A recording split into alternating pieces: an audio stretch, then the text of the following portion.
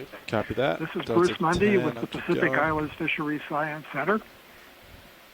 Thank you very much. And what about from PMEL in Seattle?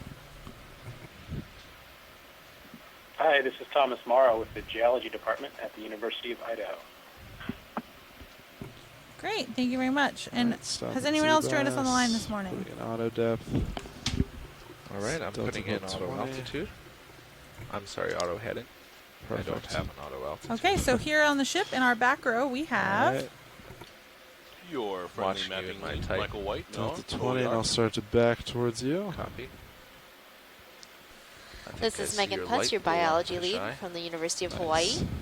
Tether's looking John good. Smith from University of Hawaii, your geology lead. All right, thank you guys very much. So Mike, if you'd be so kind to please take us through what we're looking at Nav, so today. we I should will be line so up kind, Casey. westward, Happy to right? help. That is correct. Okay, Copy. so Do you have an as an exploration bearing ship, for one of us? the exercises we Right go there. through Select, before we waypoint 2 selected operate right now. in the areas So that we're that operating would is be we seek to 262. understand what data is 262. in that All area. right. And so what you're looking at right now on video feed 3 was the existing data from the NCEI National Have you, Archives in that the we fish pulled eye? down. And here And you I'm see some starting to pretty see coarse some light grids. These are in the 200-meter grids, and the reason they're like that is because none of this is really focused mapping data. It's all data by convenience or transit data. And so we've been adding to that data over the last couple of months here. First was Expedition 1707, which came through this area, came over Mozart Seamount, mapped Leash Seamount, track lines over Tchaikovsky and Paganini Seamount, and then of course overnight on the ship, while we're not doing ROV dives, we are also adding to the data. And so for the last I two have you, nights, Nate. what we've been adding Copy to that. is Keep coming. this I'll follow you to fracture 90. zone or the structural feature to the east of Leashed Seamount. And that was one of the requests we received from onshore when we said, okay, we have some extra mapping time overnight. Where would you like us to map? So after and before our wonderful dive at Leashed Seamount yesterday, we've been doing some overnight mapping here. And Tom, maybe in a minute you could tell us why we mapped over here. That was a special request. Copy that. Some Today's more. dive is on Mozart Seamount. It is the deepest dive that's on pretty this good. expedition. All right, We ready will to turn? hopefully acquire bottom, actually just about any minute here, Copy at a that. depth Standing by. of 3,861 meters, and then we will transit up this relatively steep slope, Dick, looking I for got some you loud and geologic clear. samples, and we will end at around 3,660 meters. On video feed 3 on the bottom of your screen, here is our transit, so going about 610 Yeah, we're meters getting or, set up to approach laterally. the bottom, This so is it'll be an another few extended minutes. dive today because it is so deep, with a change of about 200 and All right. 200 and some odd Jump meters out, ready for vertically. a spin. What I'd like to do is start Copy from a that. zoomed out view. We have not Report. quite yet acquired bottom. And Tom or John on the ship, Tom on shore at PMEL, maybe you'd like to chime in and just give us a review of the geologic setting. Our dive on Leash Seamount was special because it's a seamount that is right on along this fracture zone here. This just structural feature, structural geologic feature. And today's a little different because we're diving on a seamount that's not on top there. So how about I pause, so. Tom and John, if you'd like to chime in, and then we'll go from there. I'll push out. Copy, I'm following you. Tom, go ahead and take it away. Thanks, Mike. Okay, thanks, John. Yeah, so today's dive is the third of these three cones that are in pretty close proximity to each other. And one of the geologic questions we want to know is how are the magmas that come up and feed these seamounts affected by the structures that are present on the sea floor. And so Mike's showing you the three cones, and the northernmost one, Leash, which we dived on yesterday, is sitting right on top of the fracture zone, which is a big break in the Earth's crust from a mid-ocean ridge that existed some 90 million years ago or so. And so we want to see if we compare the geochemistry of lavas between these three cones, if Leash has anything specific about it that would indicate those lavas used that fracture to get up to the surface and erupt as compared to the lavas that had to come up through unbroken crust off to the south.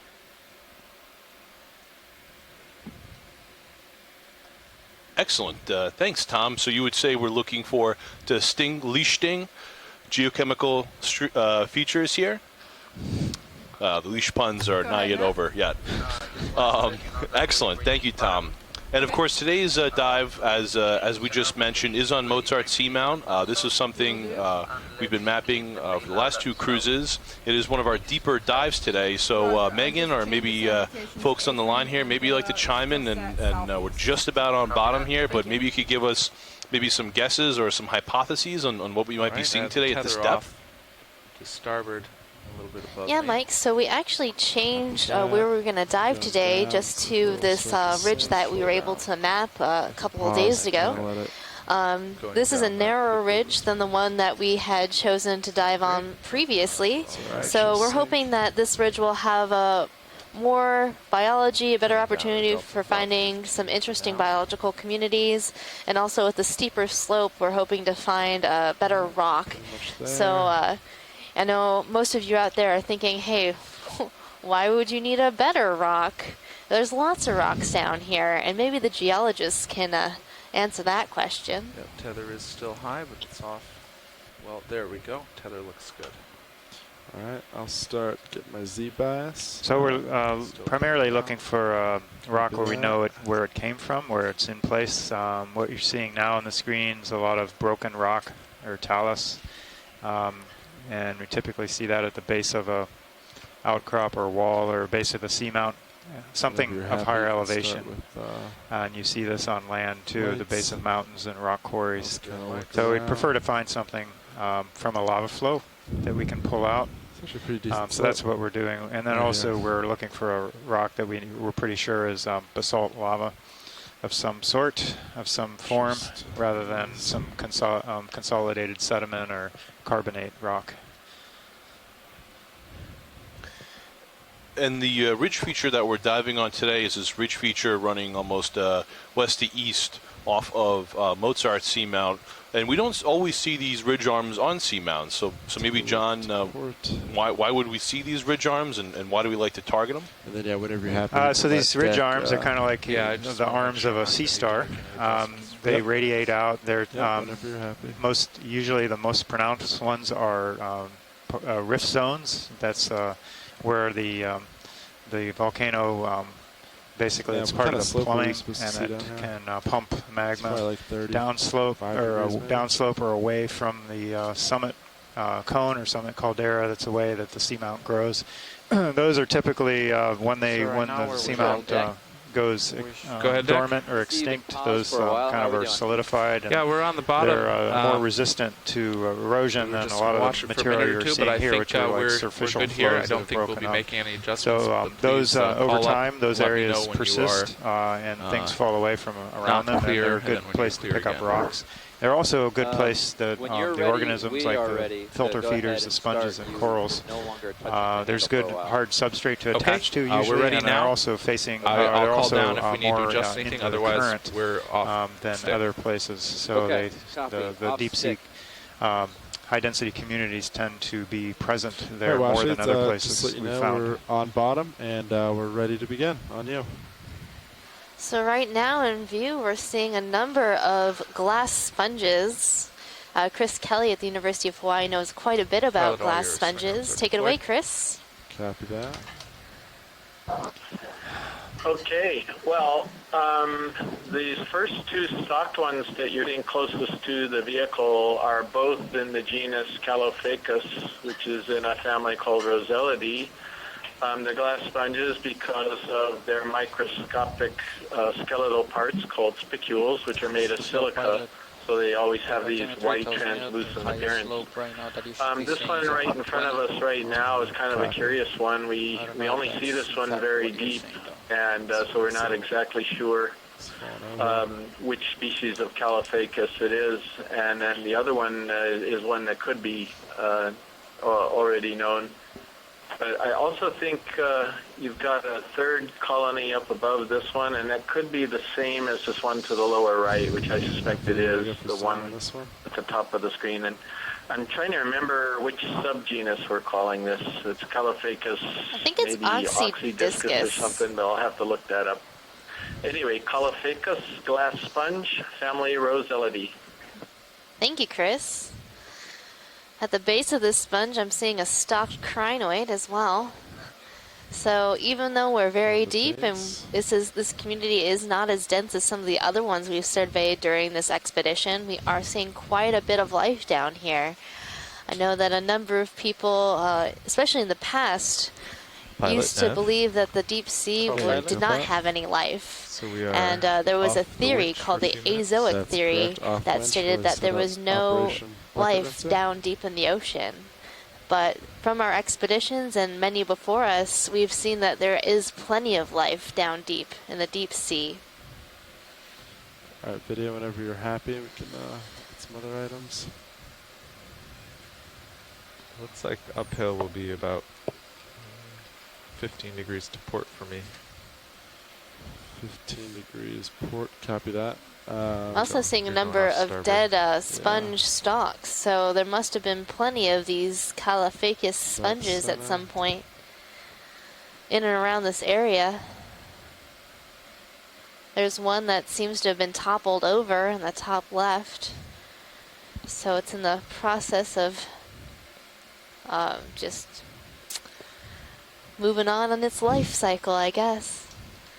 So you can tell the difference between a live sponge and a dead sponge by its coloration. Live sponges have this bright white, almost translucent appearance, whereas dead sponges look brown and sedimented. But not all of us can tell the difference, because I actually thought that dead stock was a live sponge and that the base plate was the disc on top. So, oops. But anyway, you've got Caulophacus oxydiscus were the other two really live ones, not dead ones. And yeah, sorry about the mis-ID.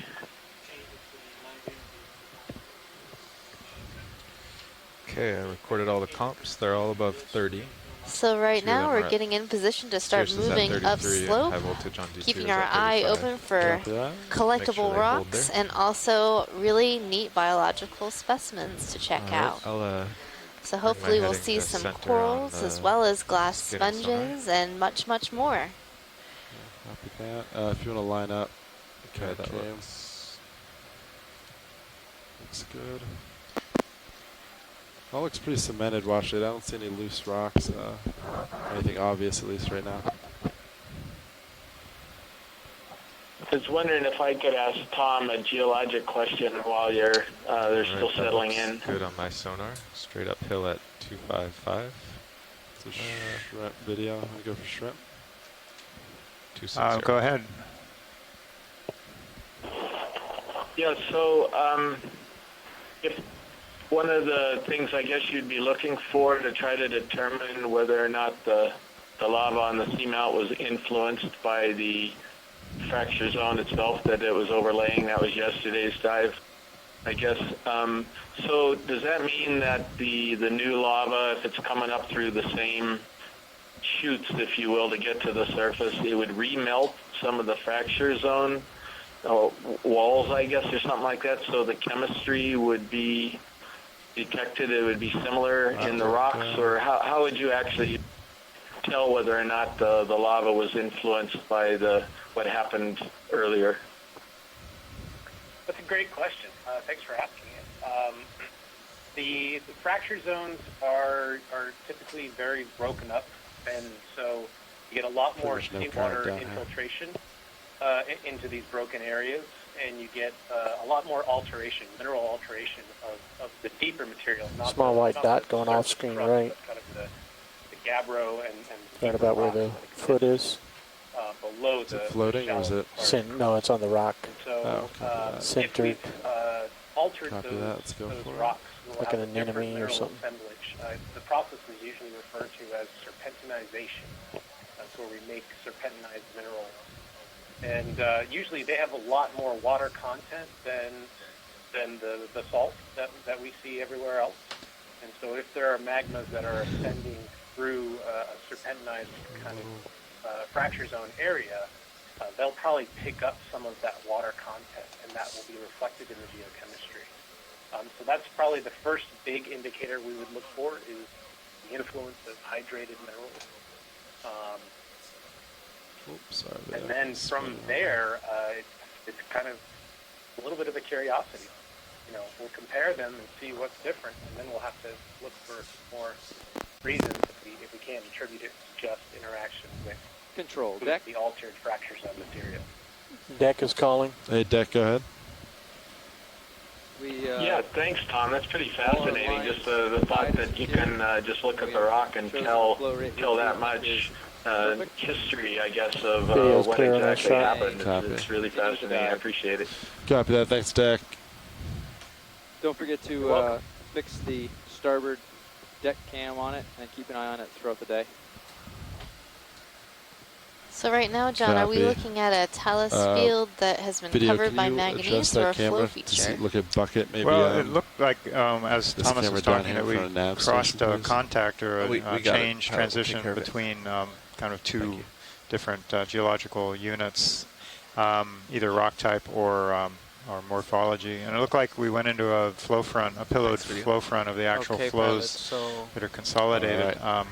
So I think that's what's going on here, more so than just cemented talus. But again, with this manganese crust that precipitates out, sometimes it's difficult to tell exactly what you're looking at. Yeah, we're lined up on it at all the features get muted and covered over. Definitely. And the older they are, the thicker it gets. At least in this part of the ocean. Say 30 meters. But I see some upslope here, kind of in the dark. I see some really nice long, kind of almost linear pillow lava tube-like features. So I think we are on a flow front where we're actually transiting right along the edge of it. So I can see, I don't know, 2 or 3 different levels, layers of flows almost that are overlapping on each other. That is 30 meters, bearing 265. Right at the edge there. That's a good copy. Thank you.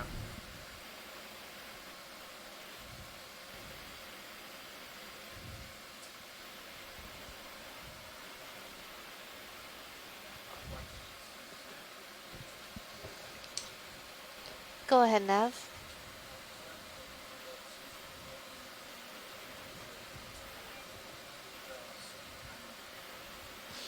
Video, do you see a water column item? Yep. RV nav bridge move of 30 meters, bearing 265. All right, I'll keep that in mind. Thanks.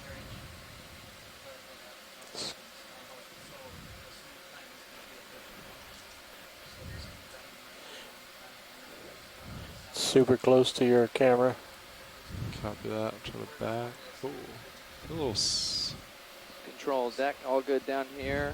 Okay. Going off comms. Enjoy the rest of your dive. Thank you, Deck. Sounds good. I'll keep that in mind. Thank you.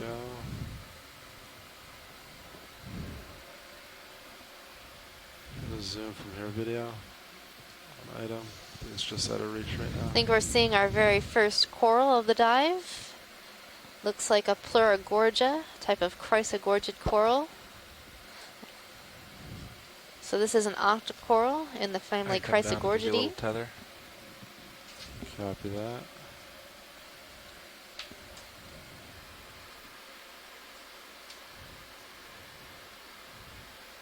That was the first coral we saw yesterday too, I believe.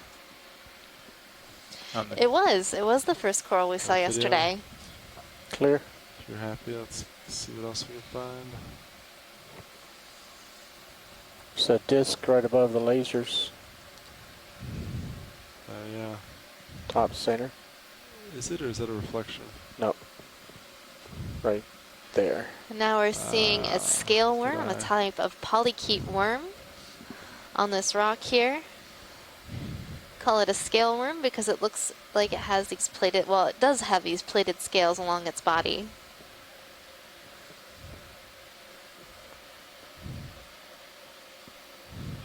Really tiny. Okay, clear. All right, come wide.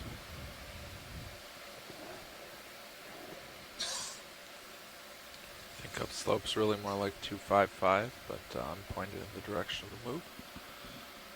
Copy Just that. keep tracking it on the next one.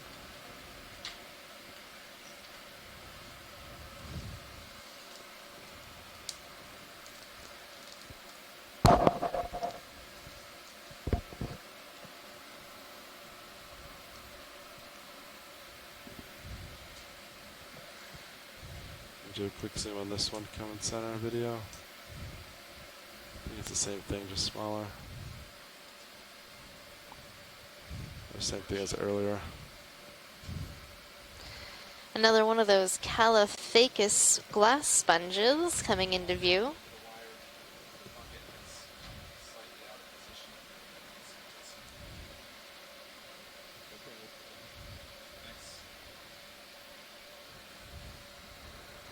Video's clear. Copy that. Come wide. Okay. So we're looking at Workshop, I see another you type triggered of on glass video. sponge here. It's stalked and superficially looks like the first one, but it's not. This is actually Bolosoma. And That's it's a in the Bolosoma? family Euclectelidae. And so that's great. We often see that particular species up shallower. It's mildly surprising to me, I guess, to see it down this deep. But anyway, a good record there. Bolosoma species in the family Euclectelidae. That one tricked me. Just sort of jumped to conclusions there. Yeah, one of the things you look at to differentiate the Caliphacus and the Bolosoma is Bolosoma actually have an osculum right on the top of the ball there, and sometimes it's so large it doesn't really look like an opening or hole, but it is. It's there, and they have that atrial scooped out face, and the stalk actually inserts underneath on the rounded concave part of the ball. So these are all little clues to look at in trying to differentiate those two.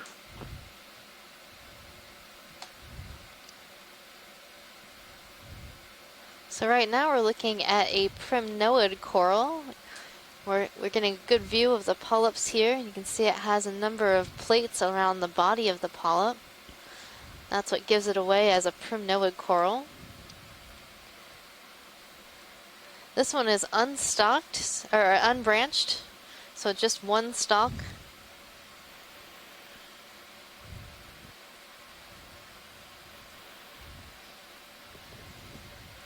Go full screen. Copy that.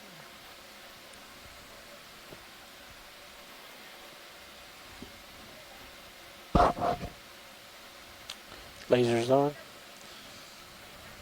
There we go. They are on. There we go. Video's clear. Copy that. Actually, there's a dot on that rock right above that thing that may be making those trails to the immediate right of lasers. And above lasers. Little white dot. Now right of lasers. To right? Yeah. Now down.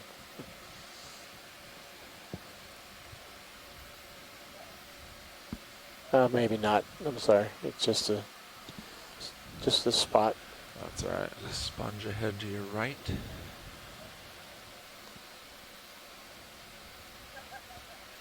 You mean like way right? Yeah. Oh yeah. I'll get that next pass. Slightly,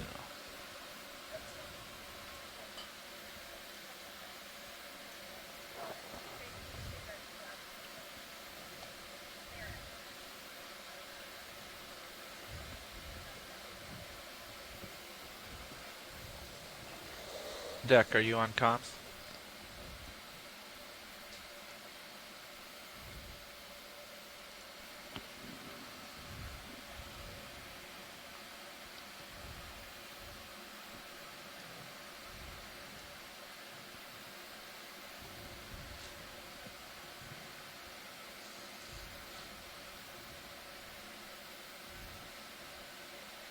Yeah, really steep right here.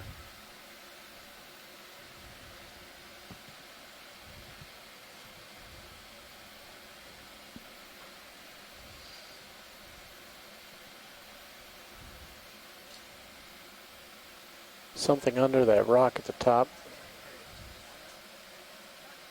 Yeah, go for zoom. Go ahead now. Up above. The payload Oh, it's still directly east. Directly east. Nav, you're a little bit quiet.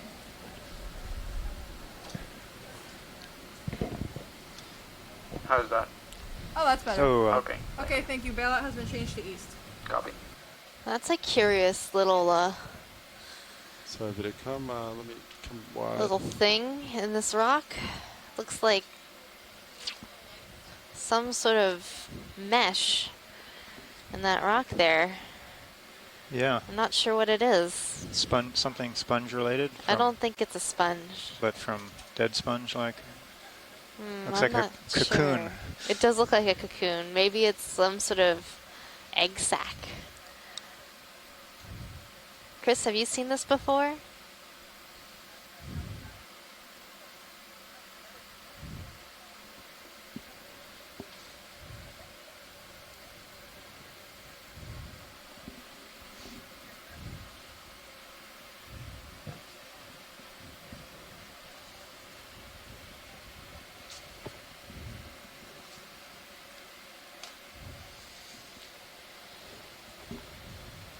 Video's clear.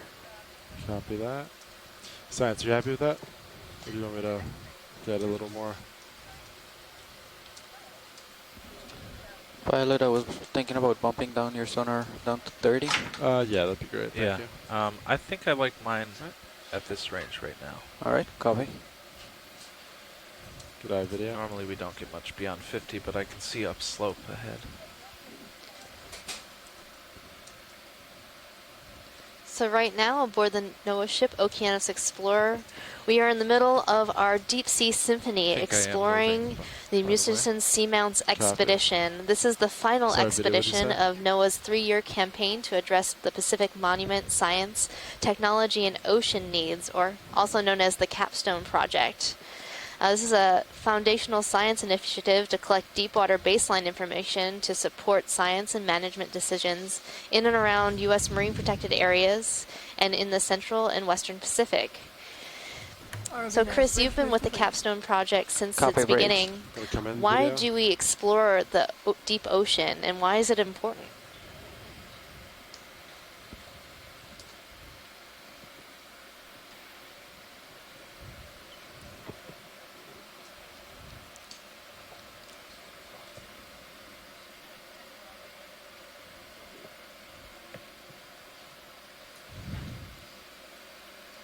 Okay, co-pilot, so what was the heading of the slope right now? Did you say like maybe 10 degrees to port? Let me see if I can find it. The last one was 265? Yes. That's not far off. 260? Yeah, that'd be fine. Okay. I'm gonna call in another 0.1 knots to see. Alright, video's clear. Copy that. Okay. Happy. So we need to be doing, if we are going to do the 0.1 knot thing all day, we need to be doing that a little more than half the time, right? Yep. Yes. Okay. Right. Bridge, this nav. Go ahead now. If you're ready for the next move, it's gonna be range 30 meters, bearing 260, speed 0.1. That's 30 meters, bearing 260, speed 0.1. Copy. Alright, video, I want to come in on sponge. So the wind is essentially into the slope. What's the surface current doing? Right now the surface current is going straight east. Hold that turn, there's something pink on the upper left. About 0.5. Yeah, it's when I'm hauling in. I saw. Bridge move of 30 meters, bearing 260, speed Yeah, so this is I think so. It'll be fine. Thank you. sponge. So again, it's different than the previous one, but it's similar to the very first one. We're tentatively calling this Calophacus subgenus Oxydiscus, excuse me. There are no species names to any of the species in this genus because they're not well described. The red thing on the side of it right there is actually a benthic ctenophore, and it's something similar to Digelphella or Lyroptes, something like that. So that's pretty interesting. We now know that those animals get down this deep too. I don't think we recorded one of those at these depths before, so that's really interesting. In any case, another glass sponge, a stock one, and also in the family Roselidae. Chris, before you go, I don't know if you heard my question from earlier. No, sorry. So I was talking about the Capstone Project and how you've been involved with it since the beginning. And I was wondering Yes, if you thank you, could video. tell us why we explore the deep sea and why it's important. Definitely moving, pilot. Okay, we can go full screen. There's a lot of reasons to explore the deep sea.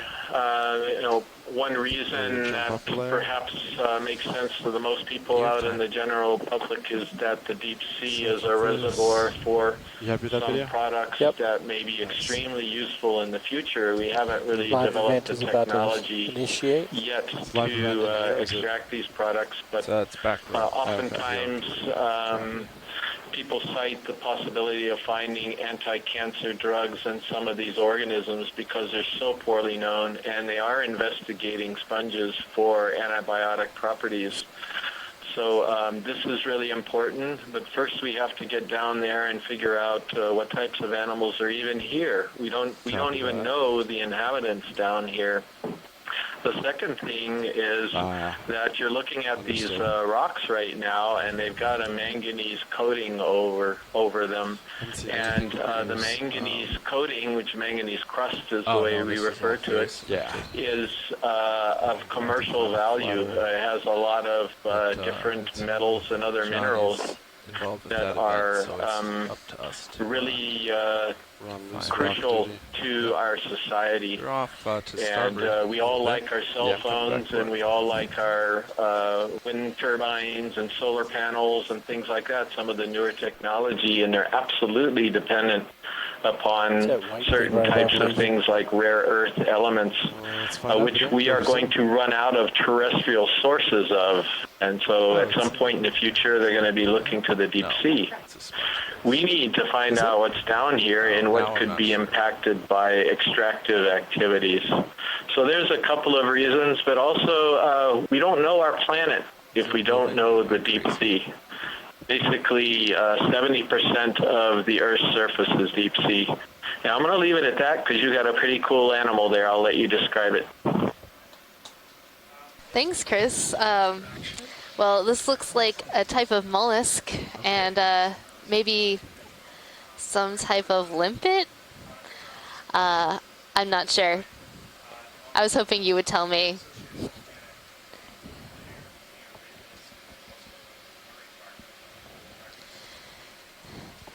So it looks like something that might be a gastropod.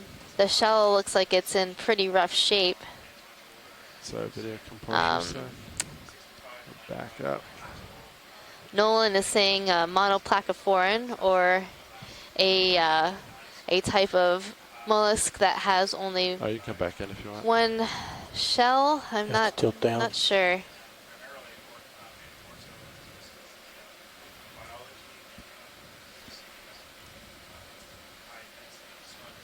Any ideas out there for this animal? It'd be easier if we could see a little bit more of it, but it's sort of stuck there on the rock.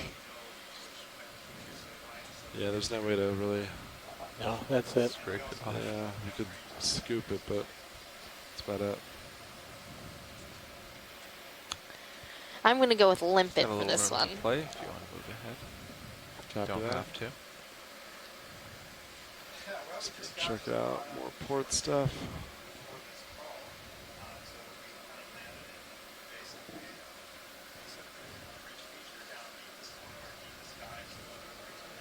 So Chris, we've been seeing a number of sponges in this area. Sponge City down here.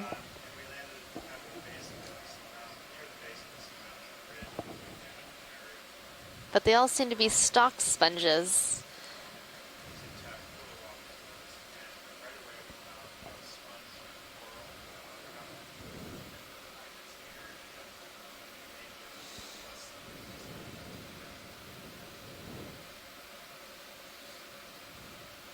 Megan, I think Chris and company took off to lunch real quick.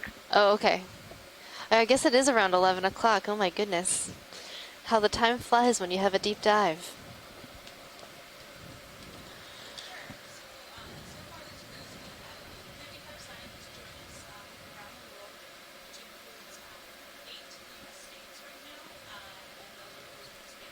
I think now we're seeing a different type of sponge, pilot. Right, coming into center right above the lasers. Copy that. Video. Let's get a nice zoom on this.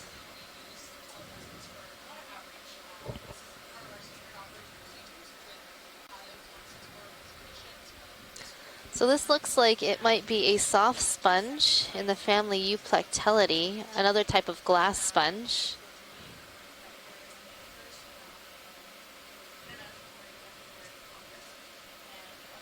Possibly a Corbitellinae.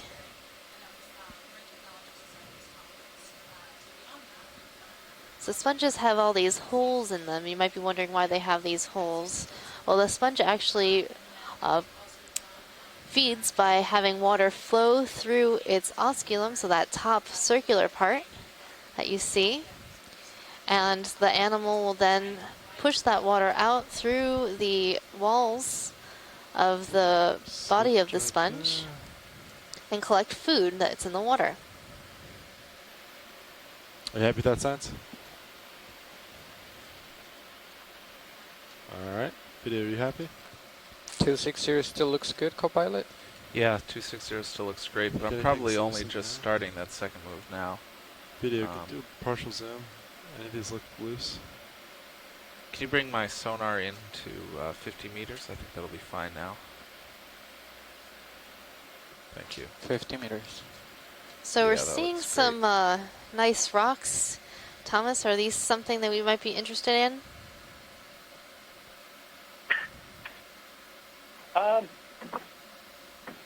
Yes. Those two moves were pretty much consecutive. There was maybe Yeah, a minute in between or something, right? Maybe a minute in between, yeah, at the most. If we come across an outcrop that's a little bit steeper and has some talus kind of right at the base, where you can almost guarantee it came from right up above. These loose ones that are in this talus field, it certainly came from somewhere upslope. Besides, these are, I just bumped them. I think they are loose if you want any. I'd pass on it for now. Lasers are on them now. Okay, sounds good. We'll pass on rocks and hope for something better. Passing.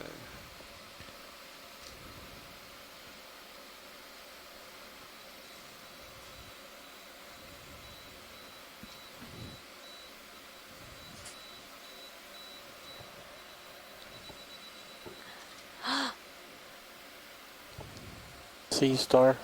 Copy that. A sea star is coming into view. Let's check out this star. Seems pretty lonely down there all by itself. I'm wondering what it might be feeding on.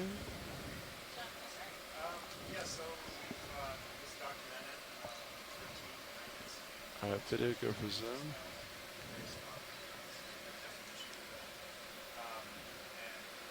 So this looks like a goniasterid sea star, and these have been known to summon Chris Ma, our sea star expert.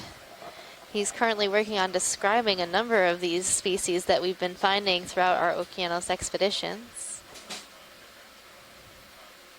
And just above this star is a brittle star. Copy, Bridge, thank you. Now let's hold off on another. Copy that.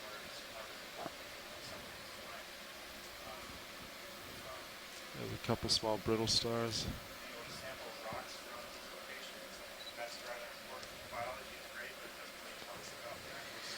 So a number of these species, these goniasterid sea stars, also known as cookie stars, have yet to be described from these depths. So that could possibly be a new and undescribed species. Are you happy with that science?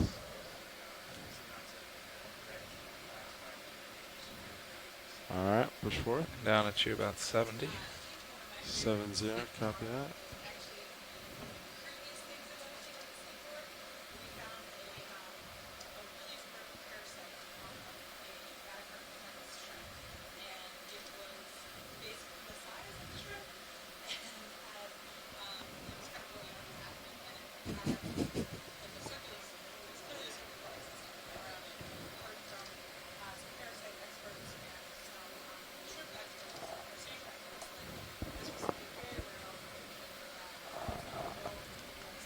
Let me know when you feel comfortable with another one, Copilot. Sure, I'm just going to let him get out a little bit because I am still moving. If we had to stop for a sample or something. Holothurian above lasers, pink. Now we're seeing a sea cucumber, a nice purple sea cucumber. See, sea cucumbers are sort of like the vacuum cleaners of the deep. They traverse this terrain, picking up sediment and filtering out all of the organic material, consuming that, and leaving in its wake some nice clean sediment. So this sea cucumber looks like it might be in the family Synallactidae.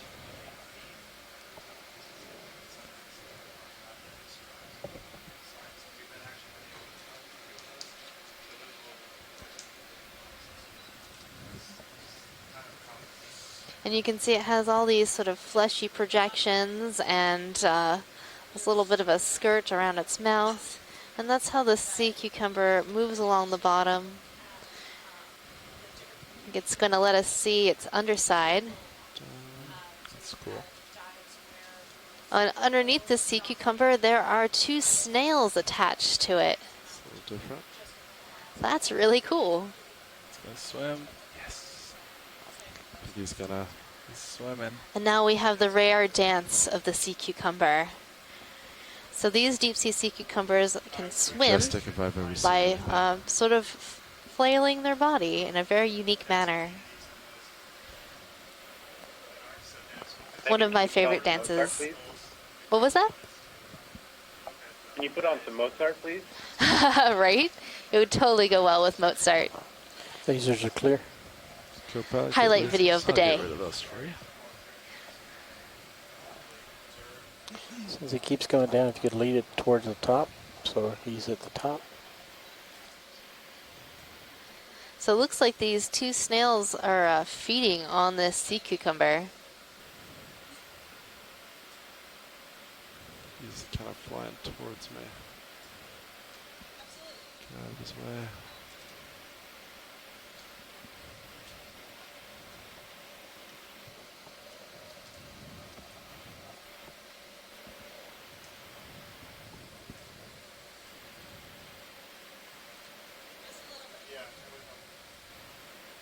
So I'm wondering if our presence has sort of disturbed this cucumber into dancing for us today. Hum some Mozart to yourself as you watch this beautiful sea cucumber pass on by.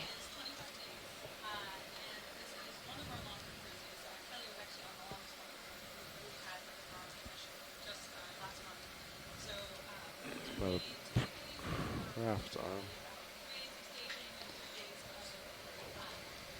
Just about right over you. Copy. There we go. Alright, I'm gonna rotate port.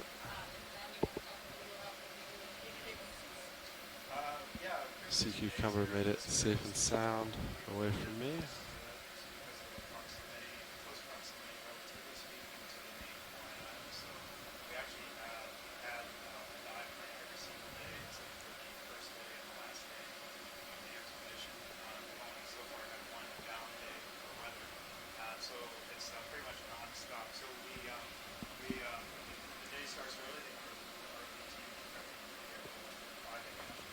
So now we're entering into a talus field.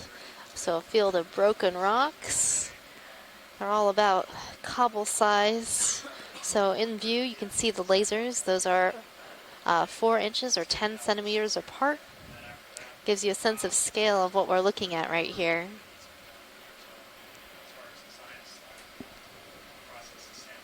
So if you've been following along with our dives, this is our deepest dive of this expedition, and we're not seeing nearly as much corals and sponges as we've seen on some of our shallow dives, and that's probably a function of the depth here. As we get deeper in the ocean, the abundance of life generally goes down, but there's always some, and generally the sizes of things decrease. That's just a general statement. Not an absolute truth, of course. Probably past your tether length. Yeah, different areas of the ocean have different communities. So that's why we explore here. We want to see what there is to see. Every time we dive, we usually find something new and different. Yeah, I think we could do that. Still 260? I still like 260, yes. So right now we're seeing a deep sea starfish. Calling This one 0.1 or looks to 0.2? be in the family Yeah, Phrealidae. I like the 0.1. That seems to be working well. And it has 5 arms that are normal size and 1 arm that is regrowing. So Go ahead now. that's a unique thing about sea stars, is that if they lose an arm, they can regrow. Bearing 260, speed 0.1.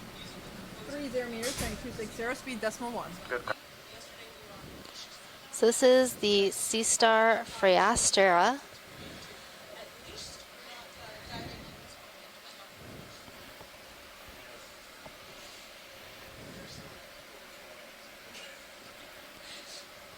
It's the most artful puns. ROV knife bridge move of 30 meters, running 260, speed 0.1 initiated. So this is a sea star called Phreastera. And they have these long spines with these little round globs at the end. And those are how this sea star feeds. It'll hold its arms up into the water column. Something will swim by and get stuck on this sticky Velcro. And the sea star will then be able to consume it. Fun fact, sea stars' mouths are on the underside of the animal, so the side that is up against the rock.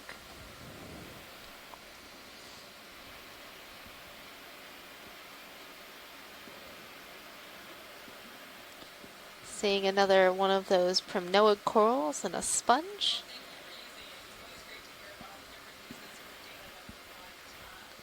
And in the background, I'm seeing a different coral, something a little bit larger perhaps. Maybe a dead sponge, I'm not sure.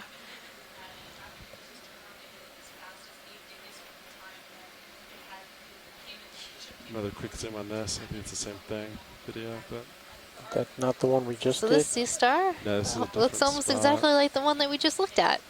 It does. It is also regrowing a leg, so maybe something came through here and started chomping down on the arms of sea stars.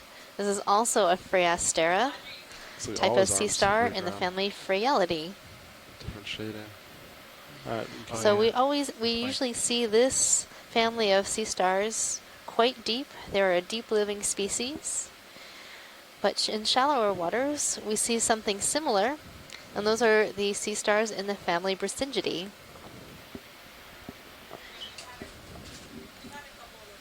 Something round left edge of the screen. I probably want to look at the coral first, though. So this coral is a little bit different than any of the other corals we've seen so far today. When we get a nice zoom of the polyps, we'll be able to tell what kind of coral this is.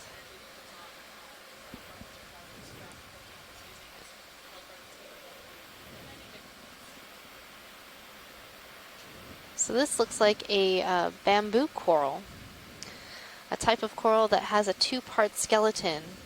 They have these long white bones, calcium carbonate. In between those long bones are these nodes made of proteinaceous material that allow this coral to articulate and move in the currents. And it gives the coral sort of the look of a bamboo plant, hence the name bamboo coral. Along the polyps of this coral, we're seeing very long intertentacular spines, so spines that come up between the tentacles of the polyp of this coral. I'm only seeing them on one side of the polyp at the moment, so perhaps this is sea clade. This continues for about full screen 3 kilometers, 4 kilometers. So right now the taxonomy of these corals is still being worked on, and we have scientists have been working on breaking them down into clades that are separated by the genetics of the coral. We're trying to find characters like intertentacular spines and branching patterns that allow us to identify these to clade. And then brown video. Watch lead, this is nav. Just a Go ahead now. Stuff, right? Just wondering, because right now we are scheduled just to, our track is about 600 meters. I was just wondering if that's something that you want to reach or if you want to go past it, since we're not seeing a lot of life down here. Yeah, let's keep a nice clip and keep moving along, see what there is to see. We will really need to get a nice rock sample, so if we can come upon some good geological features, that'd be great. A quick zoom on this video. Thank you. Of course, as we asked that, 6 sponges come into view, but you know. Of course. I think they're all the same sponge, though. So we're looking at another one of those Caliphacus sponges with a benthictinophore on it. So this benthictinophore looks like it is in the genus Jalfiella.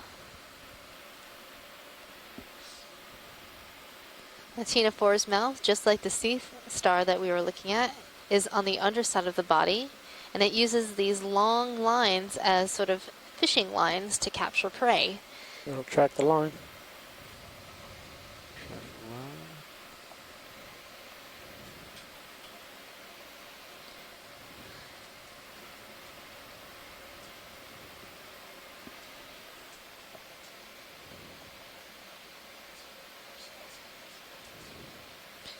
I think we're good here for science. Great. Yeah, I was hoping to see something cool at the end. Not quite. Alright, video. Leave it.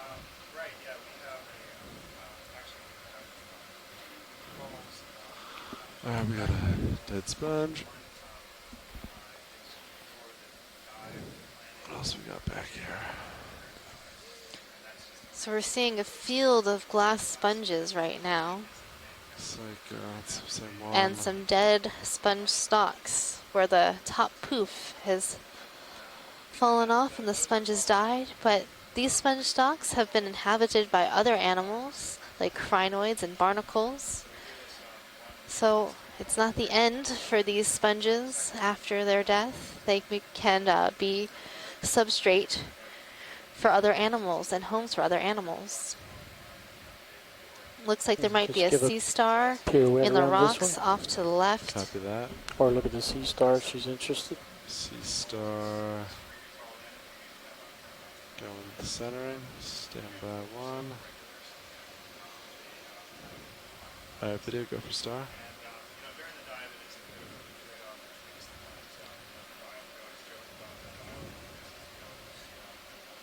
This is a different type of sea star than what we saw earlier in the dive. Has 6 arms.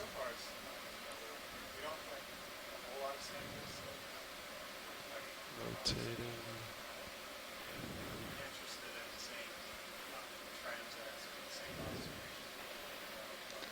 Right now I'm looking through my animal guide to see if there is good identification for this. I'm not really sure about this particular sea star, what it is. I'm sure Chris Ma will know.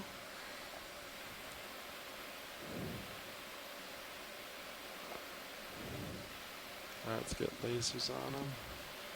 Come on. Some possibilities include a Solasterid.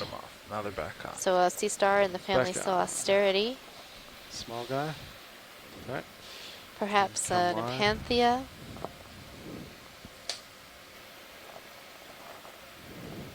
Go for sponge. Let's be quick here, video. Kind of drifting starboard. A little bit. You're still fine. Tether looks great.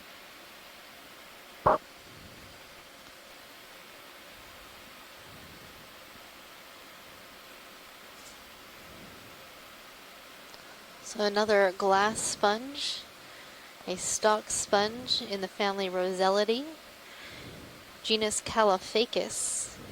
And these sponges always remind me of really interesting mushrooms. You can see the stalk is coming into contact with the top head of the sponge right in the back, and it sort of has this mushroom cap look to it. Lasers are clear. So that's Caliphacus, a glass sponge.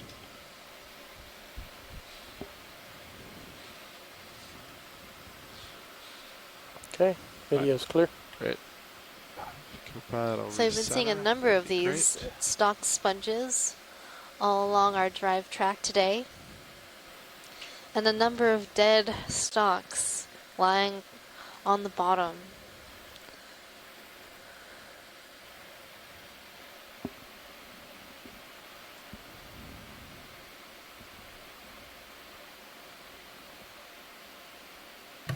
ROV nav bridge. Go ahead, bridge. Move is complete. Copy, thank you.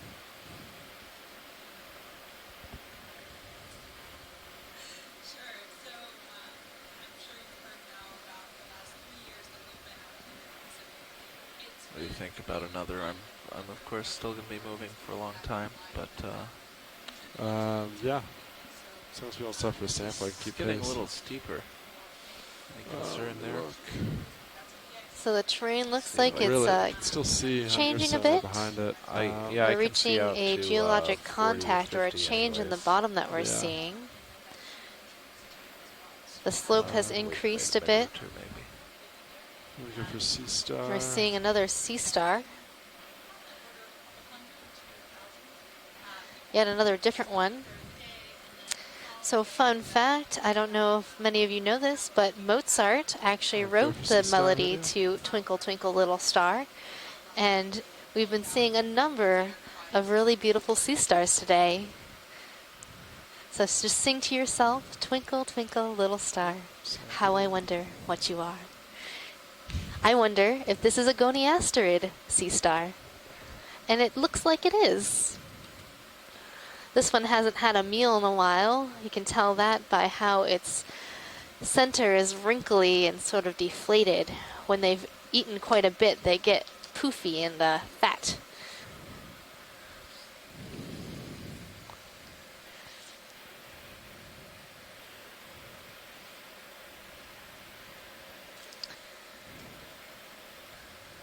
All right, video whenever you're happy.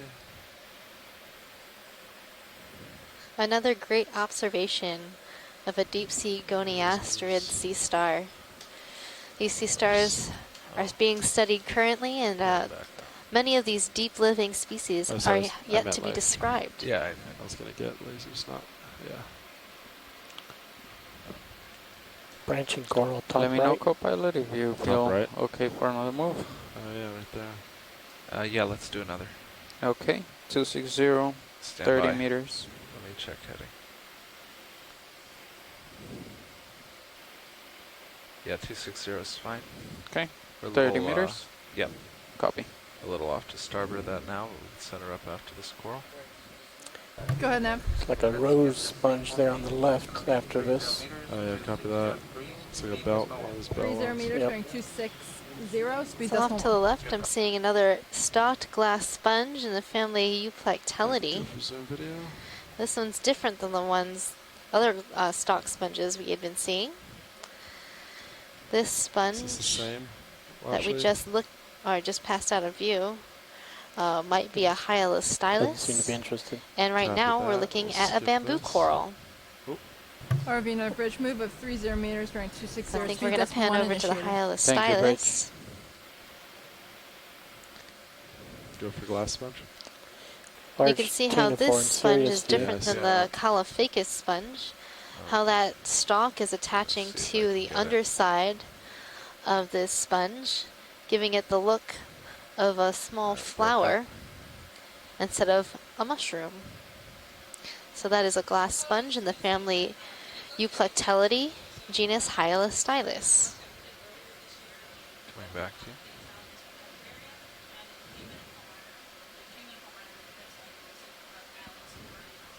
Thank you, pilot. Copy that. Video whenever you're happy.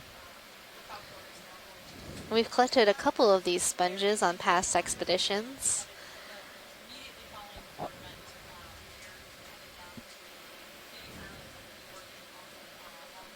Was there an urchin under the rock? Oh, I didn't see it. But we are currently moving on in our transect. It sort of looked like one of those tentacle things from yesterday that was sort of flat, but it had tentacles coming out of the bottom. Yeah, I'm not sure what that urchin is, so hopefully people are circulating some of those photos from yesterday of that strange urchin that we had seen. Maybe we'll be able to get an identification of that. And if we can find one on a loose rock, maybe we'll be able to collect it. Some of these smaller animals can be very difficult to collect when they are on this type of terrain. On this hard substrate, manganese crusted. We don't have the ability to pick them up with our large manipulator arm without crushing them. They're very fragile.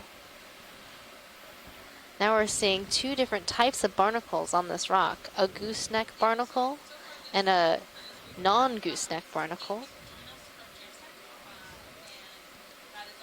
You can see how they're different.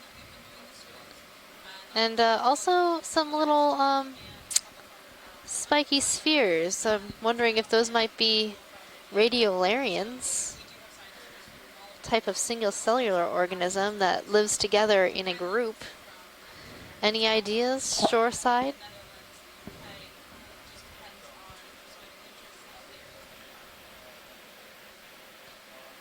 Also looks like there might be an isopod underneath that rock as well. It goes to show you, as you zoom in, the more life you see here in the deep sea.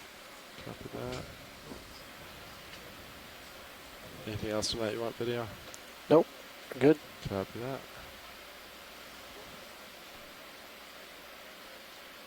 Is this of interest at all? Different, I think. Go ahead and give it a quick zoom video. See if they want it.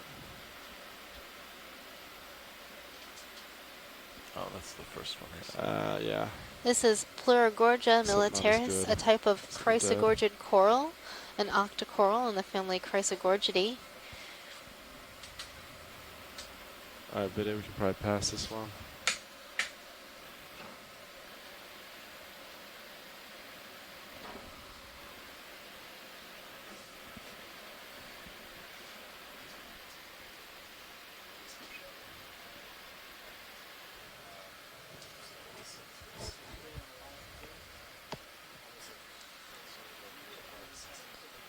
Now we're seeing a number of these stalk sponges, these Caulophacus glass sponges in the family Rosellidae. They're the mushroom sponges, as I like to call them, just personally. Many of our glass sponges do not have specific common names assigned to them. Look under that rock to the left. And many of these deep sea sponges are still being described.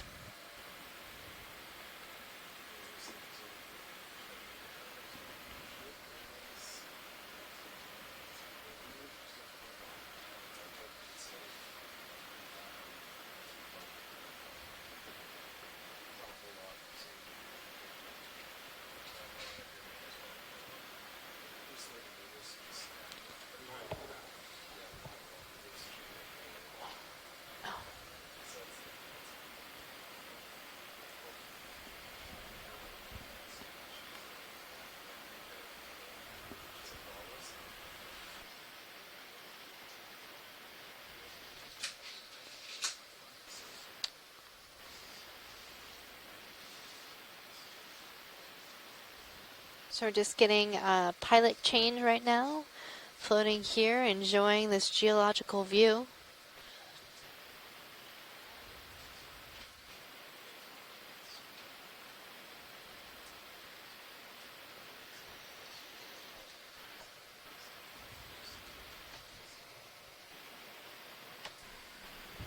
Okay, watch lead, back with you here.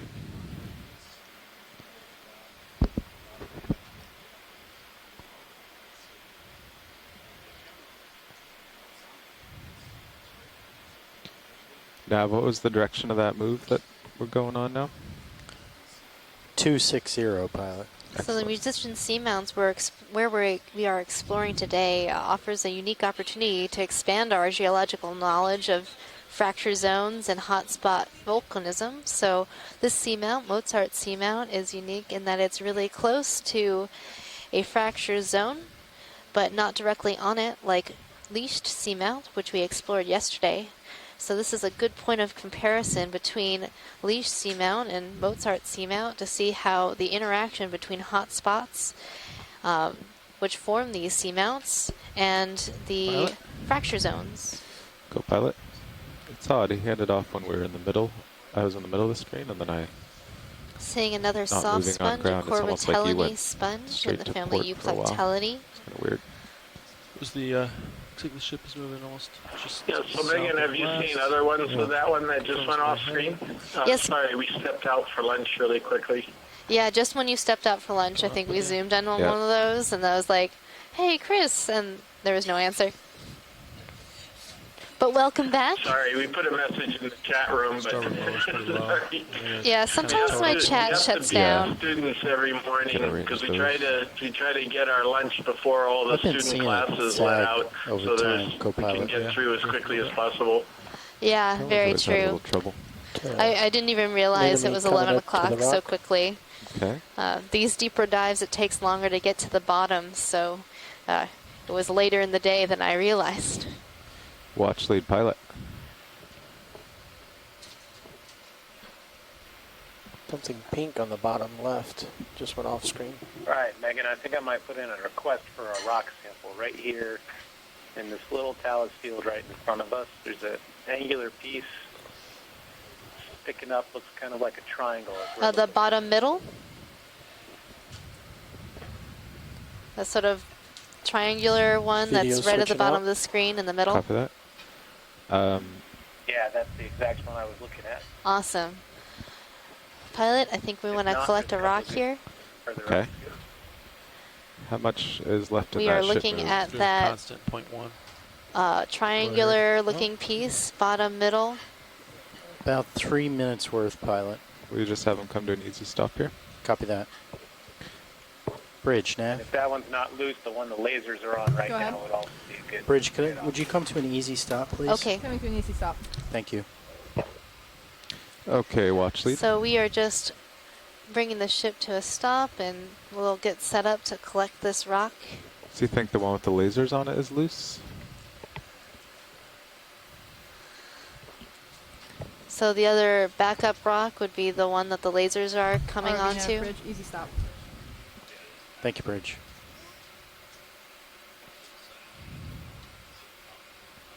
I'll try giving these a bump.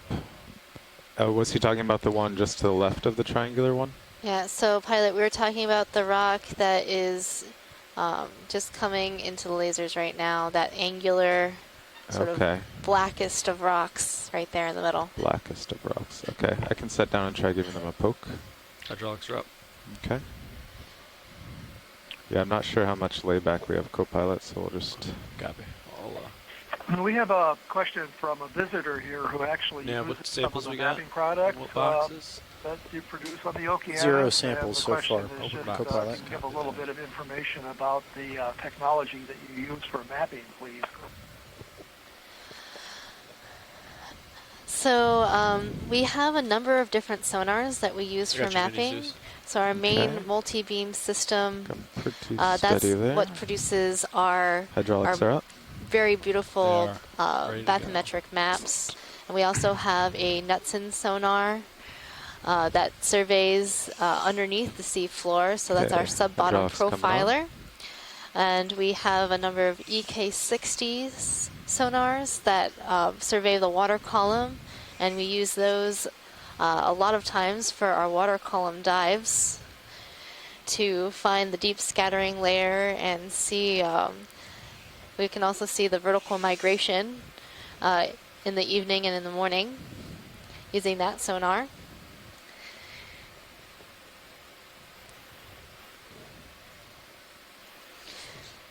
John, could you tell us a little bit more about deep sea mapping? Okay.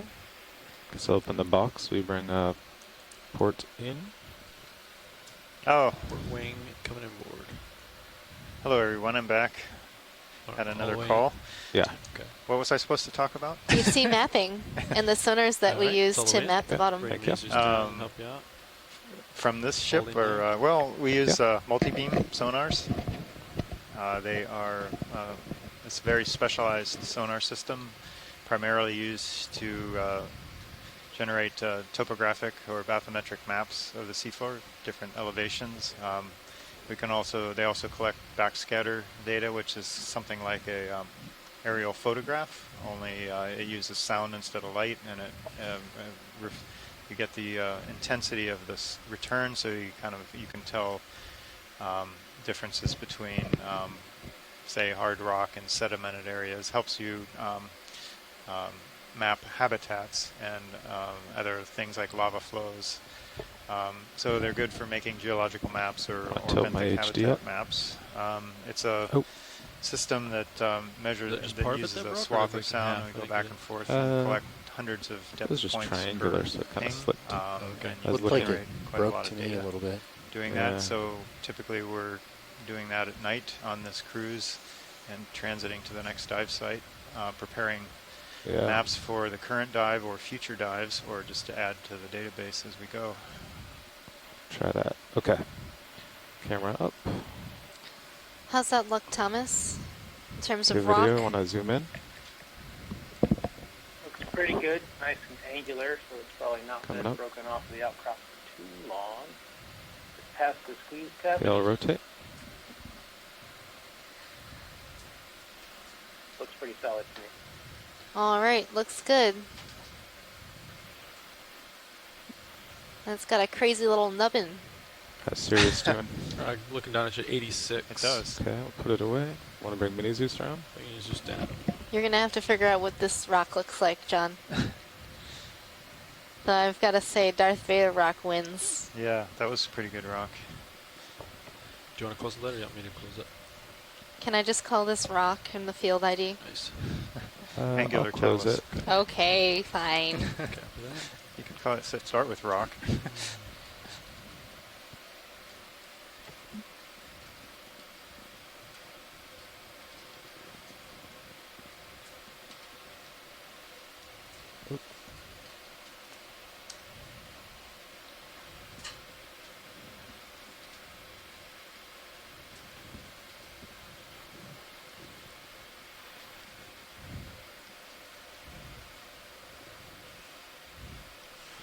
That looked like a piece of prismatic talus out of a fractured pillow flow front, such as the one where the lasers are right now.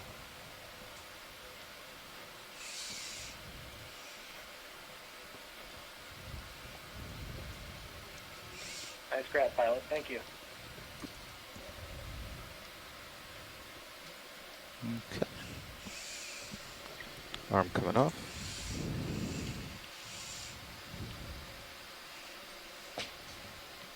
So that was time 21:42 UTC. Back to you.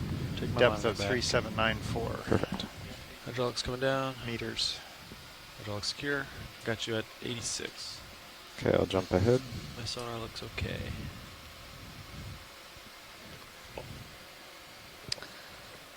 Now, do they write down a delay expected? Maybe 10 minutes or something? They have not yet, co-pilot. Copy.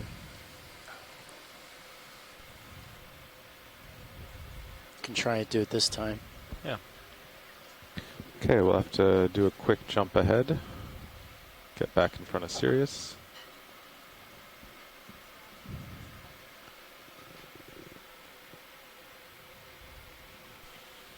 So this cable's never seen salt water, huh? Yes. So that's Megan, correct. our biologist, has left. We bring the uppers left the building forward. for They're all the way lunch. back there. And like so them that kinda means level? either the biologist think call her right in, perpendicular. or we talk Copy. about rocks the whole half hour. So right now you shouldn't be moving, co-pilot. It was 6 minutes since we stopped. 6 minutes. The camera's still at 90, but I'll take a look at this big sponge while we're here. Like that, Carl? Is that like, do you want that port swing arm outward more on the lower? Lower. Yeah, I'm not. They're all kind of an odd configuration. Yeah, I'll get them where they need to be here. I think that port lower drifts inboard. I'm convinced. Do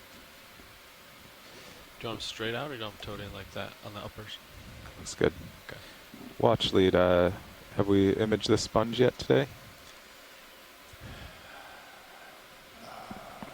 We have another mapping question for you. How long does it take for Watch you lead, have we to imaged the produce sponge a yet final today? product that's say is listed on the internet or usable there on the ship from the time that you do the mapping? What's the turnaround time on that? Still got you at 86.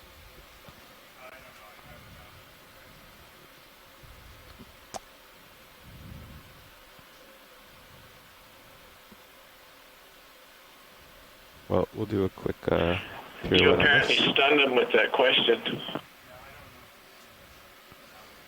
Okay, you can Wondering get if we still lasers have off. the connection to the ship or if we lost that? Lasers are clear? No, you guys are good. I can tell you that they usually have a mapping product the next day, and it can be anywhere from 60 to 100, oftentimes 100-meter resolution as a TIFF file, but it's something that people could immediately work with if they just go on the FTP site. The very next day, they'll find it. That looks good. I'll just look down it. I shouldn't have Thank said you, Chris. tight, going partial. I meant.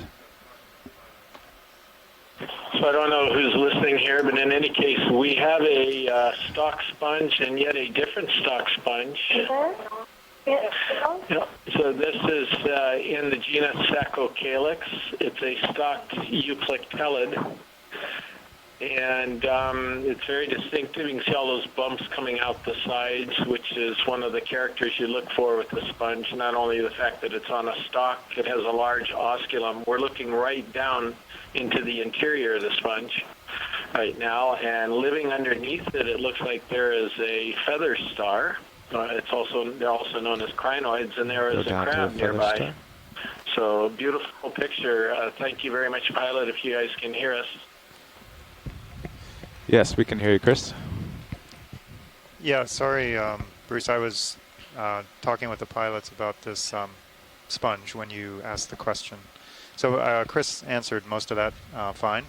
I just say that we can, depending on what level of processing you want to do, you can basically take the data right out of the acquisition system and grid it, maybe run a filter over it, and we'll spit it out immediately, basically, as fast as your computer can grid it and get a dive map. Of course, you would rather take some time and do some processing and cleaning it up. So that takes time depending on how much data you have, of course, and how dense it is, what depth you took it from.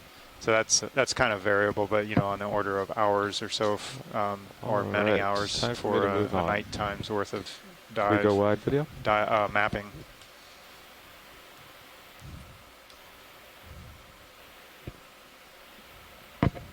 And we typically we don't print out maps much these days. It's pretty much all digital using GIS systems of various sort. Different software to display it, and then maybe we'll do some kind of image map image for an iPad or something, like in the manned subs that we do. We put those on these iPads and send them down in the subs. Of course, with the ROV system, we can just look at the maps on the big computer screens in the control room. Copy that. So we're still thinking 260? Looks like it's going a little bit right for you. Yeah.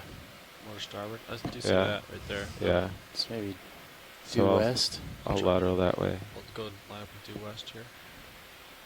So Nav, keep in mind if we get 20 meters into a move and then they want to sample right there, you can always have the ship back up 20. Sure. And by the time the cable moves back and forth, Cirrus might just stay in one spot. So that's a good trick to keep moving at these depths, but be able to still stop to sample. Copy that. Due west looks pretty good to me. What do you think, Carl? Yeah, it looks good in your sonar. Okay, so due west then for the move? Yeah. Yeah, I'll just take a look at maybe this sponge here and then... Well, actually, it's a delay. Yeah, we could call it in now. Yeah. Your camera's at 55. Yep. Copy that. So before that, we were doing it. So we're on this kind of a low relief. Do you want to do that or 0.2? Area of mix of thin lava flows. They almost look like sheet flows of some sort. Sounds good. or very subtle pillow flows, and then talus or broken Create rock in lasers back between. on. Of course, we're coming Go on ahead, a Nav. large I'd like sponge to here. request a ship move. Go ahead. 30 meters, bearing 270, speed .2. Copy. That is 30 meters, bearing 270, speed .2 knots. Good copy, Bridge.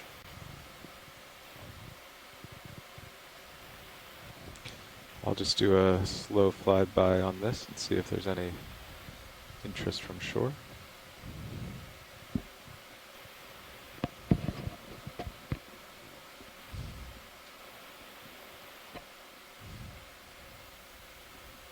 I assume we could look at that sea star. Is that correct? After the sponge that's right at the base there. If you haven't already zoomed this type of sea star, that would be great if you could. Thank you. All right. Bailout is East Bridge, and thanks for putting the move in. Thank you. Watch lead, was there a request? Yep. If we can zoom this sea star. Oh, sure. I'll set down for that.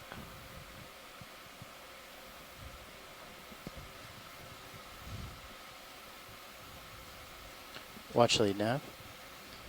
Go ahead. Did you just call me? I thought I was calling the pilot. Sorry, I'm sitting at a different panel, so everything looks different here. We wanted to zoom the sea star. No worries. Thank you.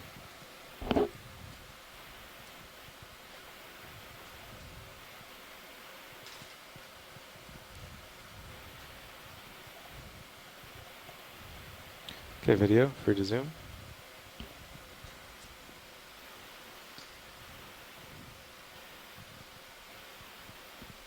Spinning to starboard.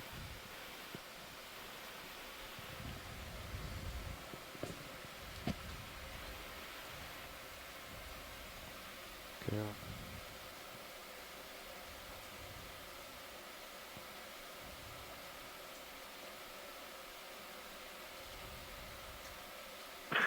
So shall we give Chris Ma a chance here to call in before we go ahead and talk about his beast? Why don't you go ahead, Chris? Other Chris. So I'm pretty sure that this sea star is in the family Phragelidae. It's in the same order as the other family Verzingidae, if I'm not mistaken. And that's why there's a similarity in their appearance. But our screen is a little frozen right now, but I think it's still closed up on it. One of the ways you can tell the difference is that the arms on this one doesn't have this distinct ribbing along the arms, whereas the Verzingids do have that. And I don't know if there are that many people who want to try to ID these things from video, but that's what I think Chris looks at when he's trying to determine. Plus the depth. The Phragelids are typically very deep, and the Verzingids can get down deep, but they're usually found shallow where a lot of the different species. Anyway, a sea star in the family Phragelidae, possibly, I think it's Phragastera, it would be the genus. All right. Tilting down. There we go.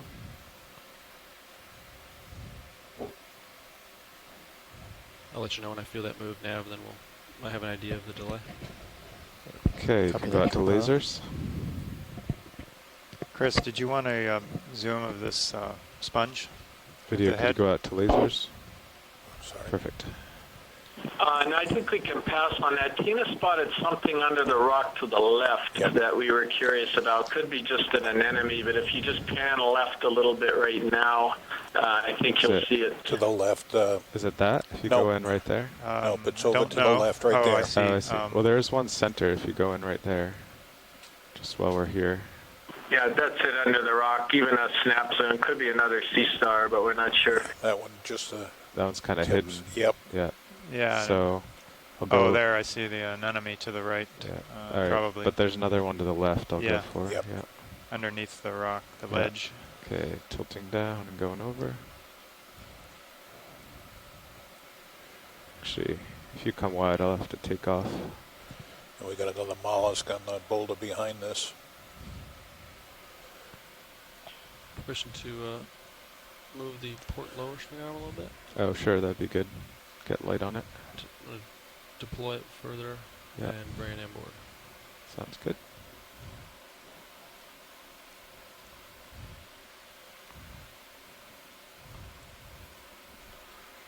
Okay, video. Copilot's working on lighting, but you're free to start zooming.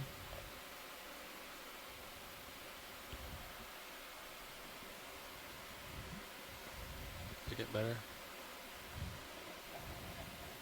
I think so, yeah, that looks much better. Okay. There we go. Alright, free to do what you'd like here, video. ROV nav bridge. That is Go ahead, maximum Bridge. zoom. Move is Okay. complete. Okay, it's kind of a funny one here. I'm going to let Tina talk about this one because I don't know what we're looking at. There is a kind of anemone. We can see the attachment, the body is covered with the tube, and it's quite possible it's one of the deep sea actinians. I can't remember now the name. I have to check. Now, Galanteida. 30 meter move, and it started 5 minutes ago. Galanteum. I will check the spelling. I will give you, because this tube is maybe quite specific. It's from Kittin, and Video these come out to animals are lasers? going quite deep. Copy, Copilot. I'll leave my rotator here so I have a reference.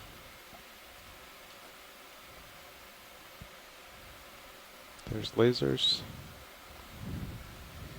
Okay, can you come wide? On the top of the rock, the boulder, there's a mollusk. You could just in kind of center upper? Center, yep. Okay, let me could do a quick back away from this one. Yeah, will you just zoom from here? Yeah. Okay, I'll rise up to it.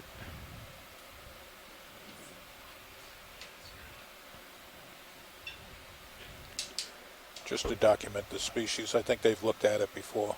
Yeah, coming up. Oh no, it's different. Okay, I'm definitely starting to move nav. Okay.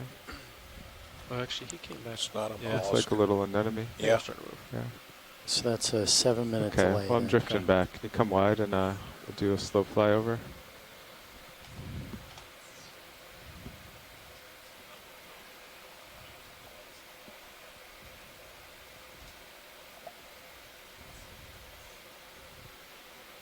So you're moving? Yeah, I think so. Just starting to.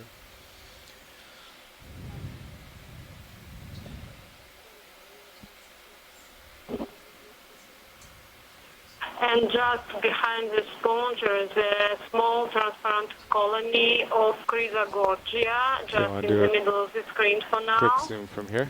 Okay, would you like a zoom on that? It's but it's just in the middle. No, a little bit left from the laser. It's still here. Yep. Well, right, up and Yep. up and to the left. Okay. Right. Well, I guess they're not interested in that Okay, one. they're so- not interested in that, but they're interested in this. Yeah. I can tell you. Chrysogorgia? Yes, exactly here. Yeah.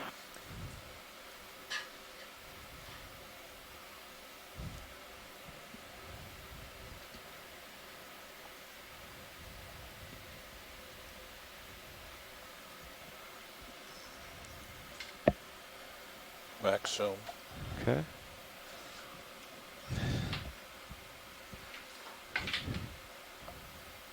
I can slowly come in and set down here.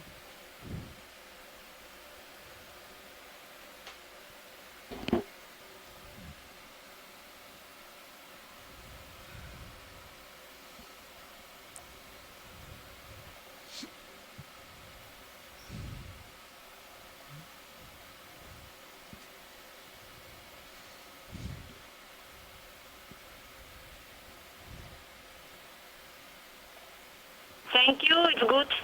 Okay. She's happy. All right. Well, as long as I'm set up, let's do one pretty zoom on the polyps. Okay. You can go in. Okay, we're going to give you a bonus zoom on since they're set down and set up for this. You get a zoom of the polyps.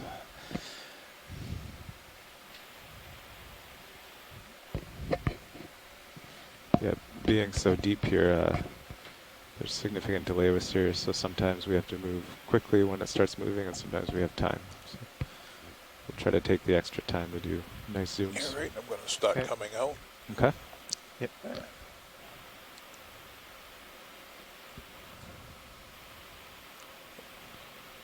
Okay, there's the whole specimen with lasers.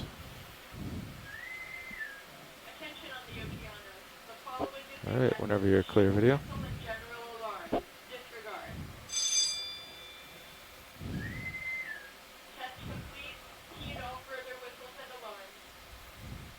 So for the shore side, folks, especially the scientists, in case you're wondering, the ROV team has notified us before and also during the dive that the pace of movement is going to be a little bit different today because of the deeper depths. So it takes longer for the whole setup to move once there's a ship move and the Sirius move and then the ROV. So like in this case, there was some extra time to kind of to use before we could move a lot. So we took some close-ups there we might not have normally done. And then sometimes there's going to be less time to do the sampling or close-ups. So just bear with us. There's usually a reason for it. Co-pilot nav. If it feels a little different, it probably is. So based on the delay and the length of the move, I would estimate that you should settle out in about a minute.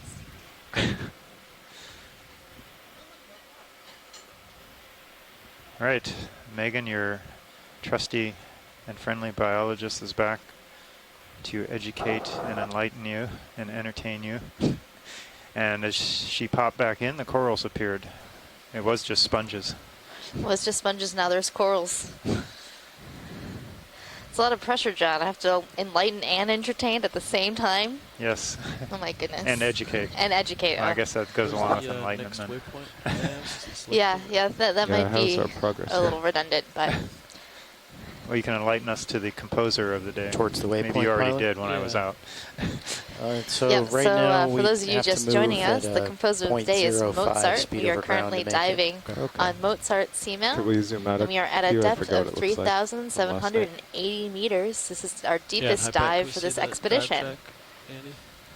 So I was just telling them that the ROV team has told us the pace is a little different with the way we move because of the deeper depth. So I don't know if we covered that earlier, but they were just reminding me we have a little extra time to do a zoom.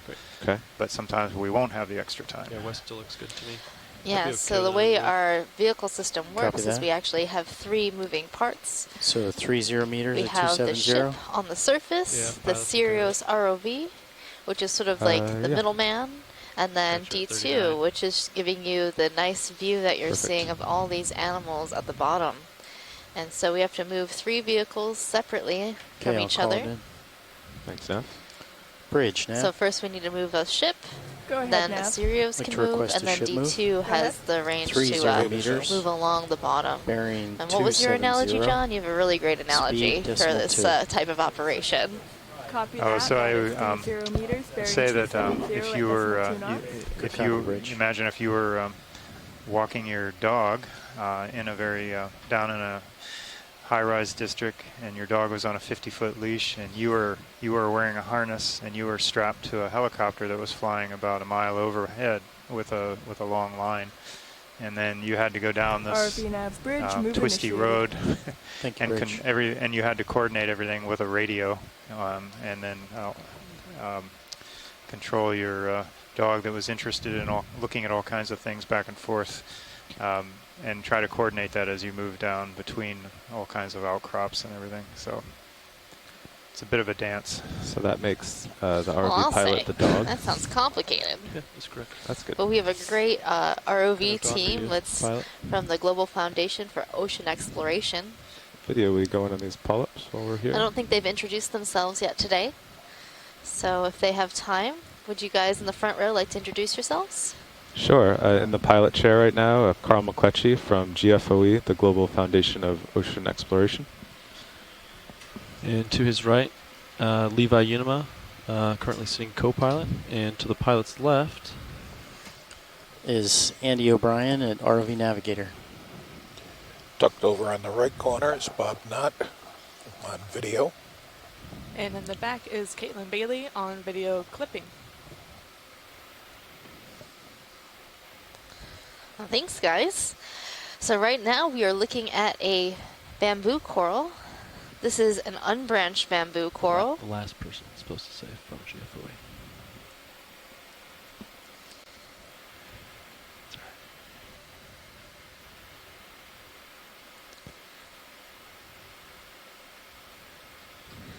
Oh, and there's the top. Yeah.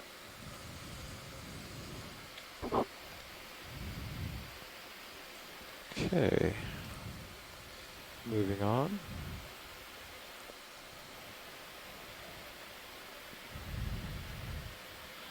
Starboard row cam looks okay today. So yeah, as you move, I definitely keep ending up over to starboard. I think there must be some sort of compass offset. Sometimes I've been blowing one way or the other, but yeah, or you're blowing that way. Yeah. And in the background, we're seeing two large stalk Back down towards the sponges seafloor. in the genus I've seen the motors go Calophacus. down to 7,700 a couple times today. We've seen a number of these sponges throughout our dive today. It's a sponge city down here. If you keep up power, I can pull up thrusters. I don't know if we'll see anything here. But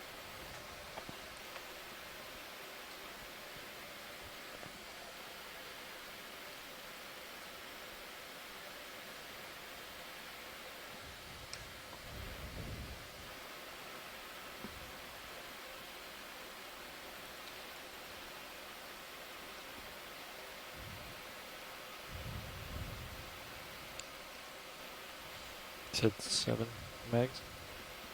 yeah.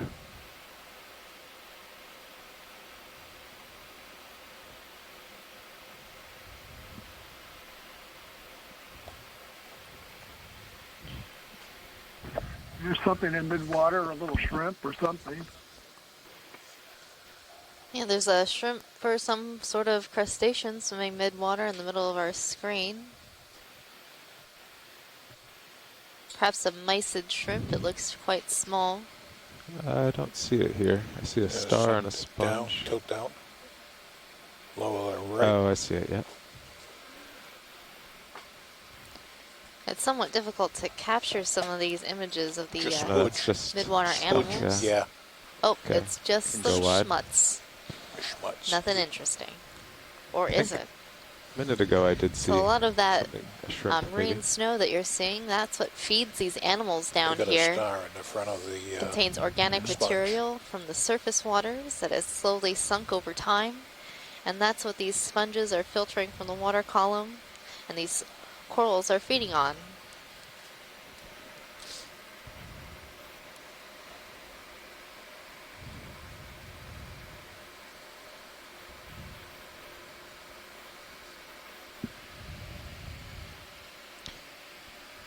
Do a quick zoom on this coral here. Megan, you see this coral? Yeah, Okay. that's it. They're zooming in on it right now. Hold there. Yeah, thank you. Sort of a jumbled, Guess they want a good zoom of looking this. If you bamboo go wide, I'll coral. set down. Looks like it might be internodally branching.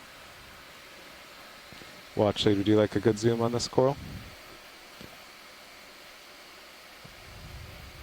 So you seeing in the chat, Les Watling was requesting a possible collection for a bamboo, and I think this could be the same one as you might have been mentioning, but maybe you can zoom in on it and you'll get a response from him in the chat. All right, so Les, if you're listening, please let us know in the chat whether or not we should collect this bamboo coral that we're seeing. We're going to get another nice zoom on it for you. RV nav. Bridge. Go ahead, Bridge. Move is complete. Thank you, Bridge.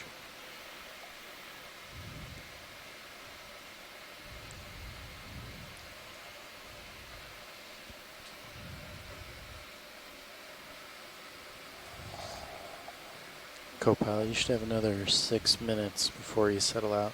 Great. 10-4. If they want to sample this, I'd probably move back like 15 meters. Yeah. Okay. Copy. Maybe you can start going in. I'm almost set up here.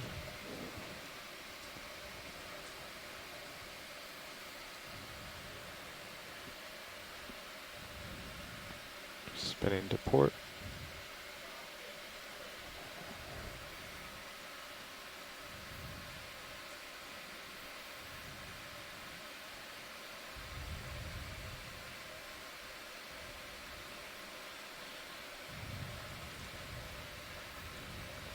So I'm looking for some branch points, see if there is branching at the nodes or internodes. So where these sort of articulation points are on the skeleton are the nodes. And we have two main types of branching, nodal, where the branches are rising from those articulation points, or internodal. So this looks internodal to me. So I think we should collect this, pilot. Okay. So if you don't mind getting into position. Back, 15, I think. So we're going to have to... All right, video, let's go wide. A little bit of time to move all of our vehicles into correct position. So what do you think, co-pilot? 10 back or 15 back? Go 15, be safe, I think. Copy. I'll call that in. Bridge, Nav. Go ahead, Nav. Bridge, could I get a 1.5 meter move? Bearing 090. Speed 0.2. Copy, that is 15 meters, bearing 090 at decimal 2 knots. Good copy, Bridge. Hydraulics are up. Copy that. Any bio box you want. Yeah, we're all empty. Correct. Okay.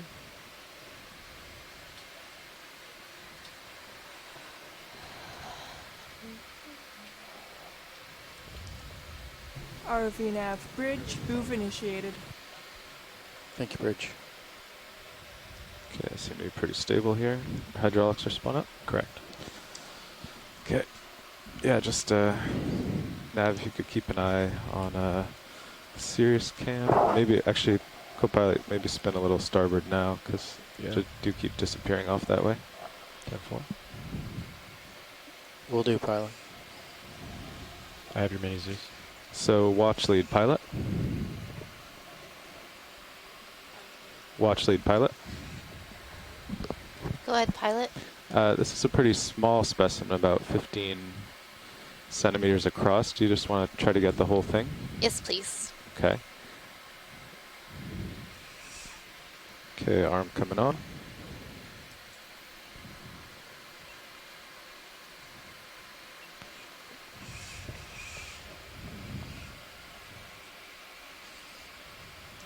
So I'm wondering if maybe I can just get the rockets on. I'm just going to try that first. That's a good idea.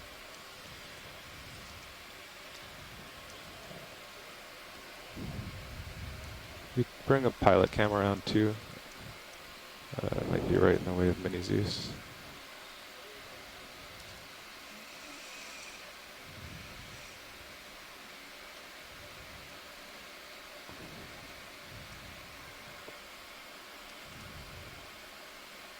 So first we'll check the rock.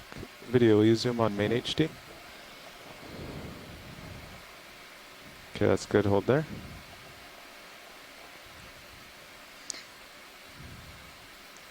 Yeah, if it's on a really small rock, you might be able to just grab that. Yeah, that's why I was checking if it was on this one. Does not appear to be.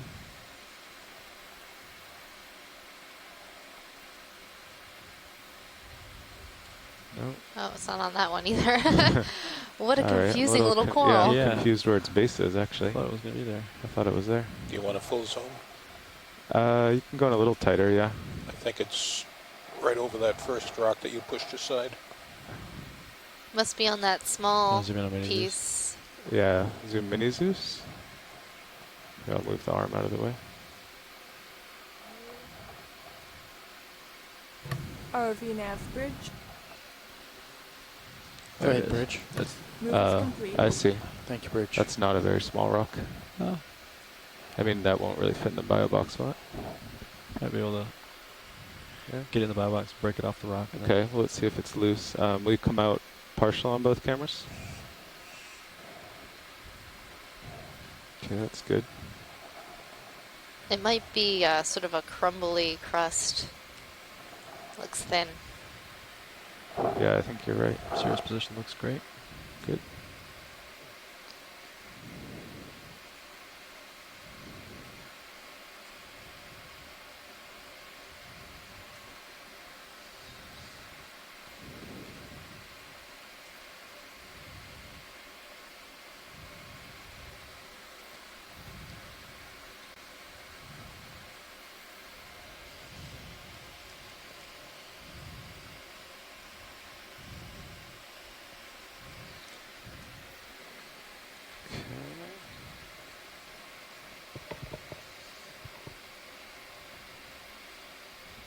Yeah. Might be crumbly. I think it will be. I'm on a low grip force though. 10-4. What bio box are you thinking?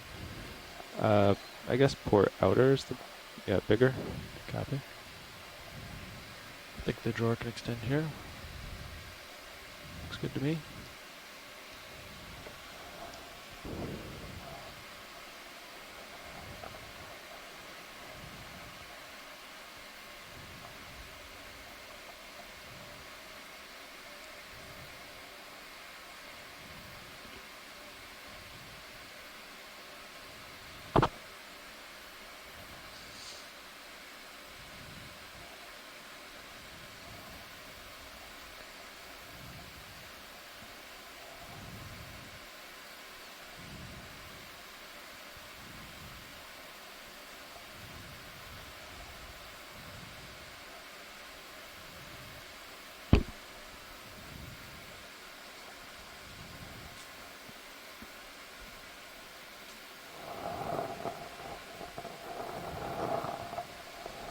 Is that good? Or do you want more?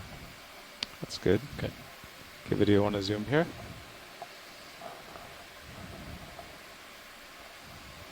You tilt my camera up. That's good. Holding there. All right. Looks good to me. We will, yeah, I think we can open the drawer here. Except for maybe that starboard side, so open slow. Actually, let me get it over the box first. Okay. Stand by. We tilt mini Zeus down.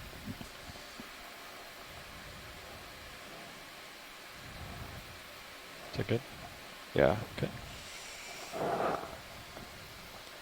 Want me to retract? Yeah. Or extend? Extend, yeah. Just watch the starboard side, I think. Yeah.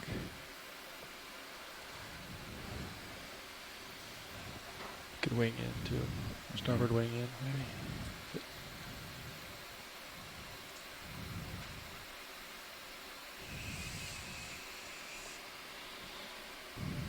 Nope, looks good. It's all the way out. All the way? Okay. I'll bring minis just down just a bump there. Yeah. Perfect.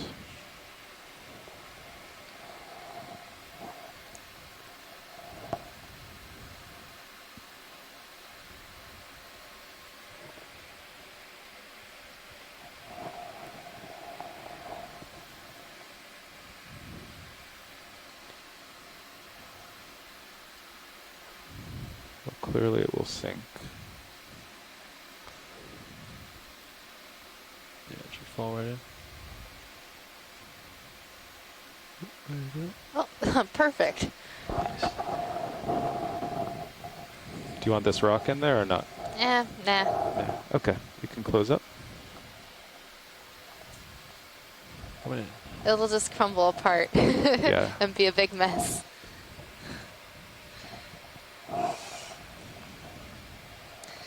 All right, so that was a collection of a bamboo coral, possibly in the D clade.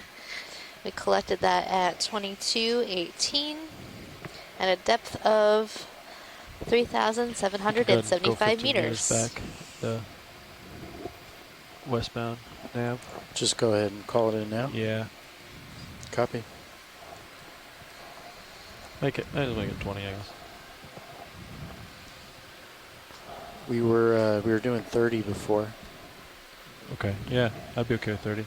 Yeah, because he's still out in front of me, so I'd do 30. So this So coral back into collection will west be a still? great comparison Yeah, to due the west 30. species and clades that we see in Candy. the Atlantic.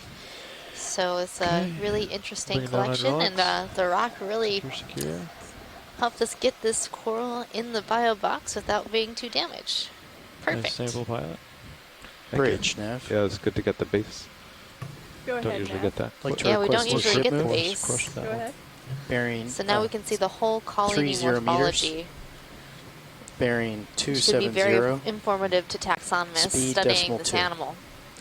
Copy that is 30 meters. Seeing a number bearing of small 270 at anemones around, as well as these quite large Caulophacus sponges, these glass sponges. Oh, that was a 3 or 4. Gotcha. Yeah. Yeah, just turning it back on, it went in a little bit and crushed it. Now Pleurogorgia, good spot. on the lower right-hand side of the ROV screen. nav bridge, move initiated. Thank you, Bridge.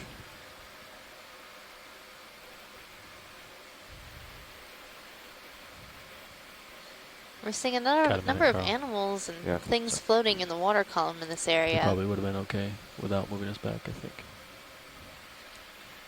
Video, want to zoom on these 2 floating objects, see if one is of interest. I did turn my head to starboard. Looks So it looks like one is a Ketanath, arrow worm. The other one looks to be a ctenophore, possibly after this guy a sidipid ctenophore. Yeah, no rush. So we got, I'm going to start moving for another 7 So this is a good intro to tomorrow's dive, which will be our full water column dive. Here we go. Full of exploration of the largest biome on our planet, the water column, the open ocean. What a beautiful ctenophore. You can see its CD running around and helping. So small. It's very small. You can see the glow of those little swimming appendages, the CD, from the lights on the ROV as they beat and help this little ctenophore swim.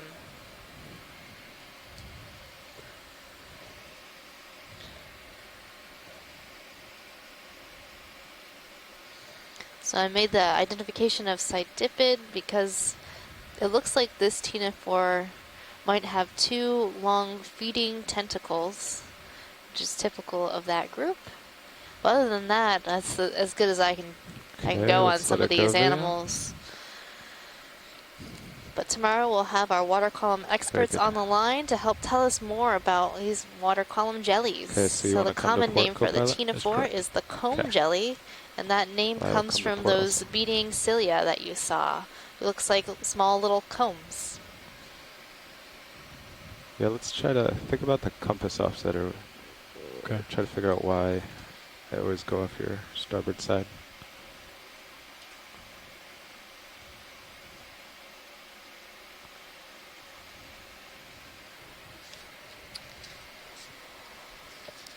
Say again, pilot? Every ship move, I always end up on the starboard side of his screen. Okay. As if his heading is in the same direction as we're going. Alright. Pilot, I'm slowly bringing my set point to port. Okay. With you. To 270.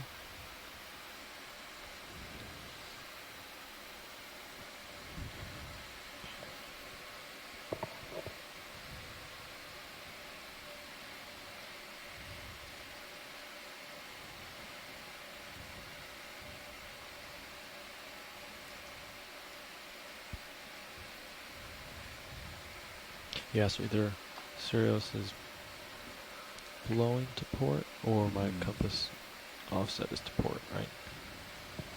Do I get the backwards? Seeing another one of those brambly looking declayed Keratoicidinae bamboo corals that we just collected. So it's strange actually. Yeah, look at how right now I'm looking off into... It looks like we're seeing a change in the substrate or a geologic contact where we're moving into some sort of flat area. Yeah. More north. When we're so towing this it could either on be deck, a they sheet look pretty flow well or lined. a area of very fine sediment. When Sirius gets like on deck, it gets off. That's because it's sitting on so much steel, I think. But then once she gets overboard. Yeah, here's a transition.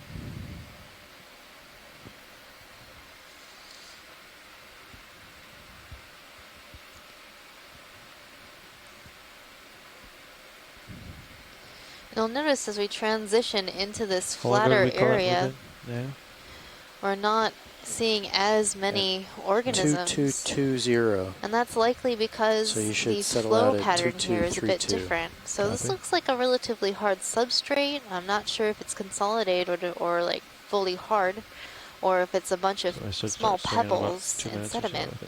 So corals and sponges need a lot of hard sediment to grow on. Growing on one of these small pebbles is not really advantageous to the coral or sponge, because as they get larger, they'll topple over in the current. Well, I just sat down on it. It seems to be pretty cemented. Pretty cemented? Yeah. Well, another reason why we're probably not seeing that many things is corals and sponges need a lot of food. So they want to be in high areas or areas of high relief where currents might be accelerated. Yeah, your sonar seems Accelerated to currents means that more food per unit time will get to that coral or sponge colony.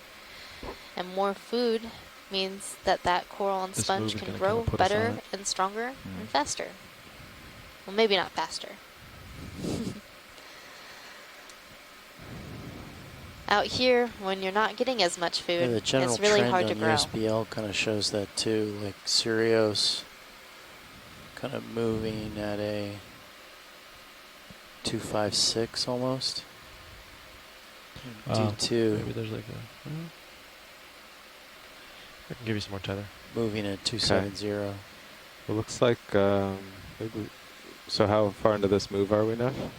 The ship just stopped, just completed the move. So we have 6 minutes left for Sirius to settle out. Watch lead pilot. Just a comment, John. I don't know if you've seen stuff like this before, but these cobbles all look really well sorted for kind of like a talus. Any insight on why they all seem to be roughly this size?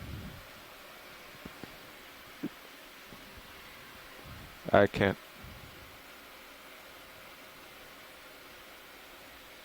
Can you hear me now? Yes. Oh, okay. I just wanted to say we came across this flat plane. There's nothing in sonar for at least 30 meters out ahead of D2. We were thinking of waiting for the ship to catch up and then turning back to starboard, try to reacquire those rocks over there. That's probably a good move. So yeah, we don't want to spend hours on this. Yeah, it doesn't look quite as interesting. Yeah.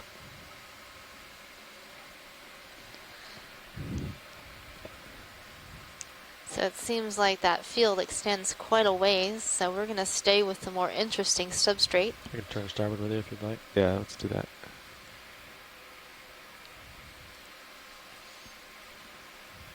Let's try to keep your heading, towards me, and let's try moving you like 10 degrees to starboard of your heading and see if I stay centered.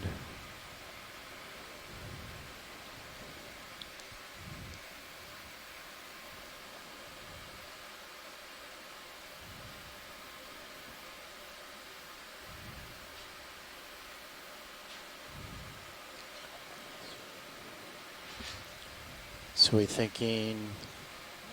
So part of exploring these deep environments is seeing where there are and are not coral and sponge communities. So when we do find an area where there isn't any corals, it's really interesting. Yeah, I guess so. In that area is probably not ideal for coral growth or sponge growth. Did you want 10 or 15 degrees to start with? So starboard? comparing those areas of presence versus areas of absence can be very informative to scientists studying these organisms. Let's just do 310 or something and get well over this. Copy. Yeah. There's no way to know where presence or absence might occur without actually exploring. Pretty far out here. It's quite a defined line, isn't it? So earlier in our expedition, our very first dive of this expedition, in fact, we were looking at a seamount and comparing it to a presence-absence model of coral, bearing of deep-sea corals, and looking at whether or not the area that we were surveying was hosted a high-density coral community. The model predicted that that area would host a high-density coral community, and we wanted to confirm whether or not that was Video, true. could we zoom on this coral? In fact, at that seamount, we did find a very high density coral community, which did validate that model. It's a pretty exciting find. Bridge, move initiated. Right now, we are looking at a pronoid coral.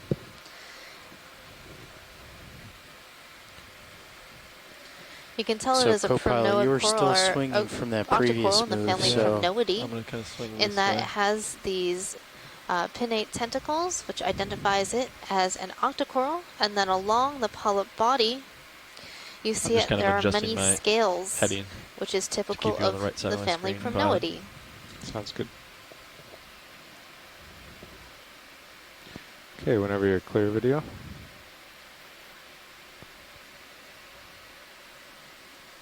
I believe we collected one of these corals at some point along our way during this expedition.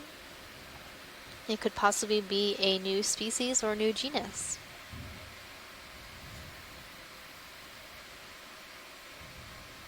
Okay, pilot. Nice job. Okay, we are sidling the ship and Sirius back over onto the rocky terrain. It's pretty interesting, this line that divides smooth from rocky. Yeah, seriously, you can really see the... That's a very abrupt change. Yeah. So it's likely that this is a lava flow that came through at some point. Yeah. But I'm not a geologist, so that's my best guess. Yeah, Megan, I'm looking at the view from Syria.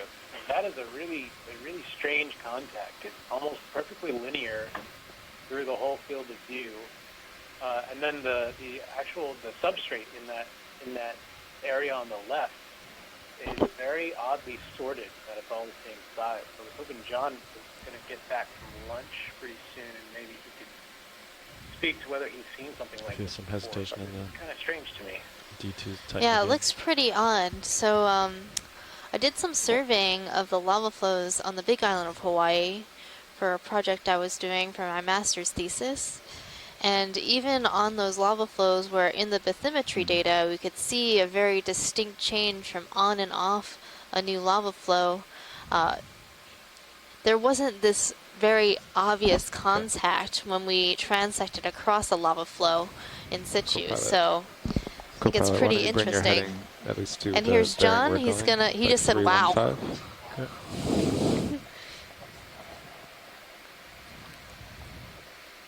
Because hopefully you'll drive this way now. Oh, sorry, pilot. I called in. So, John, we were wondering okay. what you think might have gone on here. This really flat sort of plane off to the left that goes on for at least 30 meters. The sonar's kind of neat. And then this very linear geologic contact straight in the middle of our screen, and some sort of low bait flow going on the right side. Yeah, I don't fully know where exactly what caused that to be so dramatic. It's quite a sharp contact. We've seen a few, but that's pretty. I don't know. Something. Excuse me.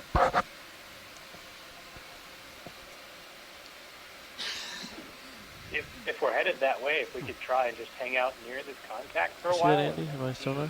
That straight line on the port side? Yeah, and there's kind of a little bit of one on the starboard side too, where there was just hints Yeah, Tom, of I think we can follow this for a while. Our dive plan had us going across this plane, and we backed up just to be over here where there might be a little bit more interest biologically. Will you come down a couple meters? I'll take a look at this. Yeah, it's interesting.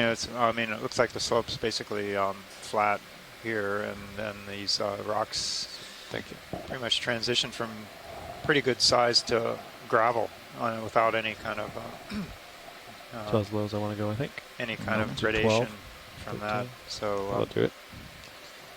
I don't know why it's like that. Well, the pilot landed on this flatter area, said it seemed pretty solid.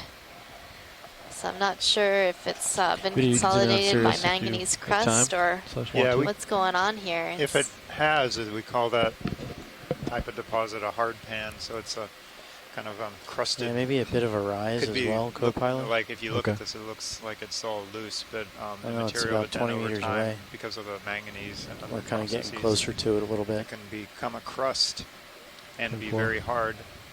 I came down a little bit, so that might accommodate. Copy. Might be Yeah. why we got closer. That makes sense. Oh, actually, if you look at my nip cams, I am able to drag a line into it with my skid. Okay. Yeah. Okay, video, will you zoom on this crinoid? Curious geology. Curious and curiouser.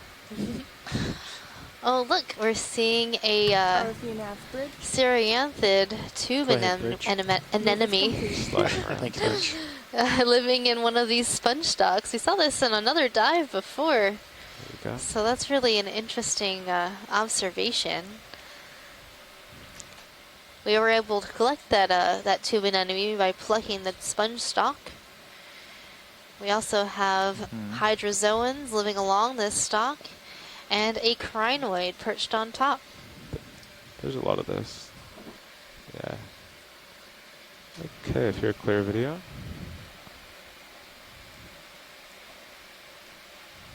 Okay.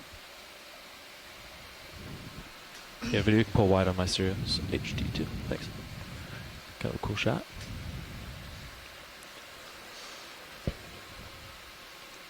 Has the ship stopped from that move? So this looks. It sure has, pilot. Okay. As I came in, it looked pretty devoid of That's right. biological organisms. Ship stopped just moments ago, so about 7 minutes the way it's for been? Sirius to Yeah, settle. it's just a few sponges, a few corals, a few stars. It's definitely, Sirius is still headed this way. It's not very... But not what we would describe as a dense community. But at these depths, we wouldn't expect to see a very dense community, given that there is less food getting down the steep. Less food means less large corals and sponges. But as you can see, these sponges can get quite large. They're just not living as close together as some of the other dives that we dives that we had so far. Yeah, I think there was like 3 or 4 minutes of the west move still. Okay. 10-4.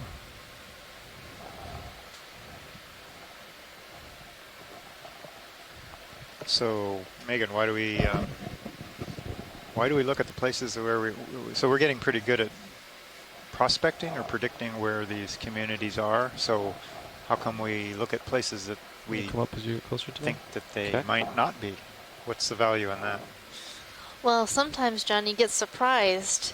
You think that there shouldn't be anything, and then you find a lot of stuff. And it's also important to confirm your hypothesis. So, in this area where we're seeing this, I guess, possible hard pan or really featureless plane, yeah. You wouldn't think you'd see a lot of life here in terms of large corals and sponges. And that is what we're seeing right now. But there are other places like the Makapu coral bed, which is a flat sort of hard pan substrate. And on that, we see a high density coral community. The Makapu coral bed is located just to the east of the island of Oahu.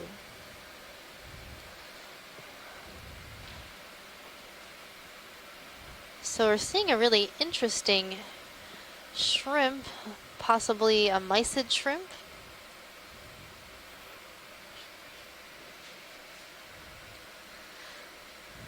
So even though you're not seeing those, huge eyes on that mysid. Better to see you with. Okay, let's let it go off video. And we can come wide.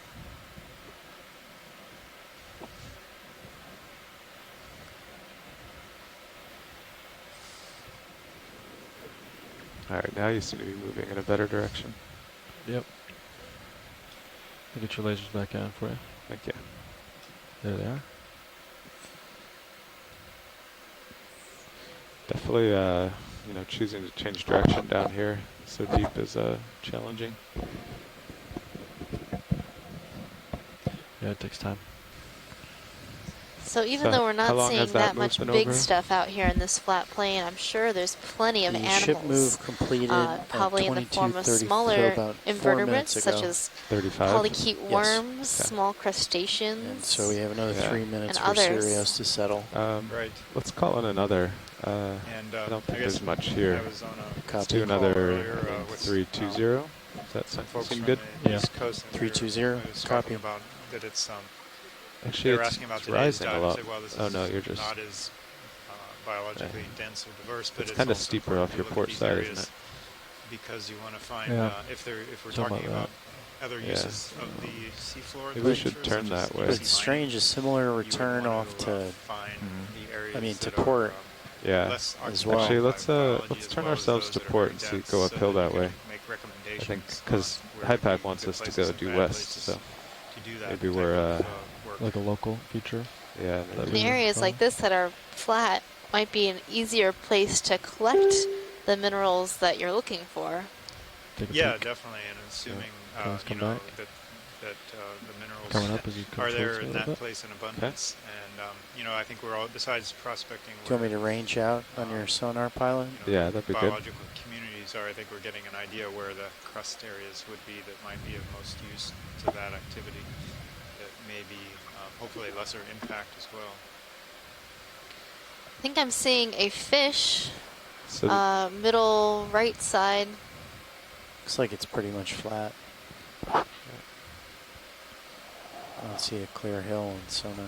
I It's heard just fish. going, yeah, fish. It's just to the right side, almost off screen. Oh, I see. Okay, Yeah. And just so you know, we decided to look out across the flat area, and we're back on the rocks on kind of the west side of it. So thanks, pilot. pilot. There's a fairly narrow band. Okay, video. If you go in, I'll try to creep closer. One of our frequently seen types of eels. This is a Synaphobranchid. I think it's probably a Synaphobranchus species. Let me know if I get too close to no, you. I take that back. Now that I see the whole thing, it's an Eleophis species, but it's a deeper body, thicker bodied species than we've seen in shallow water. I can see a rounded snout. I can see a long dorsal fin. The origin of the dorsal fin is fairly close behind the head, and I see the white lateral line pores. That combination of characters is useful for identifying Eleophis species. It's a arrowtooth eel in the subfamily Eleophinae in the family Synaphobranchidae, but this isn't the same species that the ones we saw yesterday, shallow water, or on the last few dives that were more shallow. So an arrowtooth eel in the genus Eleophis.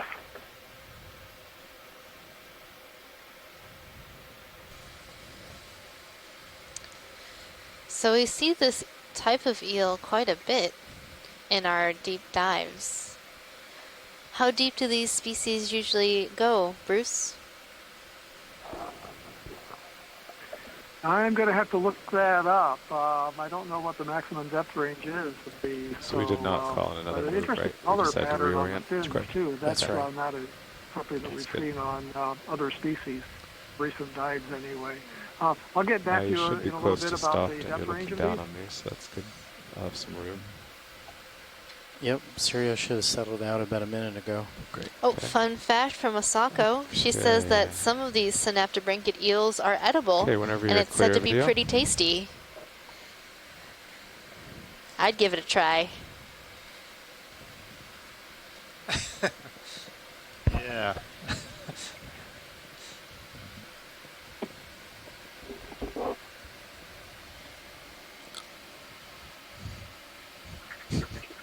Especially that big one we saw yesterday. Yeah. It's like, Okay, you know, that's full good wide. meter. Looking A lot due of west. meat on that Do you want me fish. to turn a little bit south or stay here? No, that looks good. You're uphill again on sonar. Yeah. Yeah, I think we got a little confused there. Yeah, there's a band. Yeah. So we kind of jumped over it. Wonder if it tastes like chicken. It probably tastes like so we fish. want to try due west again? I'm sure it does. Yeah, his camera's 82. Let me just peek out ahead. But everything tastes like There chicken, was right? a slot lobster a little bit lower. It might be different than the other ones we've been seeing. Let's see. But it interesting color pattern on the fins, too. That's on that is something that we've seen on other species. Recent dives anyway. I'll get back to you in a little bit about the depth range of these. So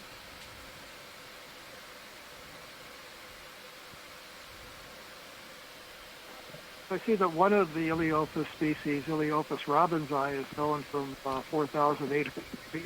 But some of the other species haven't been found that deep or as deep as we are now. Video, can we try to go in on this? So I think we're seeing a water column animal. Looks like a kelp or a larvation house. Maybe. It's coming straight at us. Yeah, it came right at us. It's too translucent. Okay, we can go wide. So you'll see tons of those tomorrow if you join us for the water column dive. Super exciting times. No, so it's still rising to your port, huh? Yeah. Yeah. Okay. Well, why don't we keep turning that way? 10-4. Yeah, it kind of looked like the strongest to me. It was almost 45 degrees to port. We're having a beautiful field of Caulophacus glass sponges, these stalk sponges that you see. They're quite large. And you might be wondering why they're on these long stalks. Pretty good on my sonar. Well, the stalk allows the sponge to get up high in the water column, 230? away from the bottom. Yeah. That's because on the bottom, we're the animals experience more of a linear flow. Yeah. Whereas when they get up off the bottom, you're going to have more turbulent flow. Turbulent flow will help those animals get more food per unit time. Go ahead, Nav. I'd like to request a ship move. Go ahead. 30 meters, bearing 230, speed .2. Copy, that is 30 meters, bearing 230 at .2 knots. Good copy, Bridge. Pilot, can we snap on that coral right there? I'm wondering if it's the same as the one we collected. Sure. Quick zoom here, video.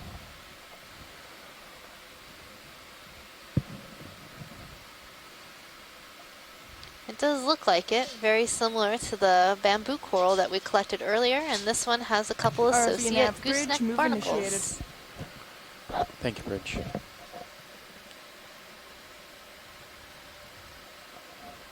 So this is one of the more frequently observed species in this area. It's good to note. Thank you, Pilot. You're welcome. Are lasers on, co-pilot? Should be. Okay, come out to lasers. No, there they go. Lasers on. There we go. Must have killed him for that fish. There's the whole specimen. And whenever you're done, video. All right.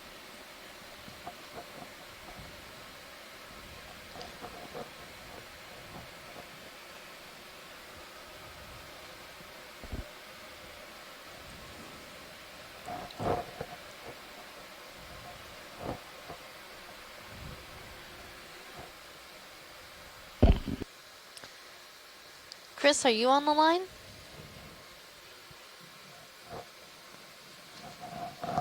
No, Chris is out for a while. Okay, thank you.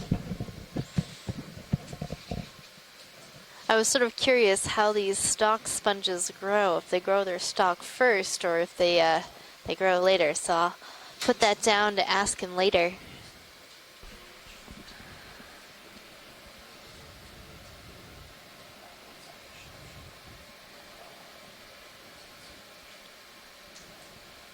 So right now we're going through a pilot change. Kind of doing musical chairs up here. Levi sitting pilot. Got Andy O'Brien co-pilot, and Carl moved over to the nav chair.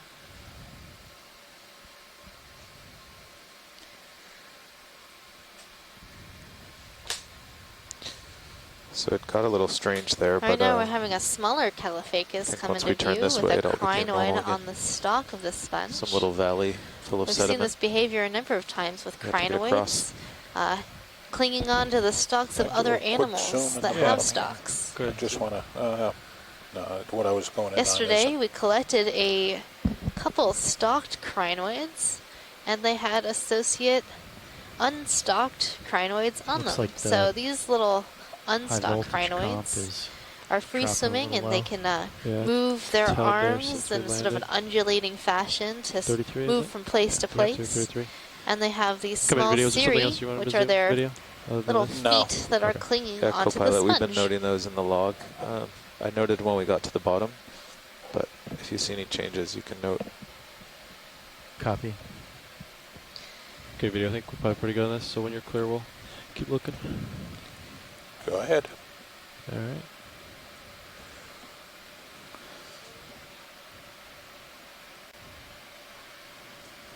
So Sears should probably be starting to move now, and we have 3 more minutes of ship motion. Copy. And that was 220 or 230? 230. Copy.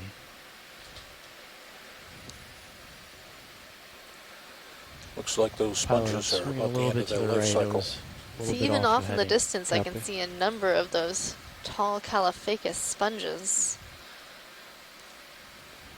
This is the Caliphacus garden right here. Yes, apparently so. It's interesting that they like, they do quite well on these pieces of talus until maybe they get too big for their stalks, and like the one ahead of us, maybe that's pulled the rock over. Yeah, it looks like it fell down, and then it looks like it's growing its stalk upwards just a bit to get up off the bottom. I've fallen and I can't get up. Oh no. The Humpty Dumpty sponge. It says, well, you know, maybe I'll just start growing upwards. You see that behavior in trees. So it's much like a tree in the fact that if it gets toppled over, the sponge can still get enough food to grow. It'll start growing upwards into the water column the same way a toppled tree will start to grow upwards toward the sun. So in this case, the sponge is not reacting to sunlight because there is no sunlight down this deep. It's reacting to the current and trying to get up off the seafloor and into the turbulent current and gather as much food as possible.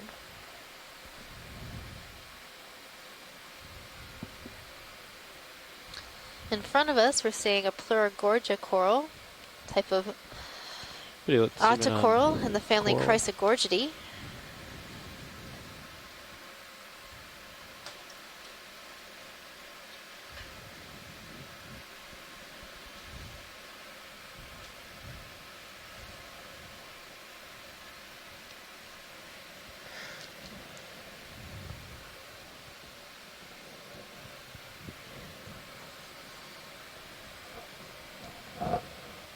Then we could probably take a look at that sponge after this.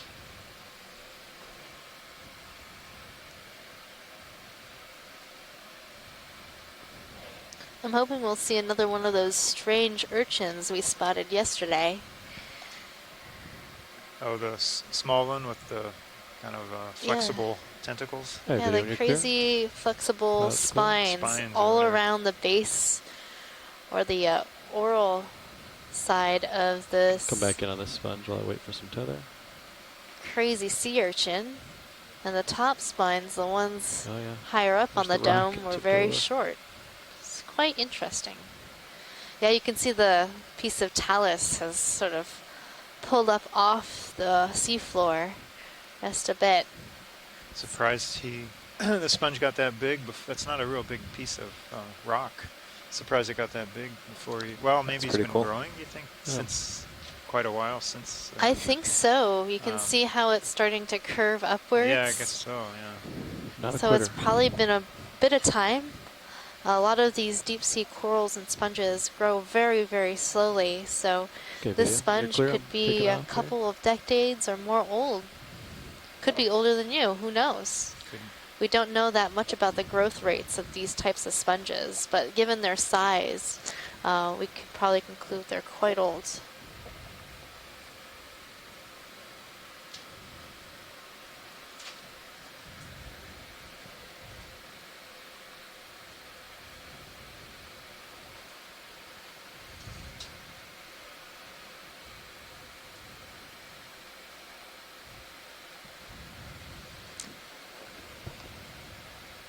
Video come in as I land here.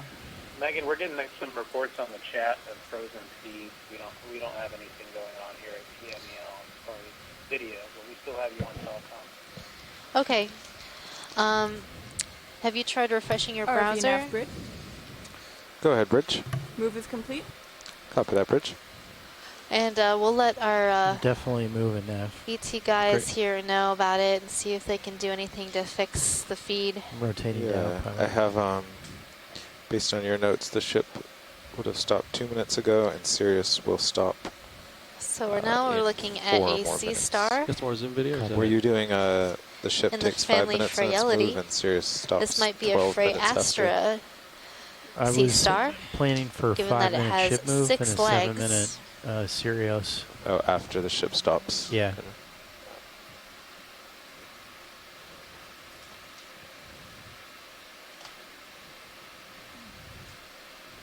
Okay, video when you're clear. We got feedback.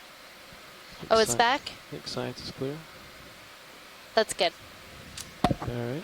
Yeah, it's back, Megan. Awesome. Which must have gone into a little squirrely spot where the feed just got a little mixed up. It's been known to happen.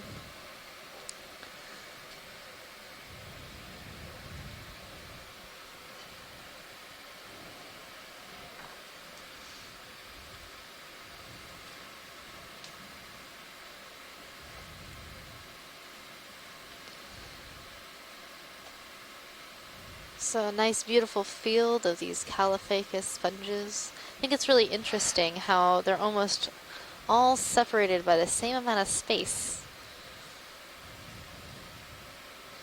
And a different type of sponge in the background. I don't think we've seen that today. Most of the sponges we've been seeing are these stalk sponges, but the one that's coming up on the left side is definitely something different.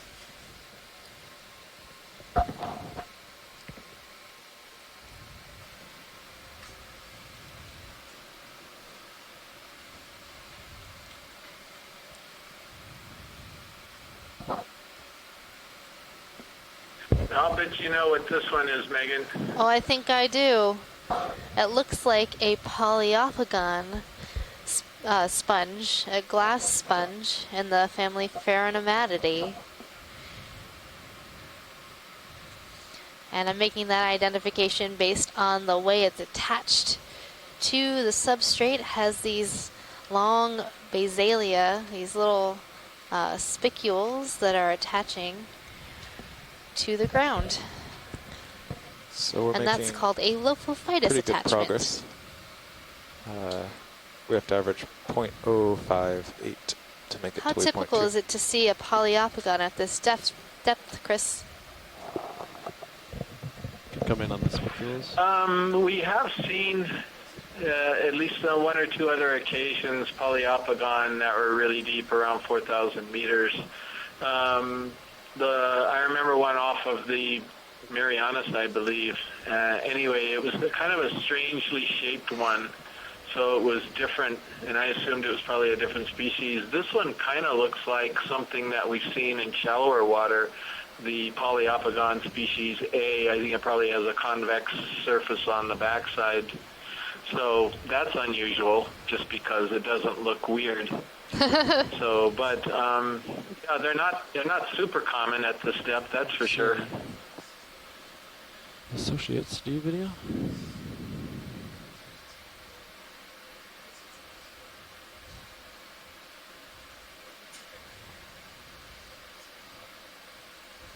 Watch, did you need a view of the back of this subject, or?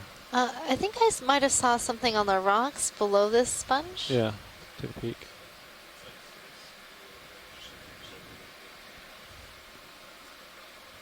Maybe possibly some small anemones or bryozoans. Are they in the field of view now or not? They're very small and they're right near the base of the sponge. Go back in video. Take a peek here. Yeah, there they are. Oh. There's like a little thing sort of waving. Yep. Video is at full zoom. There we go. Very small subjects here.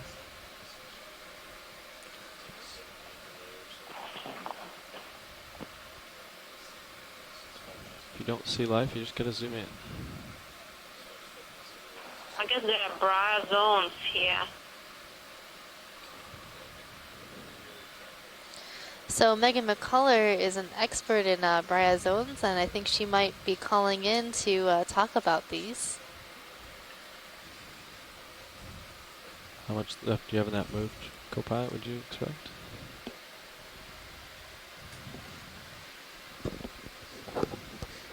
It was supposed to, based on Andy's calculations, Cirrus should have stopped 1 minute ago. Perfect. Yeah. Now, instead of going off to Cirrus's starboard, you're going off to Cirrus's port. That was me wandering this way. Oh, you wandered that way. Yep. Okay. Yeah, video. I think when you're clear, we can move on.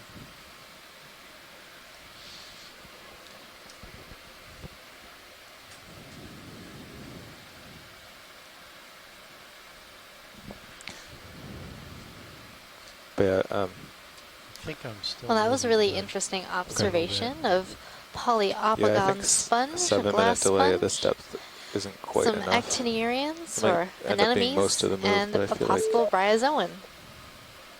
it's more like 8 or 9. Okay.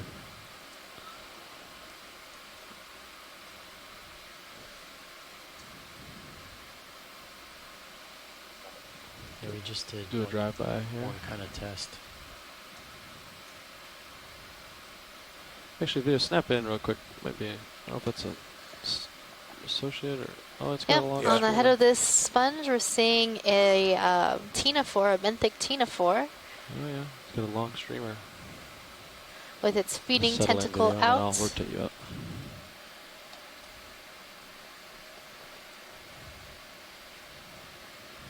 You can come in if you got it, if you want it. Zoom at will, I guess. Not a lot of contrast, but you can see him on there. So the sponge we collected yesterday had 2 of these on it. They're really hard to collect. Did you need a closer look at this watch lead, or is this sufficient? We're good, pilot. Okay.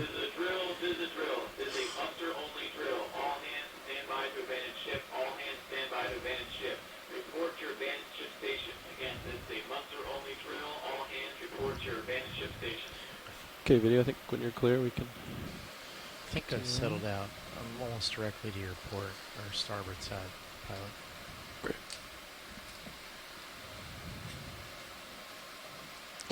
Now there's a pretty big feature off to the We're seeing west another of bamboo Sirius. coral Oh yeah. on the that bottom guy? right Yeah. with a crinoid perched on top.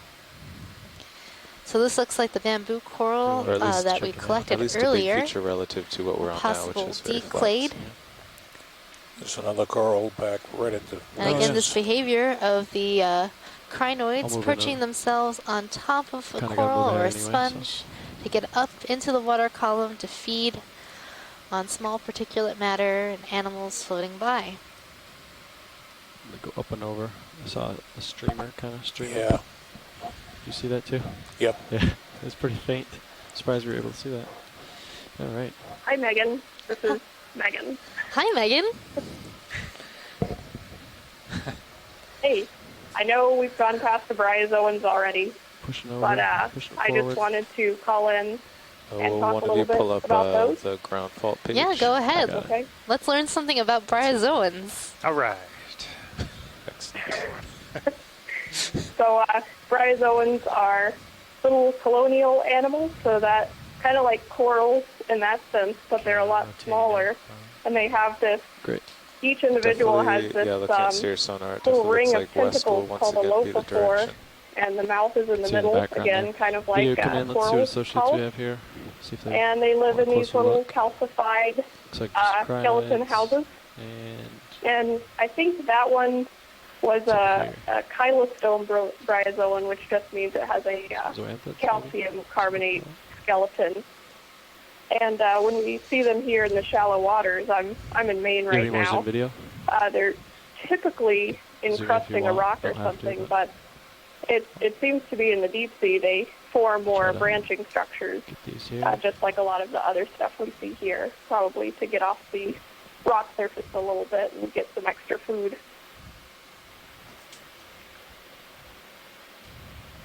That's really interesting. The more you know.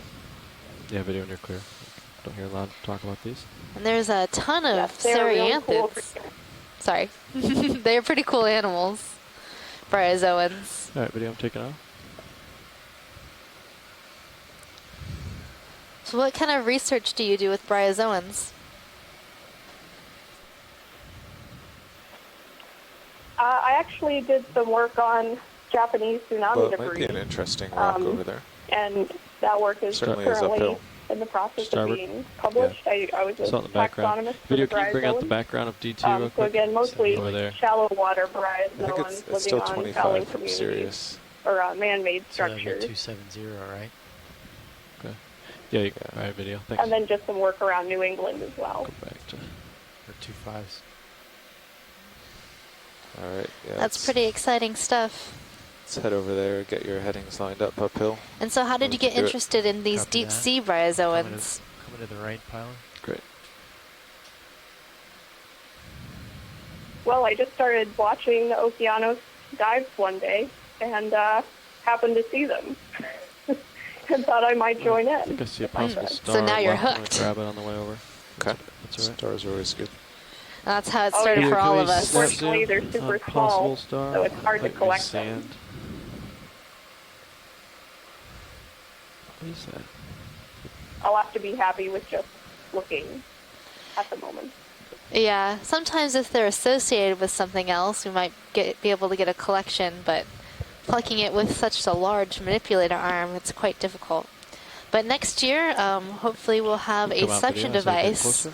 on the D2, so we'll be able to The collect only rock in the area is animals under your that left way. stick. Yeah. So small, fragile animals, gelatinous animals will be easier to collect. Come back in, video. Yes, I'm really looking forward to that.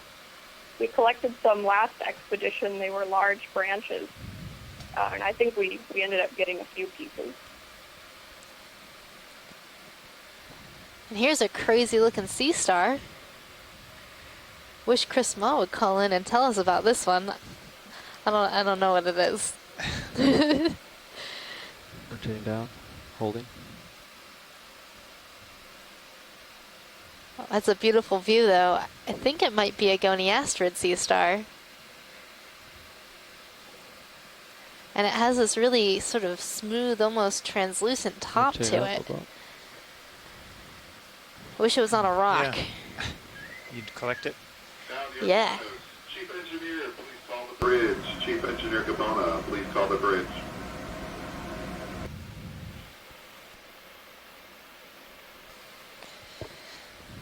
Pilot, do you think you could collect this, or is this in a really odd spot? Zoom out to acquire lasers. So I'm gonna. I don't know. It looks like it's like rubbly here. What do you think, John? Consolidated or loose? Well, I think it's deep down in that. it's probably cemented rock. to some level, though they're pretty small pieces, I so think I'm you sure might just mangle it with the tips of the fingers and manip lift up the could, vehicle. bust up some of those little pebbles. Yeah, Well, I think we the do have rocks are the pretty hard, scoop. probably. If they're loose, like pebbles, they might be able to scoop it. Video, come on. Yeah, I don't know about the pieces around it, though. Oh, I yeah. think they're a little bit Probably just stop the scoop. guarding it, yeah. Basically. Oh no, it's pretty crazy. It just doesn't look like anything we've collected before. Oh, really? At least not that I know of. Let me see what's in the guide for this. Yeah, I pushed down against the ground with the RV and I didn't get the rocks to move at all. So I think these are kind of frozen in little Kind of pebbles. looks like this one Oh, okay. So I think. that we've only ID'd to goniasteridi. That one's more orange. Well, actually, I don't think we could collect this just because the rocks are frozen together. Okay. I kind of hit them with my toe to verify. So yeah, if they were loose, we could kind of cradle our fingers under it. But because they're hard, I can't get my fingers under it. So Yeah, that's fine, Pilot. Okay. Thanks for checking it out for me. Yep. All right, thanks. It just looked like a new species, possibly. Alright, so. starboard. Yep. Yeah, we haven't had a ship move in. No, it's not that. Yeah, we don't have a 22 picture of that minutes. in our guide.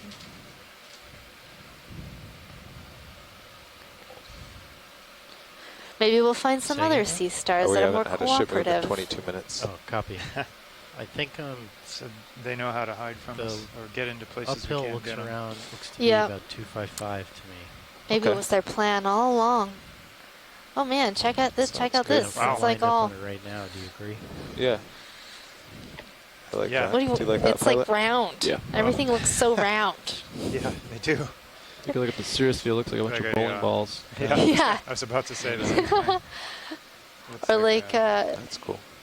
a factory of reject field from the bowling ball factory. Coming up and Mhm. forward. Out back. Okay, Yeah, we're- we went from we're these setting kind it of up flow, now. sheet flow units And I'm almost looking to pretty this, much straight immediately down. to these Give it pillowed, 1 more minute. His camera's still basically at 80. broken. Well, they're not even broken, but they're separated pillows. It looks like they've In case Sort they of want like to a- use or something. like a lava lamp, you know, where it buds off into those round balls and. Lots of variety in the terrain. This is here. interesting. You Yeah. don't see this Flat. normally. Kind of normal rocky.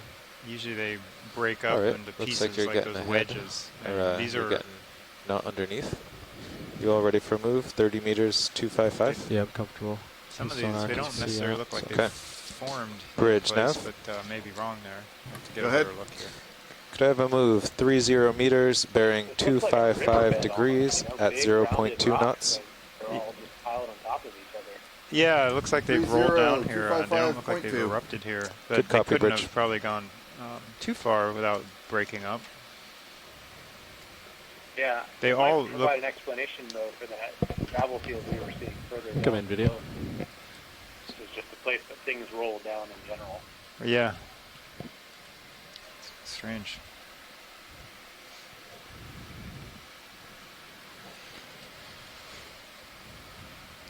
Just when you think you have it all figured out. New surprises. You come out video. I think there was another different subject in field of view too. It's like a Another example of why we Possible explore brittle here in the star. musician seamounts. oh, down right. The geology of this area has only been studied a little bit with some dredging, if I understand correctly, which allowed us to date the ages of a few of these seamounts and the musician seamounts. But there are many seamounts that have not been dated, and Come this on, is the video. first time See that if I can anyone see if you're has interested in this dove thing on there. these features. So See two of you them, actually. and all of us here, you are seeing this for the very first time. No one else has seen the bottom of the ocean in the musician seamounts. Right, and it's likely we wouldn't see this again because if we came back, we'd follow some other track because we're only doing one dive per seamount. So Okay, the ship is underway. unless there was something fantastic that we had to come Yeah. back for, we'd do another track on a different part of the seamount, more than likely. So could be the first and only time we're seeing this particular seafloor. It's pretty neat how you can see the bases And of by the arms characterizing going these into the bottom. areas, Yeah. we learn more about the Translucent geology kinda and shell, how yeah. this area was formed. Almost like it's a... We'll also Yeah, learn a video. lot about Video could come out. There the was an additional biological one, communities closer, that live actually, here. in the same. Where'd it go? There it is. It's kind of doesn't have a lot of light on it, but you could try it. There's a couple of them. Yeah.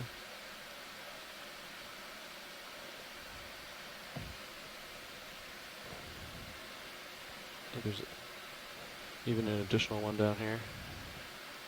There it is. So by characterizing these habitats, we can better understand the potential connectivity with surrounding waters, such as the waters of the Hawaiian Islands and the Northwest Hawaiian after this, Islands, the just a Papahanao port of Mokuakea Seamount Marine Series, National there's Monument, a and connectivity rock with that might be other interesting. areas in the Pacific as well. Big sonar return. Fairly yeah, big. Pretty bright. Yeah. Cirrus, starboard or port? Port. So we just zoomed The in other on one's really two far to very starboard, but different there's one looking almost brittle center line on port. stars, Right there. likely different species. Okay, video when you're clear, we can come out. Thanks. All right. Take a look at a sonar return.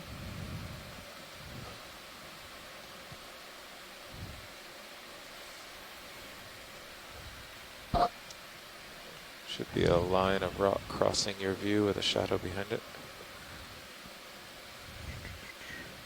Over here, Carl? No, you'll have to go ahead, and then it'll be slightly to the port of the center. Okay. view from feed 2. Are you talking about this part right here? Yeah. Right. I'm really enjoying that Sirius view. Yeah, for feed 2, you can see a nice, very distinct contact like the one we saw earlier with the gravel and the talus. This is pillows, bowling ball size like pillows, and a smooth slope.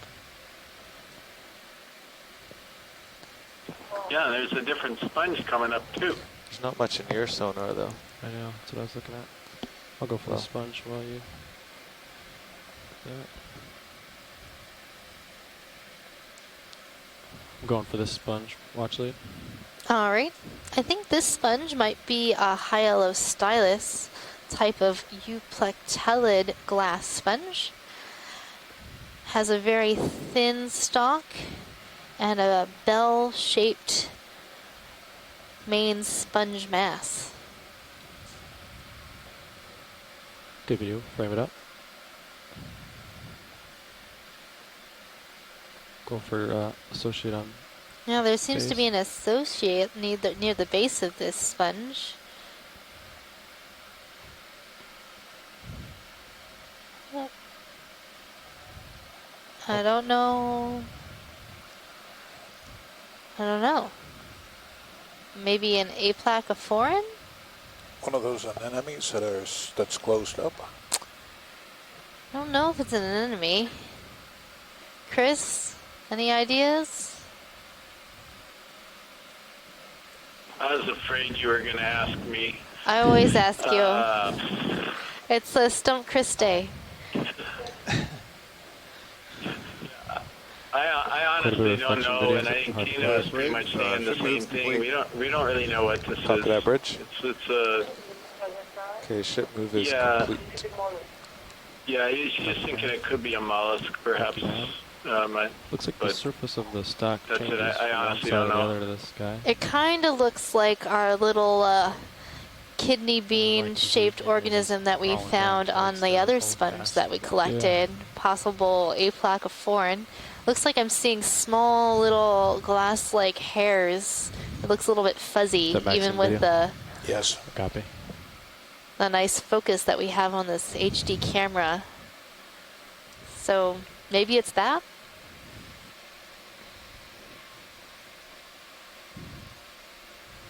Watch it. You want to continue to look at this, or would you like to see the top of the sponge? Yeah, let's pan to the top of the sponge. Absolutely. All right, video.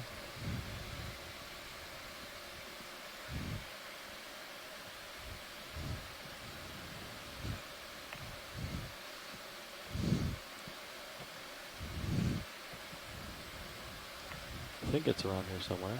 There it is.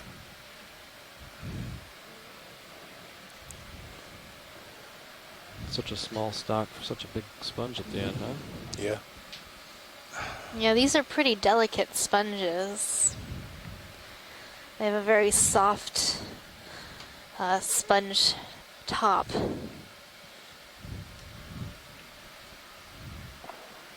So any chance that animal could have been Jack? Jack? Like Jack and the Beanstalk? Yeah, I mean, you know that old story, Jack on the sponge stalk, don't you?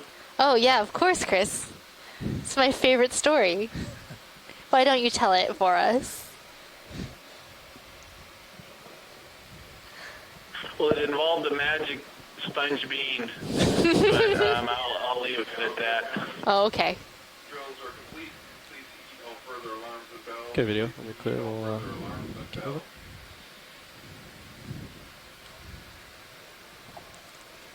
See, that's what you call deflection, Megan. So if you don't know what the animal is, you deflect with a stupid Copilot, do you joke. think Sirius is moving now? Okay. I'm going to work on that skill. Say for a couple minutes. Last minute or two, yeah. I think they call that pivoting.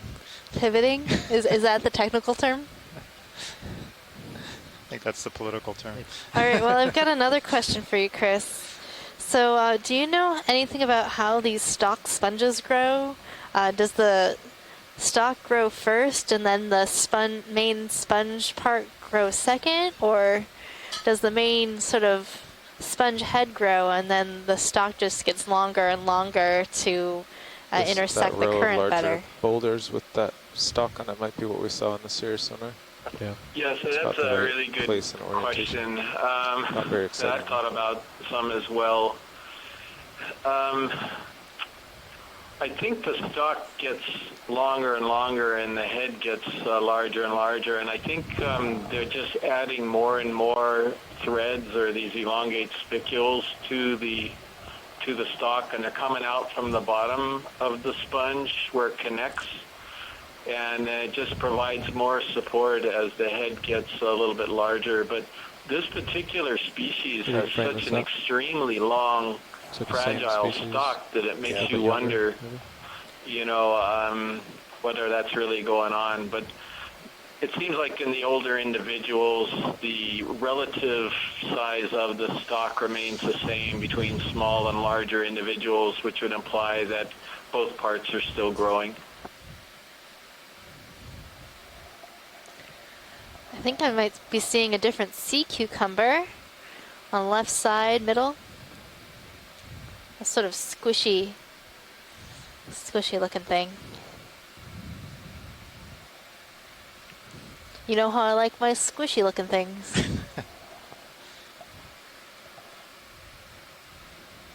Yes. Megan's always in there squeezing the specimens as we prepare them for preservation. Come in, video. We give the rocks the squeeze test with the manips, and she gives the specimens a squeeze with her human manips. They're quite, you know, delicate tools. Speaking of squeezing specimens, Chris, that vase sponge that we collected yesterday, the spicules along the outside were like, they felt exactly like giant Velcro. Like if you had giant like Velcro loops, exactly like that. It was really weird.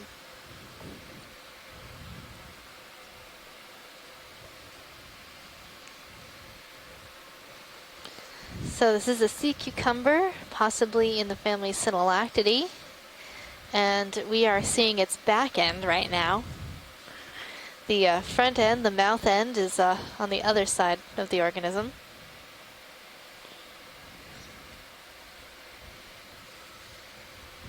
All right, video when you're clear. So another interesting sea cucumber. The cukes of the deep.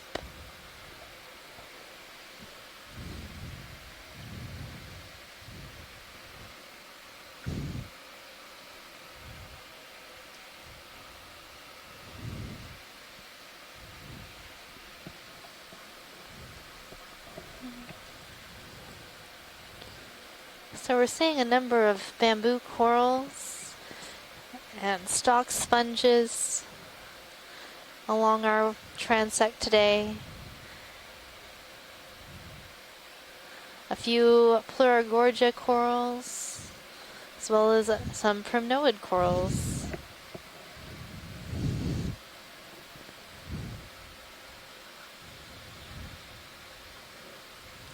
And quite a few sea stars too.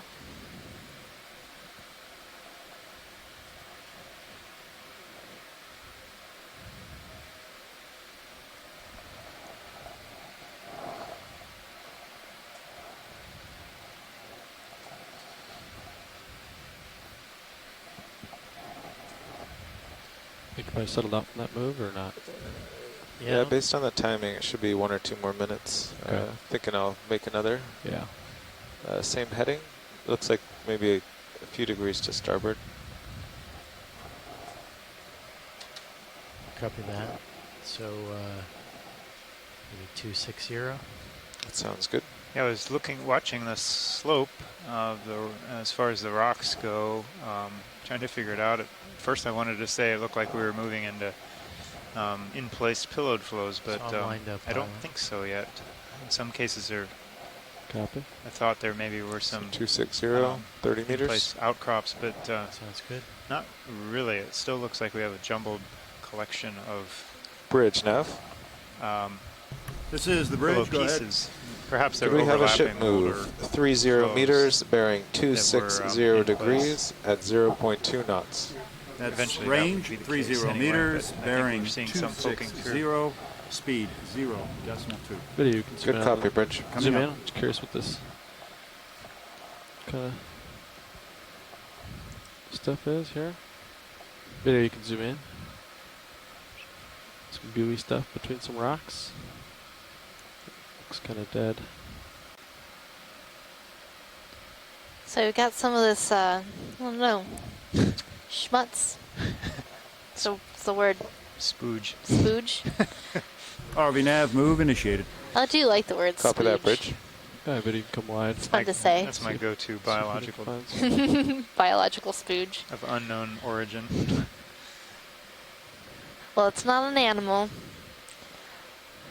Possibly bacterial. Who knows?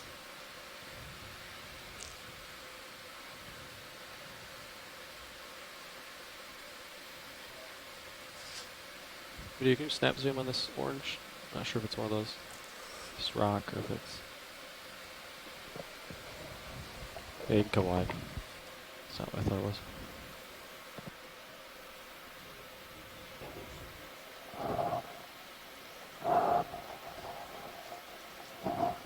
Got a floater, upper right.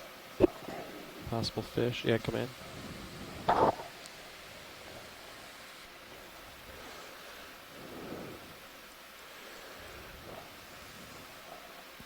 It's facing away from me, unfortunately. Okay, we have a fish, and I'm really curious to see what it is, except it's not going to show us its good side. This is a cusk eel in the family Ophideidae. It may be in the genus Bassozetus, but it Might have may to be zoom out to keep something it in else. field of Right view. now, we're just Video. looking at the Is that a tail maneuver? of the fish. People who dive and take underwater photographs are often very familiar with this view of a fish, but let's see if it'll show us its good side.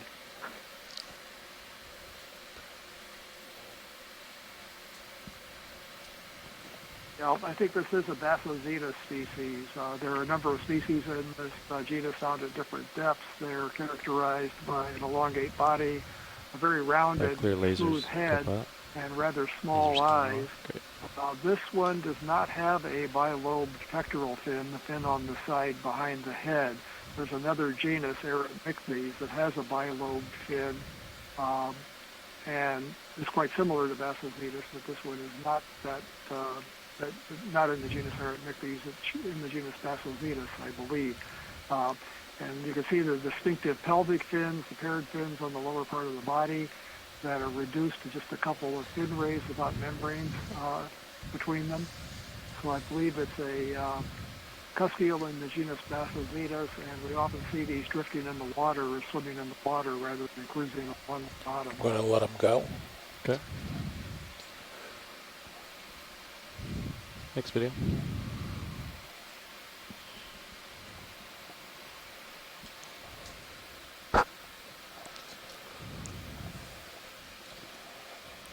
An exciting fish. Let's hope we can see some more fishes. That makes 2 for the dive, and at this depth and in a habitat that's this sparsely populated by other animals. We don't expect to see many fish, but well, we'll hope for more.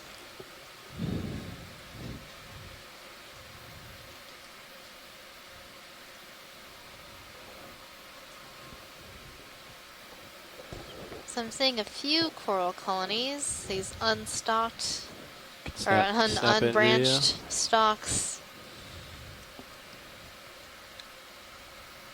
These look to be the same primnoid corals that we've seen earlier.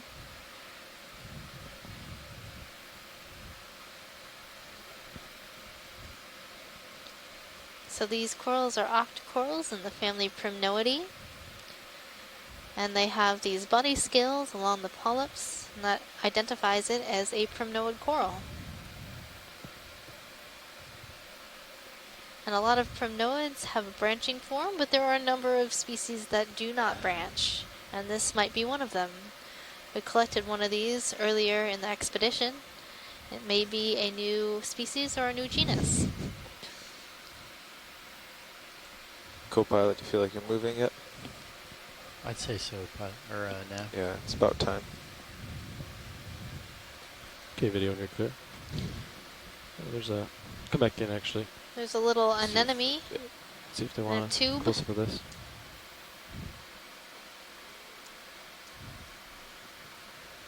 And a very small sponge right next to it.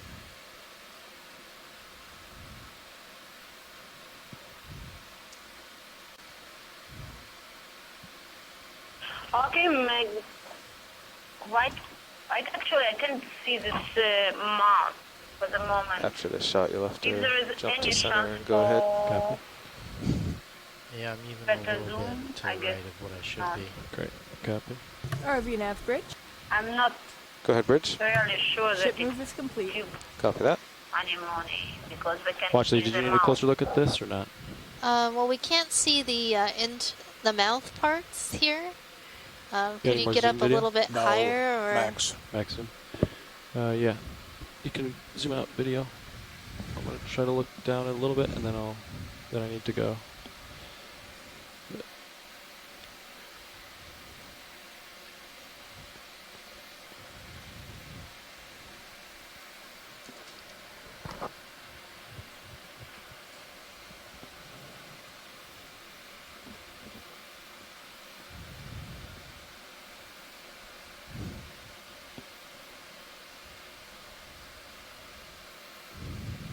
Come back in, partial.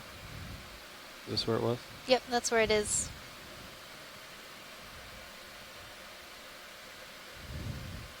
Come in. Is that a better view for you? Just give it a few moments.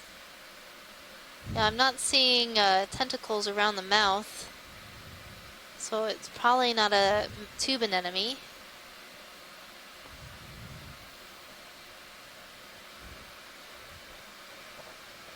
Yes, there is a cone of the oral tentacle. Seems like. Yeah? Alright, Maybe time to you go, see better co-pilot. than me. Sorry, time to go, pilot. Yeah, I gotta go. I didn't see any oral tentacles, but it was quite clear, so it's hard to see.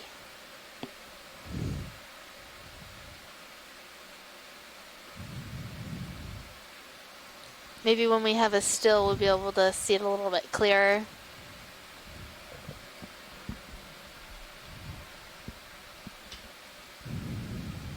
We full wide video. Yes. Great, thanks.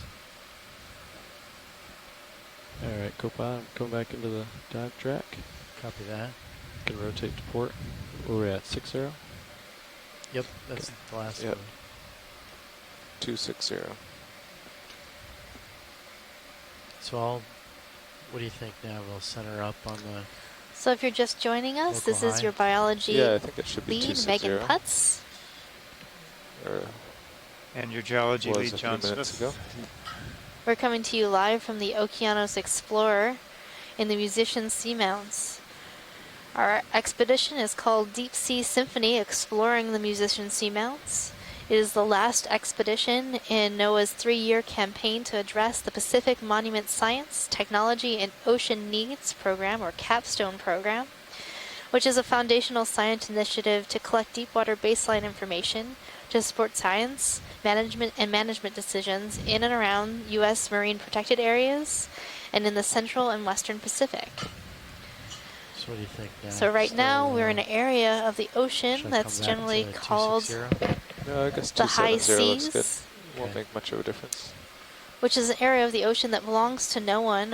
Countries don't often prioritize Just keep exploring going these if they areas don't ask for it. We've to seen gain lot a of better these. understanding of the features here. However, still the ocean is really connected 80 down. all around the globe, and the marine animals and frame it seafloor up. habitats don't recognize these geopolitical Pilot, I was saying boundaries keep that going if humans they don't have ask for it. I know they placed zoomed down in a few the of these. ocean. So it's Yeah, really video. important that So we those do look studies here in very the high similar to what we already seas saw, and so- explore places like the musician Seamounts. We'll keep moving. Alright, you're at 270 right now. You can come around to, you're lined up on uphill, co-pilot? Yeah. Great, okay. So right now we are on there, Mozart Seamount. All these seamounts are named after famous composers and musicians. Okay, coming up. How did the seamounts get their name, John? So they were named by well-known marine geologist Bill Menard at Scripps Institution of Oceanography back in 1959 when his group did some of the early exploration and mapping of seamount chains and seamount groups through the Pacific, or at least the north and eastern sides of the Pacific.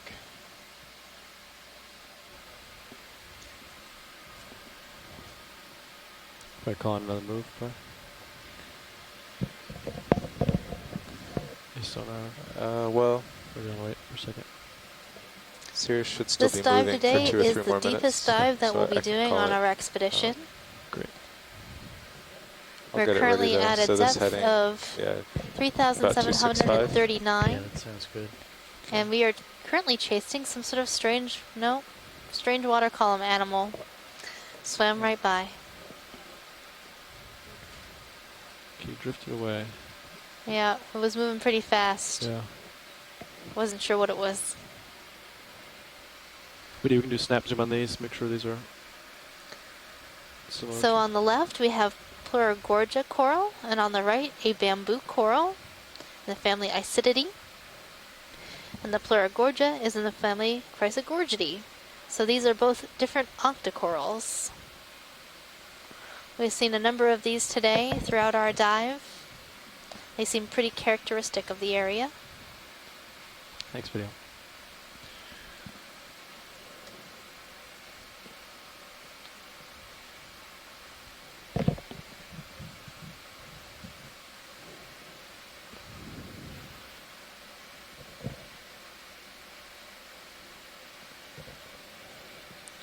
Okay, so I can call that in. 30 meters, 265. Sounds good. Yeah, sounds good. Yeah. Bridge nav. Go ahead, Nav. Could I have a ship move, please? 30 meters, bearing 265 degrees at 0.2 knots. Copy, that is 30 meters, bearing 265 at decimal 2 knots. Good copy, Bridge.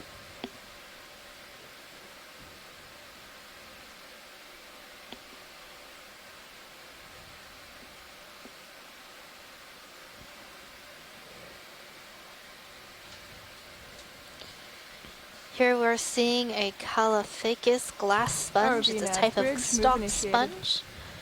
As you can see, this one has a long sort of spindly stalk, allows this sponge to get up off the bottom into the water column where it can collect more food.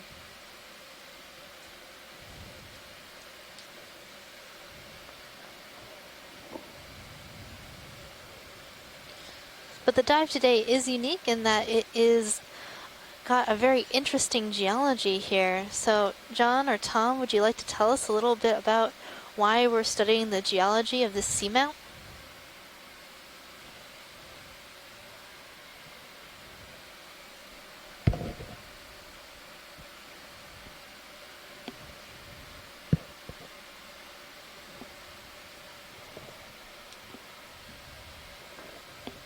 This is John, I can go ahead. Go ahead, Tom. Chime in on that if you want. Go ahead. Yeah, so the geology of the seamount is interesting because of its location. It is sitting squarely in the middle of the large Murray fracture zone, which kind of crosses the whole field area of the musician seamounts. And we want to compare the chemistry of this seamount to the chemistry of some of the other seamounts in the region, in particular those that are well outside of the fracture zone. And then some of the ones we sampled yesterday and the day before that are on top of fractures relatively close to this same location. The idea being that the large-scale processes that are producing the magmas that are coming up at the seamounts are hopefully similar, but the small-scale pathways that these lavas are taking to get to the surface might be very different and strongly Yeah, if you look at influenced high by pack, we're kind of on a the structures within the Earth's crust. flatter So we area. want to Now see the if we contours can are use the about geochemistry of these rocks twice to as close together. tease out exactly how these magmas got from their source up to the surface and the seafloor where we see them now.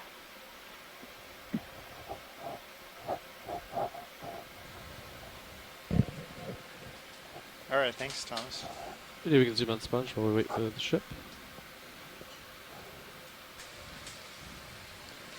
So this looks like another stock sponge, but this sponge is different than the one that we just saw. This is a hyalostylus sponge. It is in a different family. This is in the Euplectellidae family. Has its osculum or opening at the top of the sponge. And its stalk is relatively thin compared to the Caulophacus that we were just looking at. Yeah, you should be. We didn't really pause. Oh, copy. After this shot, I'll come back to my Megan, port. there was also what appeared to be an iridogorgia below the sponge. I don't know if you'd seen that already. Tina and Asako had noticed it as you were starting to zoom in. There it is. It's showing up now. Just at 5.2. This is our first iridogorgia, a type of coral in the family Chrysogorgidae. And everybody on the ship really likes this coral. We like to call it iridogorgeous. This is the first time we've seen this iridogorgeous coral today. This is a young one, right? A very young one. So these corals can get quite large. Of course, this looks like it might be a different species than what we see in shallower water, perhaps.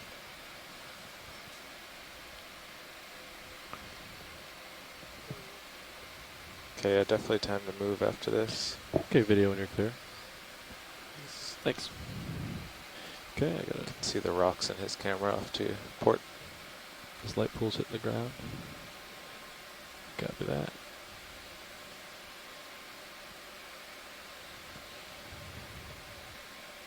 All right.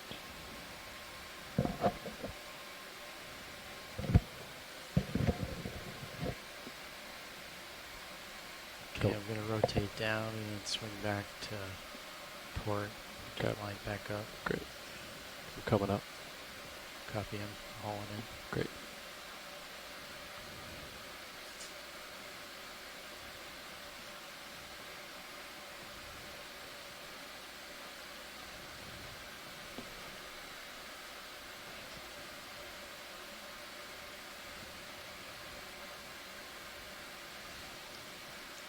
Okay. 270 or 265 was the direction. Copy. So in view right now, we're seeing a very small hyalostylus sponge that's waving back and forth in the current. Behind that, probably a bamboo coral, and on the rock we're seeing a sea star in the family Phragelidae, probably Phragastera. Do a snap just to confirm identification on the star real quick, and then we'll keep moving.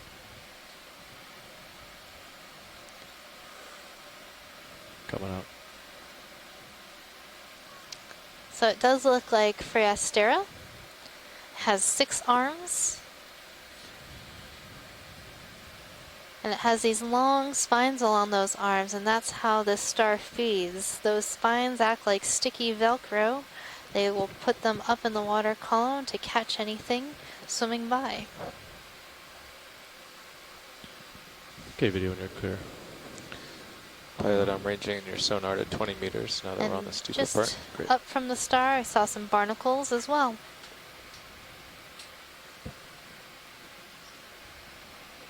Coming up, go pilot. Copy. I do see 2 large sponges off to my port. Can take a quick look at them just for note. Those are some huge Caulophacus sponges. That one has a really large bell-shaped head. RV nav bridge. Go ahead, Bridge. It looks like we're seeing some broken pillows. Copy that, Bridge. Yeah, these are either collapsed or truncated pillows. These kind of, we call this prismatic breaks in the rock that are kind of facing right on the edge of that sponge. Breaks in kind of a triangular prism type of pattern, and those pieces fall out and create the broken rock or talus that moves down slope eventually.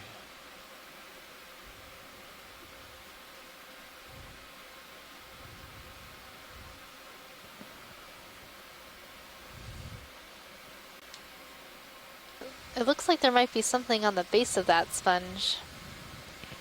Take a quick look for you. Watch that. Do a snap video. Is this what you're looking at? Yeah, that's what I was looking at. What is that? Oh my goodness. Zoom out video. I'm going to get a little bit closer. Get it. I wonder if those are more of our little kidney bean friends.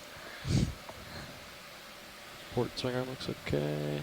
That looks pretty good. Copy. So there are these associates on the base of this sponge stalk. And a little bit of current. I'm not sure what they are. They could possibly be aplacophorans. Starting to get right on top of you. Type of mollusk. Copy. I won't stay here long.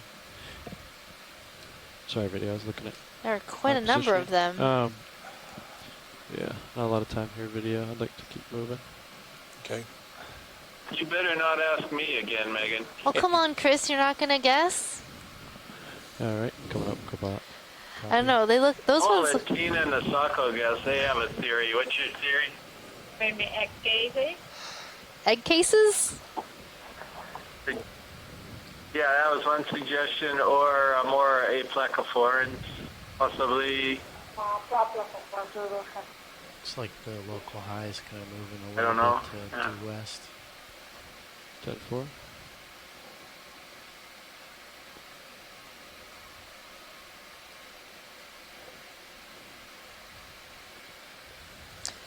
Well, those ones look even more like the small animal we collected in a different dive on a sponge. So that's where I came up with the identification of possible aplacophora. We sent some pictures around to some experts, and that's the ID that we got back, is it was possibly an aplacophoran. Continuing up. So that's a possible ID. Of course, without a sample, it'd be hard to identify them. Of course, some aplacophoran scientists out there might be able to ID them just from visual pictures, the same way I can ID these corals by looking at them.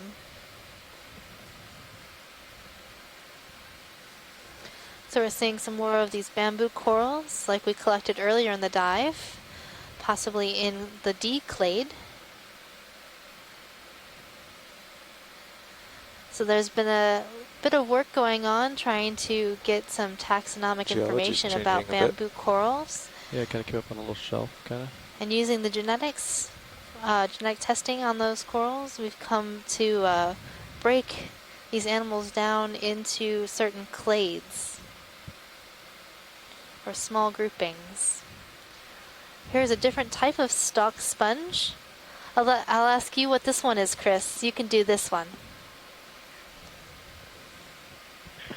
Okay, I'm on this one here. So this is another stalked form of in the family Euplectellidae. It's a glass sponge, and this one I'm pretty sure is in the genus Saccocalyx. It's got these very distinctive finger-like protrusions coming out of the side walls of the sponge. Also has an osculum on top of it. And these are distinctive characters of that genus. So that would be my best guess. And as you can also see, there's some feather stars that are attached to the stalk, and a ctenophore as well, the benthic ctenophore. This feather star is a little curious. It's got the naked tips of the arms, so it could be in the Atelocrinidae or perhaps something else. I'm really not sure about what the feather star is, but the sponge, I'm pretty certain, is close to the port Sacrocalyx. side. Yeah. Thank you, Chris.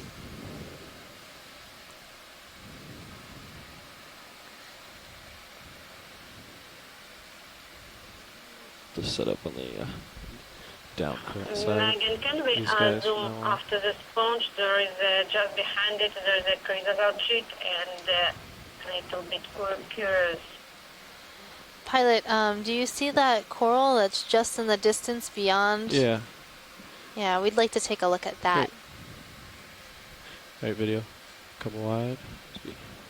Maneuver.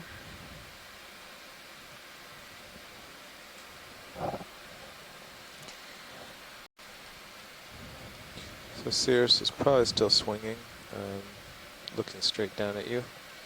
How much swing do you have left? Maybe a minute or two. Okay. Should be okay. But I think we'll pause before the next move and let you get ahead because you're kind of behind. Copy. But we've been making good pace, so maybe we're making too good of a pace. Copy. I'll set it for this one. Video. Is this the coral watch lead? Yeah, I think so. Great. Watch your starboard swing arm. Lower starboard. Top. Got it. Thanks. Okay. Video come in.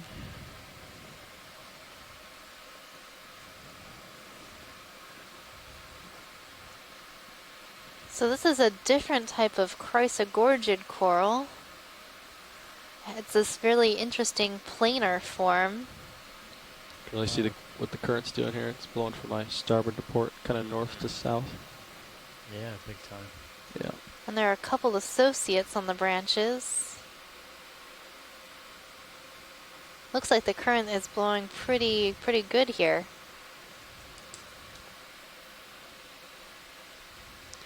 And these small little lobes on the underside of the polyps are likely reproductive in nature.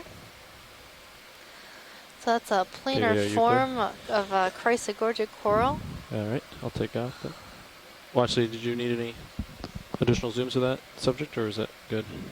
Could we get one from the other side to see the associates? Sure. Just a second. I think Cirrus is steady, but I think so too. Awfully far above you and close to the hill. Copy. But yeah, we're going to have to do a snap as I need to move. Yep. Because it's got steeper and more additional current, so okay. Come back in. Zoom in, yep. Just one associate, looks like. Yeah. I think they're snails. Yeah, that's what it looks like. But they are small snails or gastropods. Okay, I gotta go. Video. Yeah, I don't think I'm moving forward anymore. We're Thank you, close pilot. To the slope. Coming up.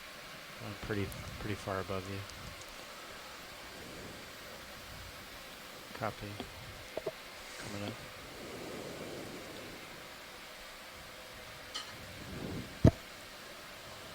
Looks like it's a little north of west now.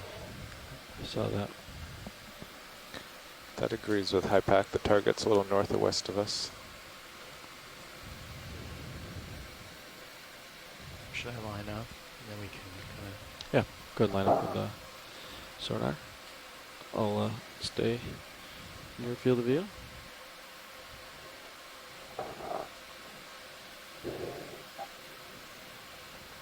Okay, I'm rotating up. 10-4, I'm pushing up.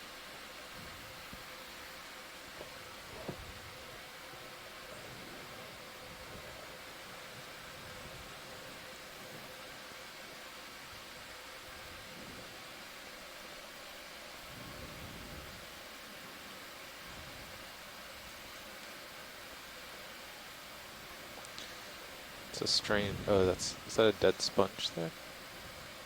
Oh, this that curled, all that stuff. Yeah. Yeah. No, that's rock, isn't it? It's like a. What is that, John? It's like a wave frozen in, like a rock wave or something, right? Kind of. It's a rock wave. It's a, yes. obviously a crust of some shape sort. of a wave, yeah. Trying to figure out how it might have formed and why it's still there. It's very fragile. Looks like very thin. Sort of like when you're freezing ice, but then you get impatient and disrupted, and it comes up with this like yeah, crazy surface. well, it looks, you can That see curl on the shiny left on the is- inside. It looks kind of shiny or glassy, like either the Yeah, but you can frame up the left Mang- curly one here. manganese rind or Zoom in partial. it's a little too Interesting. be too old here for surviving like a pillow rind of glassy material. You can zoom So out just to keep that large curly rock in view. That's what I was thinking, Bob. Yeah. It's porous. I think it. Maybe it's a I sponge. think it's Yeah. biologic. Good Yeah. biologic, yeah. It just Sponge with doesn't- Maybe manganese. it's a giant sponge. It doesn't make sense geologically to Yeah. be here at this age. Give it, you can go I mean, on. it looks like it's been manganese crusted, so a really, really old sponge. I think the ocean is playing tricks on us now. So it's like a trivia test. Or something. That's the like, weirdness of it. it's like, oh, you're starting to answer all the questions, so here's some interesting questions for you to ask. It looked like it wrapped around. Maybe it was manganese crust that formed kind of a round boulder, and then that boulder took off down slope and just kind of left those pieces there. Yeah, I was kind of thinking stuff like that, but it seems like the I don't know, downslope side might have been where it should have broken across it, or maybe, I don't know if it could form around a space of a sponge. I don't think we've really seen that. It's too old. It wouldn't be old enough. But yeah, you're probably right, something like that. Pilot, can we see the polyps that are on the right side? There's like a little colony. Mid-screen, right of lasers, and up just a bit. Yeah, come in. And then guide me, watch lead. This subject, right? Oh, Or is no, it not that not one. coming There, out it of was it was right and up. Right now. Copy. It was maybe 3 polyps. There it is. Oh, copy. Going for it.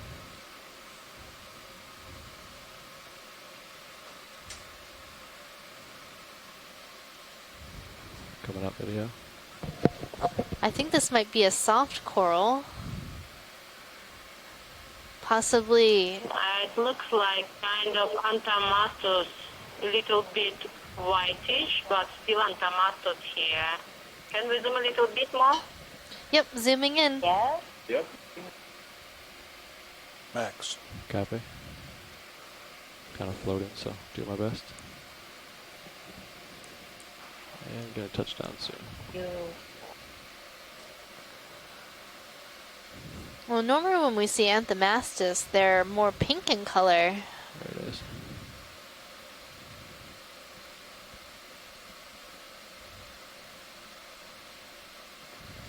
What do we know about the depth range of these coral?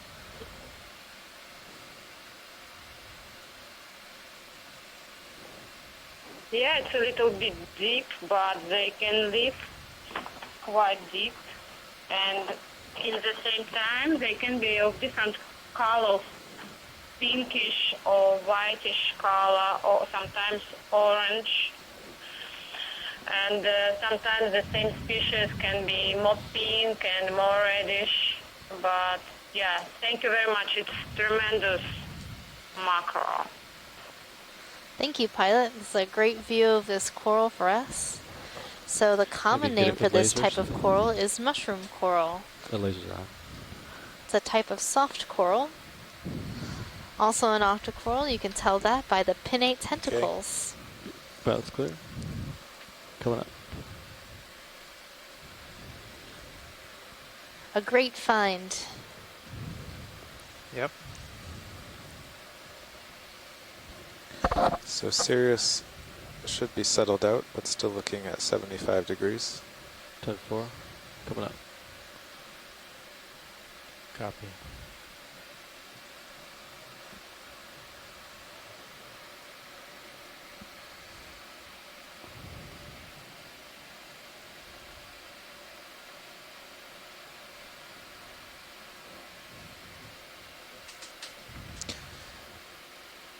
think the reason D2 is getting behind often was we had strung together a lot of moves. There's probably a good amount of layback that we hadn't added up. Copy. So even though we were doing 30-meter moves and trying to wait, there's just a lot of built-up layback, which would have been unfortunate if we decided to get a sample and only backed up 20 meters and then Sirius, went another 40 or 50. I think we're well settled out now, probably. Yeah, because we waited. Sirius should have stopped from that move at 50, dead now it's 59. sponge stock, inhabited by other creatures. We've let it go for Some 9 extra crinoids minutes. hanging on here. Yeah, video, you can frame it up just to see if there's any subjects they want a closer zoom on. I think it's 2 crinoids. We've seen these. Yep, we've seen those. Yeah, definitely. But no Cereanthids hanging out in the middle of the stock that I can You haven't see. been? We'll let it go. We'll let it go, No. video. No, that's I saw something. something in the distance might be of interest. I think we're letting the layback catch up.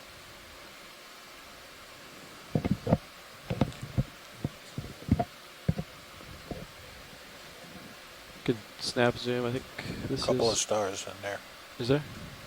I think we're seeing another one of those Oh, no. white Anthomastus corals. And that's Oh, and a Clatorizid. Oh, let's take a look at that. Copy. Coming in.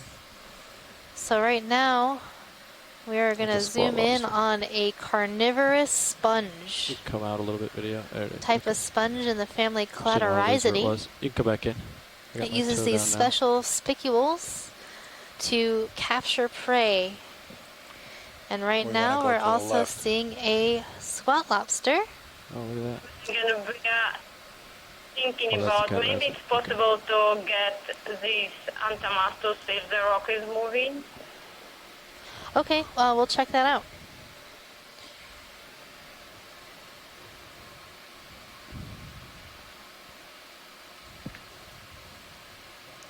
Watch, what was the next thing you wanted to see? If that we call Anthomastus... these types of Oh, pilot, we, so... we call these types of demo sponges sunburst clatorizids for obvious reasons. It's a very distinctive body form, but it is a carnivorous sponge. I think we've collected some off of the Marianas last year. And anyway, I don't think it's been examined closely by the experts in this field. So right now we only know it as the sunburst carnivorous sponge in the family Clatorizidae. Going for the squat lobster. So we're going to now look at that Anthomastus coral, the white The one coral on on the the left. It looks like it might be on a loose rock, so if we could grab that, that'd be great. Copy that.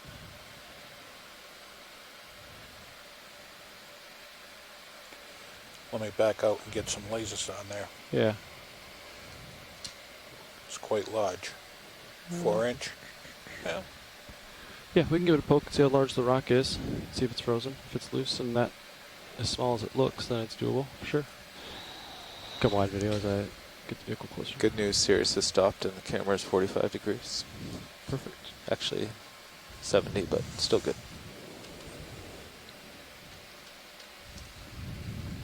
I'm betting it's cemented. Yeah. Give it a shot. Yeah, you can't get a skid in there to try to break it either.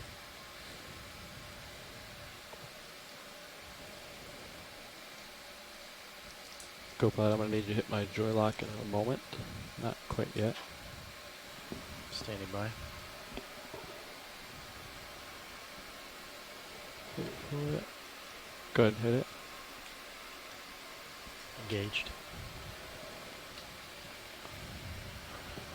And can we also zoom a little bit to the stone just left of the left laser? There is a moving Come in. colony. Come in, video. Possible moving colony in field of view. My hydraulics up. Yes. Looks like it might be a bryozoan. Cannot open the drawer here. So we could have to grab it, lift off, and then put it in the bio box probably. The current's pretty strong though, right? That's correct. Yeah, so this looks Maybe like you the can one lift you off, saw set back earlier, down on a only round a rock larger with a colony. skid or It's something. a little bit older. We could pull the port swing arm in and then kind of sit on the side, or yeah, that'd be good. Face into the current. And if we zoomed a little bit more, you could see each individual loaf of four or ring of tentacles that each individual has. And I'm at home right now, so you might hear a kitty cat. Absolutely. Thank you.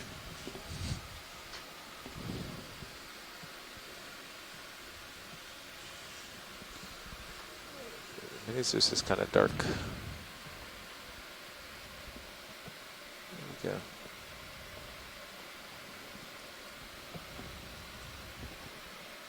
Do you want to zoom on the Mini Zeus? There it is, okay. Yeah, zoom partial on Mini Zeus, please. bumping up a little bit, down a little bit.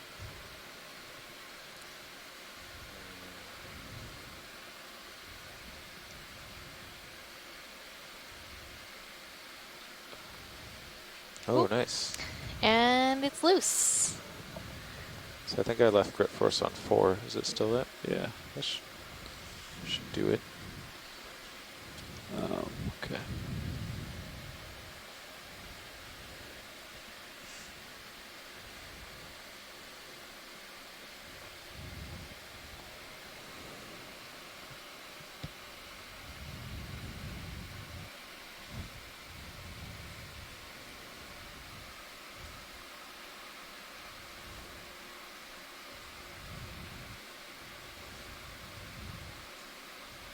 I think your jaws are under a bigger rock.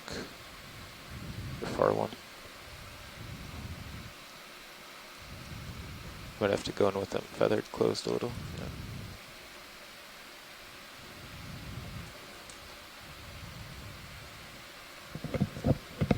Beautiful.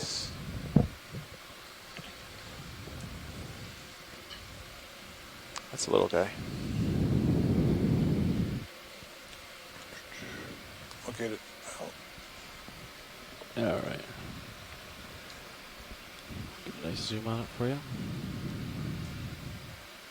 Coming video.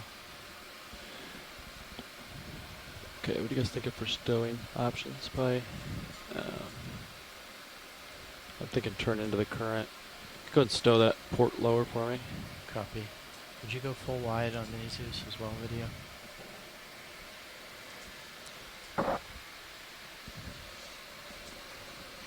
So you... Okay, port lower stowed. We'll probably go port inner. And then... I think for a while you're flying, you should put it over the port rock box. Then it's just ready to drop in, but also arms protected. Great. You could bring Mini Zeus down. Copy that. Acquire.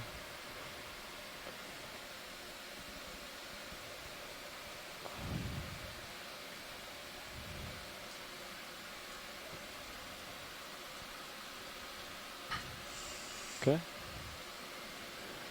We full wide on my Zeus video? Yes. Okay. All right. Another fun fact about bryozoans while we're waiting for the rock to be put away is that they're also called ectoprocs, which means their mouth is on the outside, or sorry, their anus is on the outside of the ring of tentacles. Autos might hold if you just come also up. contains the mouth. And Yeah, there's sure. another very similar group of animals called camptozoans or entoprocs, where the anus is on the inside of the ring of tentacles. Come up a little bit. Especially if you get your altitude up Well, I a couple find more that very meters, then if they drift, you're still That's pretty kind of far from weird. stuff. I do love fun facts. So both Megans. So what would be the or why would there be this difference between the entoprocs and the ectoprocs? Do you do auto alt? Yep.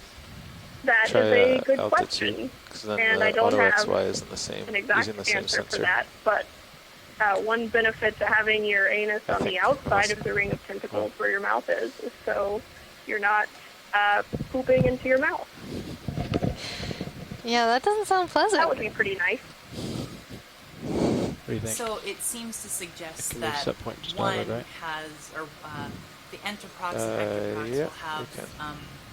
varying ecosystems and Is their that 1 environments meter? in which Yeah. the water movement You can, moves if you're comfortable, the we can get fecal the drawer matter out. away from the Copy mouth that. in whichever Drawer coming out. orientation the two We think, Carl. orifices So are. as I'm in auto altitude, so I went Yeah. starboard 2, So you're also going down. Yeah, you could bump it up a little. And altitude set point, not increasing.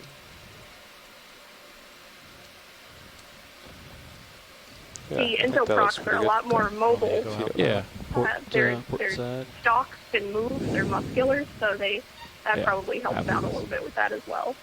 So co-pilot, get those prepped long before the sample.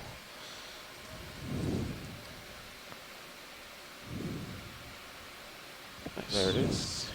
Alright, keep an eye on my position as I stow. Yep. I can bump you left or right or up or down if you need, but it looks pretty steady.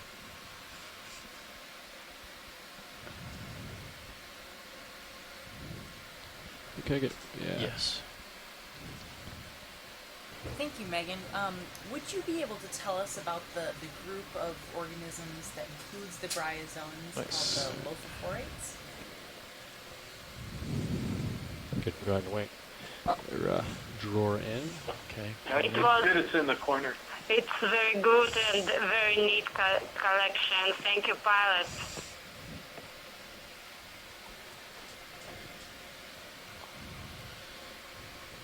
Glad we could get that for you. Yeah, that was a good one. It's a perfect little rock.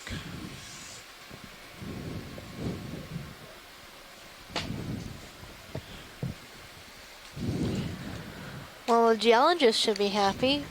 But both biology specimens have come with some sort of geological associate today. Oh, so I hope they survived that. Biology. We'll let you pick another rock, Tom. Thanks.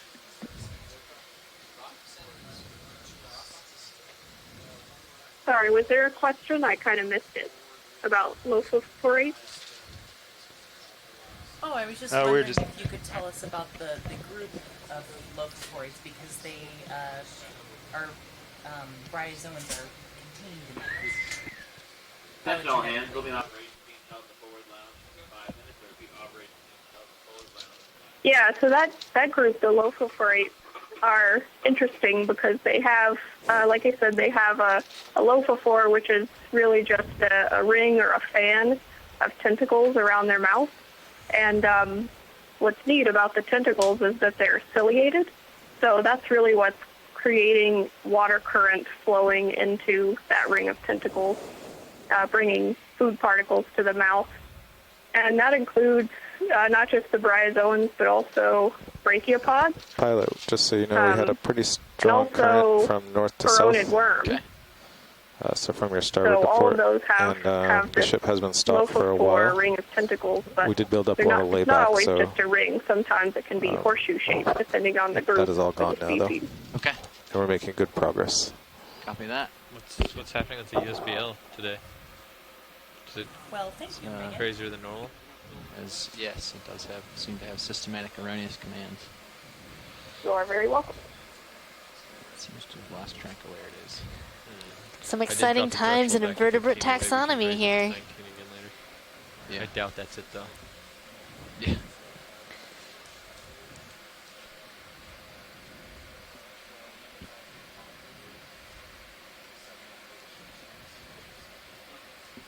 Oh good, I can study my foam pack problem while I sit here.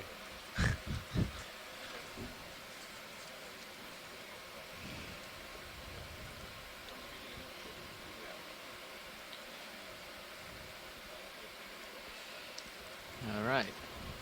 Looks like you're lined up pretty well with the uphill. Yeah, that agrees with high pack 295. too. Cameras there. I think. I'm ready to Looks keep like our bugging hydraulics it. are spun up. Do you want me to keep them online? You Or? could put the port down. Yeah, let's go ahead. Why is the high voltage comp so low? Wonder if it was like that from the. Let me check. Let me see if there's any writings.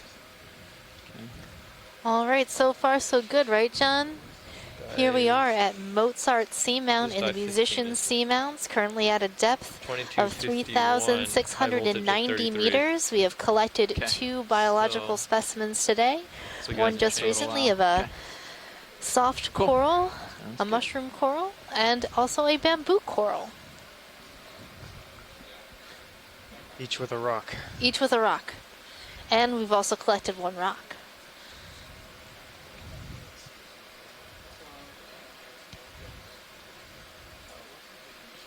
Yeah, the current from the 35 starboard right is now. quite strong. So I like to collect biological specimens with rocks, especially if they're quite small, so that we can easily put them in our box without damaging the specimen. Oh, you want me to swing so you can see the port? Soft, squishy specimens like soft corals can be easily damaged by our manipulator. Oh yeah, look at that. Cool You want to fish. see this real quick? So with the video? rock attached, makes it a lot easier. Check it out, video. I think we're seeing a black coral head ahead. We have a. Was this in video? I guess it's butty patties I Serious was cam. looking Check for. Serious watching. This is the example you were looking for, wasn't it, Tina? My lucky day. Can we zoom first? We will zoom shortly. You want a shot of this coral? Yes, we need a shot at this coral. This might be what Tina has been searching for all day. Okay. Well, we will do what we can to get a shot of this then. Hold on. Got you Video pretty one far second. out. There we go. And by the way, in the camera 2 view from the Sirius camera sled, there was a large deep-sea lizardfish, Bathysaurus mollis, hovering in mid-water, which is a very unusual thing. They usually sit on the bottom. Thanks, Bruce. So, Tina, is this what you've been looking for? Just a little heave. Sorry about that. We can land. Yes, we are looking for this one. And there is a squat lobster is visible now. Should we set up to collect this coral? Can you get like a... Yeah, and if it's possible to get longer possible stock. Okay. I mean, closer to the base, if it's possible. It looks quite long, so we'll cut as much as we can. That'll fit in the box. What boxes do we have right now? Let's see, get the lasers on it, see how big it is. We're heavy on the port side. I think all boxes are full on the port, but we're wide open on the starboard. I'll tilt up a little more. Just try to get the lasers to stay We on can it. cut it in two. Yeah, I mean it's maybe. Looks like it's about total a of foot 30 long. Centimeters, or yeah, maybe a foot long and 30 centimeters sound about the same to me. So, pilot, we'd like to get as much as we can of this coral. The base could be important. Okay. Oh, you need the base as well. But as much as we can get, that would be perfect. Okay. Should I try to pluck it off the rock? I think it'll pluck quite nicely. Okay. If it doesn't pluck, then we, obviously. The skeleton's very bendable, so you should be able to... We'll see what we can do. Pretty high current, so I'm just making sure that we stay planted here for a second. You're ready to go, you're spun up. Hydraulics are spun up high. You can put it in the same box as anti-masters. Okay. Starboard bio is available, copy. Could take a little you zoom can video. just record that as the Tina box. All right, Just, will do. Frame it. Video, could you zoom in and frame it for me? Right about there. That looks good. Thank you. And yeah, we'll get close here. arms fired up. This is such a thin coral. Oh, there it is. Next.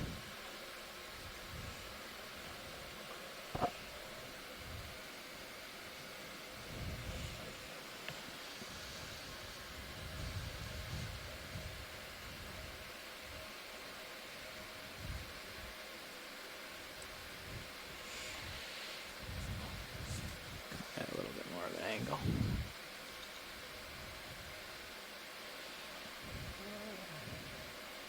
I think that's about right.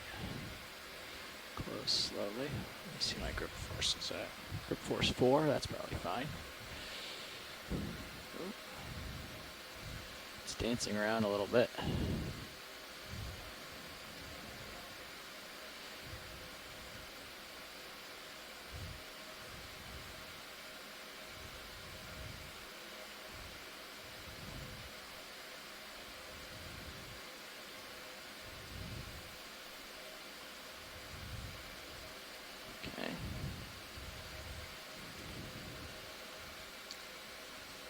Doesn't quite have it.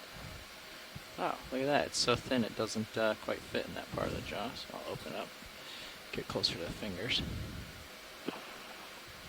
Maybe better to cut it. Maybe we can Get it in 2 fingers. Try to get this kind of a grip on it. I'm afraid if we pluck it like this, we're going to lose it. Do you mind if I just cut it? Yeah, it might be better to cut it. Okay. It's just so thin, the fingers aren't really going to be able to grab it, and it's floating in the wind, and it's just going to blow away if I just cradle it. We're just going to go for the snip. Yeah, best not to lose it. Okay.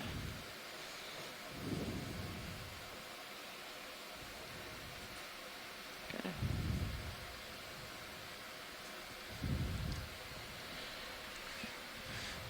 I don't know how far I'll be able to go without lifting off. Okay, well, but I can try it. Do you want any more zoom on this, or do you think we got enough? Can we just zoom on the top of it? Yeah. Let me get it out in the light a little bit, and I'll tilt the camera out there.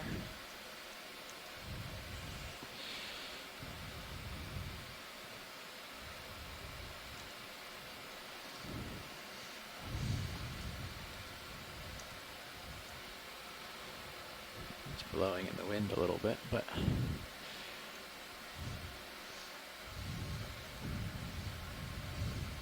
I think that's good. okay.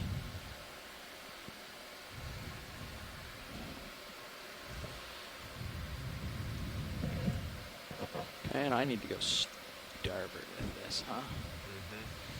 Okay, I can do that.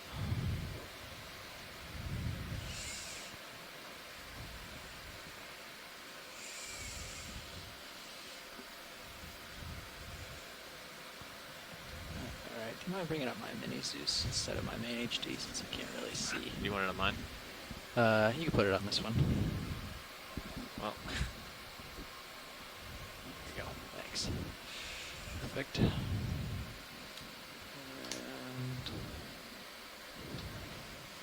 yeah, we can go ahead and open up. Okay, here just we go. the starboard. I don't know what's in the port, if it's I have it floats or closed. not. Okay, great. I have that port vial retracted. Great. I'm gonna go slow. I can't see the front. It looks okay actually for right now. Okay. Maybe not. We'll see.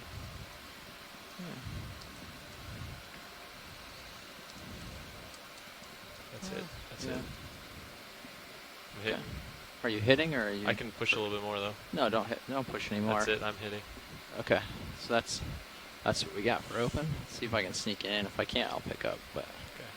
I think I might be able to get it in here either way.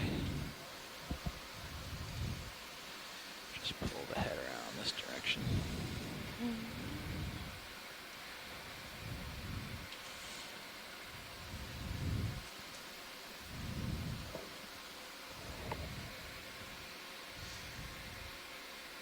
I think it's in there, right?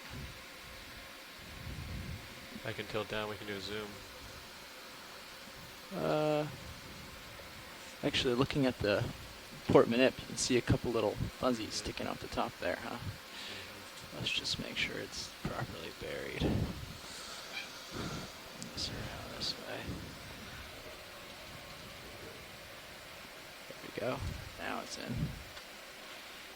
I'll open slowly.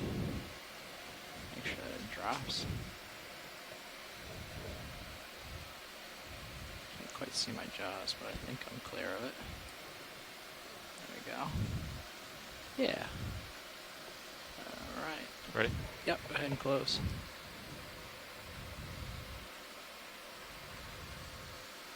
Awesome.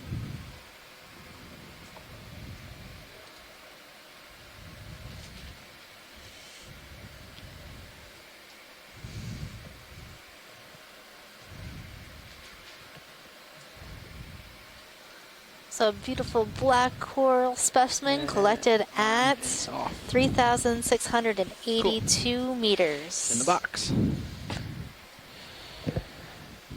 Off we go. So as I understand it, these deep species of Bathypathes are little known from the steppes, so it's really great to get this collection on this dive, our deepest dive. Okay, off we go. And 2 Tina specimens in a row. Imagine that. To confirm, that was starboard inner pilot? Starboard Super inner exciting. is correct. Copy yes. that. And you dropped a target? Sure did. Great. I should have asked before I flew off. Would you like to get a move in so I can come up there with you? Yeah, for sure. Okay, I am facing 290 currently, nav. 290? Copy that. We want to do 30 meters, decimal 2 knots. I'm okay with that. Copy that. I'll get that put in. Take a second to adjust the Looks like we have about 2 hours left on this dive. Plenty of time to explore even further. All right. Dropping really quickly. Oh yeah, they have Bridge zip RV nav. 26. Yeah, I don't think they just left the rock. Could we put in a ship move, please? Sure, go ahead. 30 meters, bearing 290, 0.2 knots, please. Either that or he set it for a collection. So right now we're putting in a ship move, and we're going to get going just a little bit. Good copy. Let's see, I have 17 holds. I'm touching the bottom now. Look at some more broken rocks. Broken rocks are super exciting. Hold here and see if I drop it. Right. At least to the geologist. Still dropping. I could go for a change of this. Change of scenery. Change of scenery. I feel like Well, the we had to longer change in of a scenery. cruise you go, the heavier it gets. We had that crazy flat plane. Yeah, that was Like interesting. the phone deck fills with water or something. We are a little bit deeper too. That's true. This is easier to explain. Yeah. We're like, oh, You the get other bored. part was too exciting. Let's move to the boring side. See how it is. Squat lobster. So just Seeing maybe a heads up, squat pilots. lobster on a rock. Previous navigator informed me that it's been Let's taking do a nice about, quick zoom of that guy. You want a quick zoom of the squat lobster? Yes, I think please. about 7-minute Okay. delay before we see movement. So 7-minute delay, copy. Yeah, we'll get a snap of this squat lobster here. I'm gonna start in on it. So I have a feeling that this might be a Munidopsis squat lobster.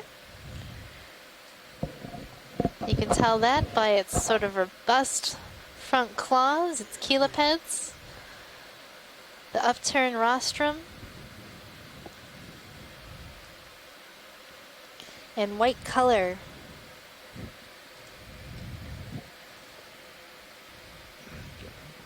Back in quickly, sorry. Don't know where that came from. Oh, I got a little tug maybe. Helpful.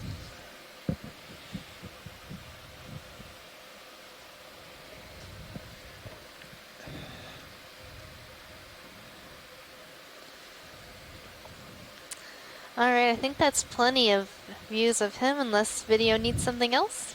Pretty stretched out, so Alright, we can have check lots of out time check to- him out for to a look while. before the ship catches up, but happy to move on and look for something else too.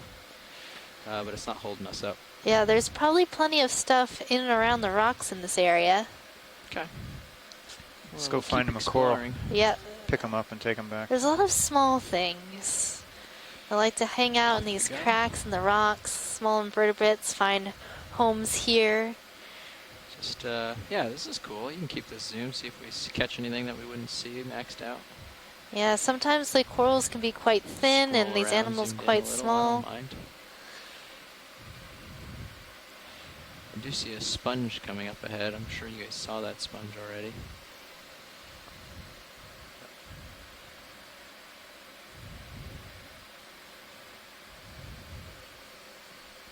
Looks like we actually have a bit of a lava flow here that's flowed in and around these talus pieces. We've Coral got right. some bamboo coral on the right. Yeah. We've seen that one quite a bit today. Okay. Keep heading over. Another There's a stalk sponge. sponge coming into view. It's got a crinoid aboard. This is a Sacca-calyx. And there's a really weird texture on the rock below it. Might be dead sponge. We can zoom in on the texture. I have a feeling it's a dead sponge. Yeah. We'll confirm and move on if it is. Or not. It just looks like some fuzzies. Yeah, and you got a couple little polyps right there too, I think. Top of the screen right now. Oh yeah. Maybe some polychaetes or... Of course I pushed out further, so I'm getting Not sure. That's not smart. What are those? Yeah, it's a funny looking dead sponge, Megan. That's what I think it is too. It could be a furry head, maybe in the genus Spidoscopulia. You're looking at the top part of it or something. But they'd like you to look downward a little bit if you could. At those little fuzzy things? Fuzzy creatures to the that are just above the right laser right now. Yeah, can we get another zoom of those like crazy fuzzy creatures? Yep. There's 3 of them there with these long sort of projections. What are they? I'm not sure if they're like... No, they're not polyps. They're like polychaetes or something. Yeah, I'm not sure if they're polychaetes or... Get it. Who knows? Stable shot, maybe. Any ideas? You're fine. Shoreside Stay scientists? Settled out. Come back in. Well, I think because Gina and Asako are the ones who pointed them out, they ought to answer.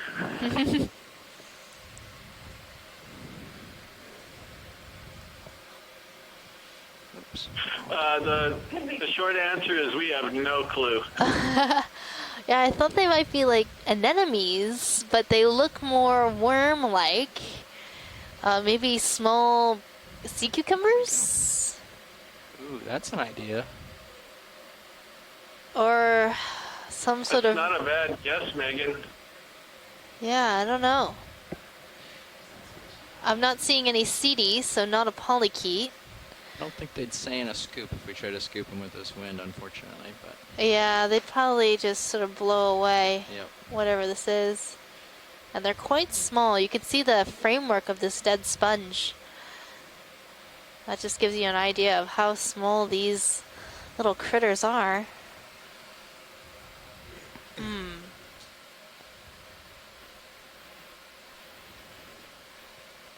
Maybe nudibranch, another possibility.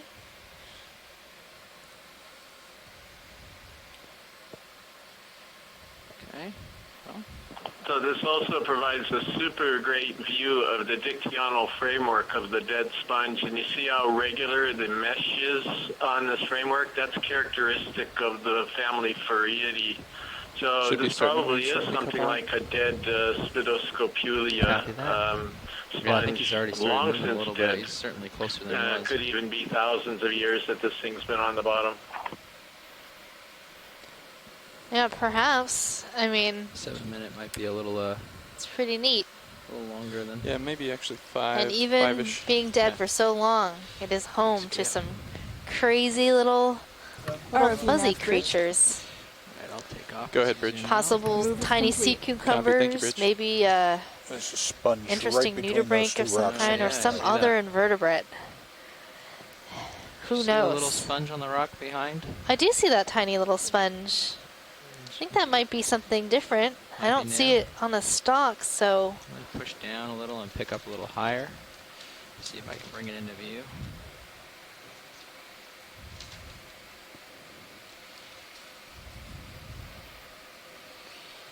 Holding here, picking up. Where did it go? I thought it was right there. It's like, oh, there it is. Yeah. A little bit further. It's got a small osculum on the top. I can take a little zoom video. Maybe if we can see its attachment. It looks like it has some long spicules attaching to the rock. So possibly Hylanema coriononema, what we've called a potbelly sponge. What do you think, Chris? Yeah, that's Max. I think you are right on, Megan. Great call. I would agree 100%. This is another glass sponge, different than what we saw earlier today.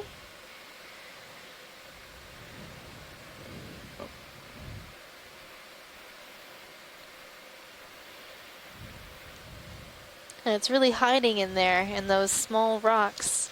So without that zoom, it'd be hard to see this little sponge.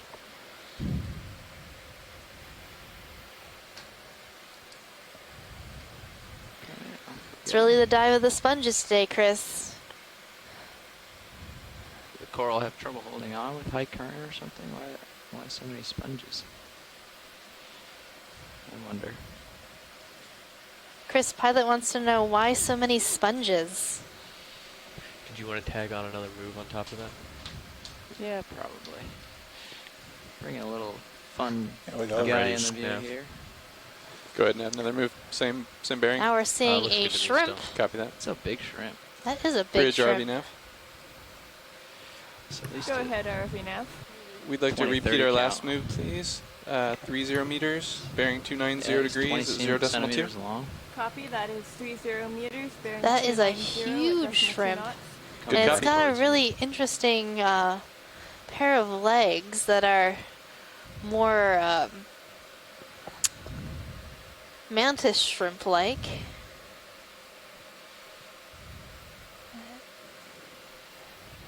At least, or no, that's not. That was just its carapace. RV nav bridge, move initiated. Copy. Thank you, Bridge. Wow, big shrimp. Move Wow, underway, that pilots. that's a beautiful shrimp. Tasty cocktail time.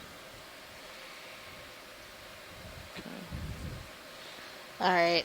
Let him go. I'm gonna look Fly at at my me really shrimps fast, trying to here. turn my head quick enough to keep him in view. I want to say Aristide.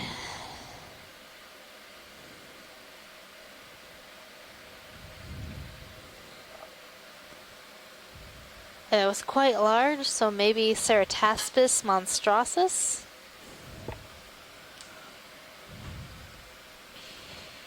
Yeah, it was a big shrimp. I mean, 20 centimeters. That is a big shrimp. Something That's very like faint over what? to your port there. I don't know if there's any Huge. interest, but you What have. is it? I don't know. Something On the very ground. faint. I don't know if it's a fish.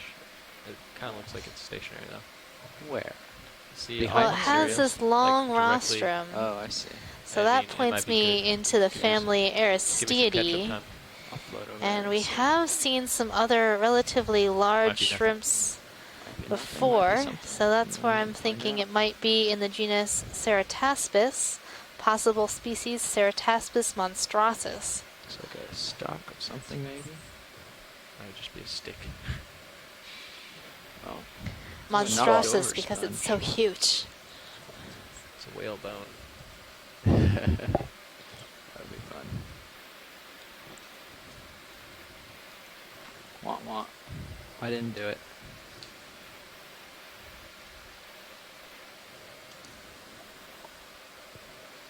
Recently, Small coral just to the dislodged. left of it, and then another one on yeah, I the see rock above it.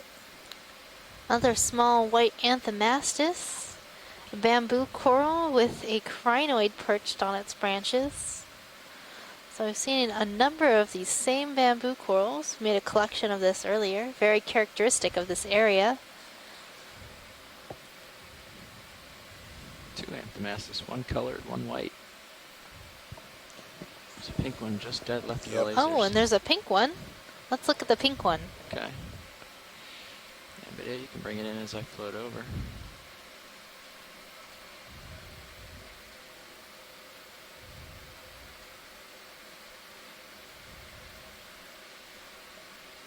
Tina, is this pink anthomastus the same as the white one that we collected? Just a different color morph?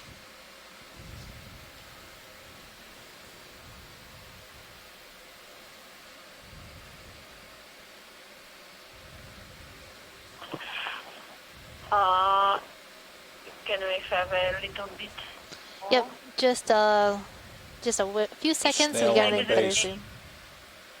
But maybe the same, but actually maybe the different, very close to. And there is a snail at the base. Do you think that snail is feeding on this coral?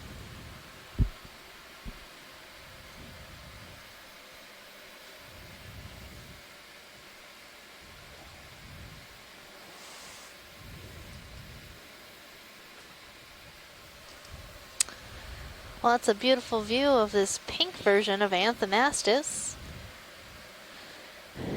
5. And we just collected a white 30% version required. not too long ago. For So hopefully we'll learn more about these corals at these depths with that sample.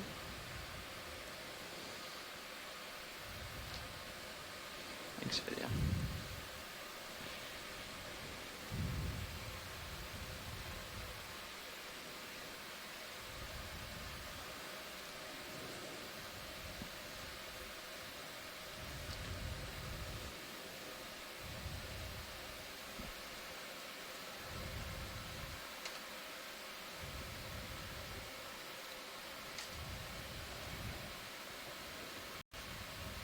This is the version of the white version that we collected earlier.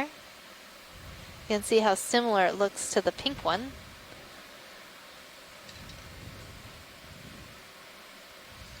And the common name for these corals is mushroom coral, because when they pull in their polyps, they kind of look like little mushrooms. RV nav bridge. Go ahead, Bridge. Move is complete. Copy, thank you. I think that, Move is complete. they are different, two different species. Copy that. Because the pink Hopefully you'll be version feeling has that a move small if you polyp aren't at already. the bigger one at the very base, and this one has not. But I can go further. Yeah, it's hard to see like all the small differences that you need to see to make a positive ID just looking at it in the video. But the more we learn about these animals, the more we can ID them by watching video like this from the bottom of the ocean.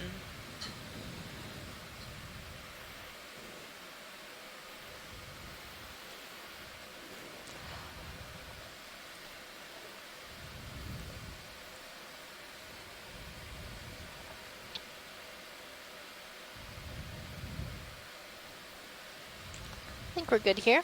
Okay.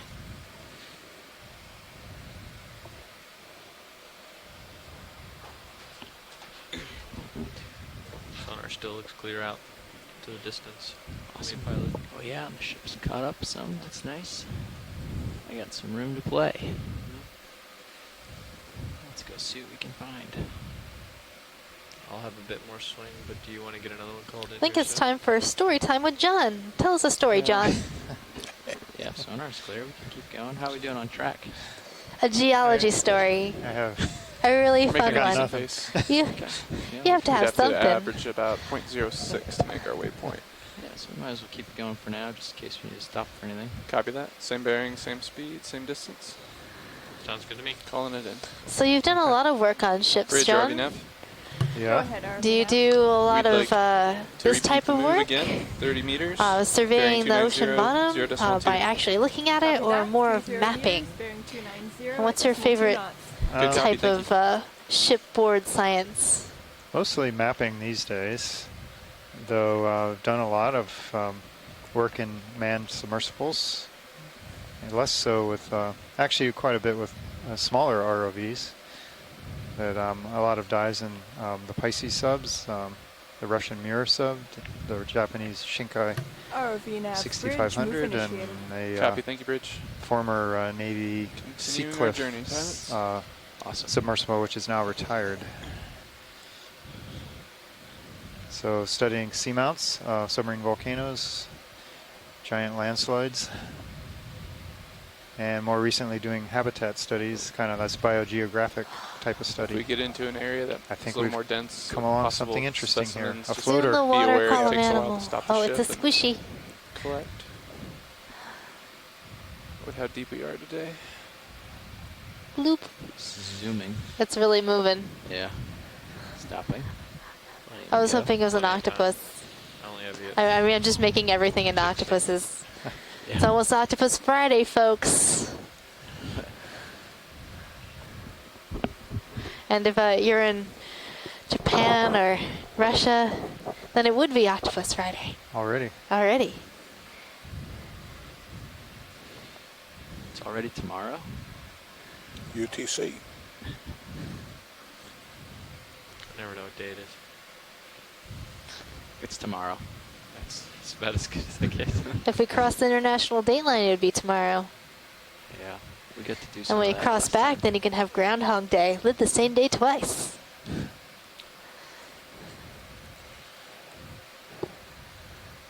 Does that mean 12 more weeks of winter? Probably.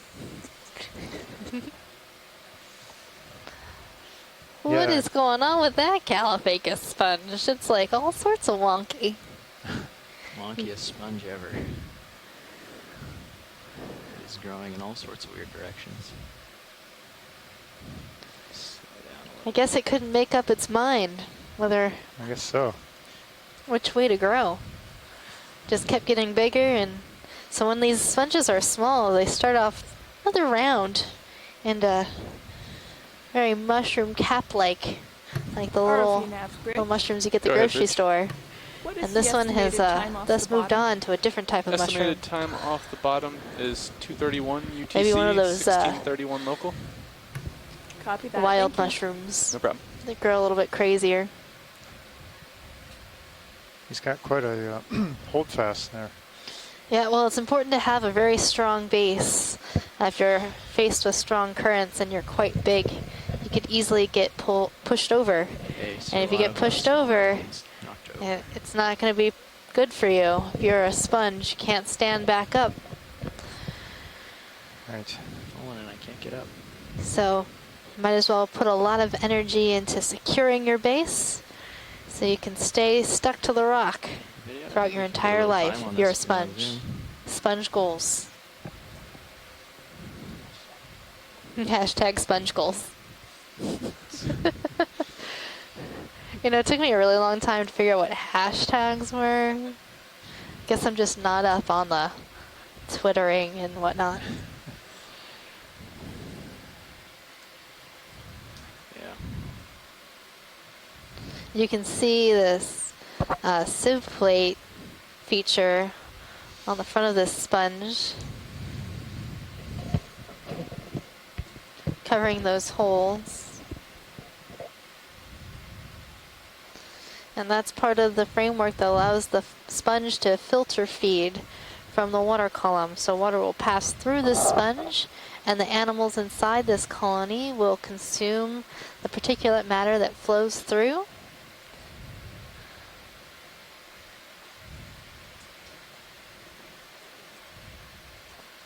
Okay. Next video.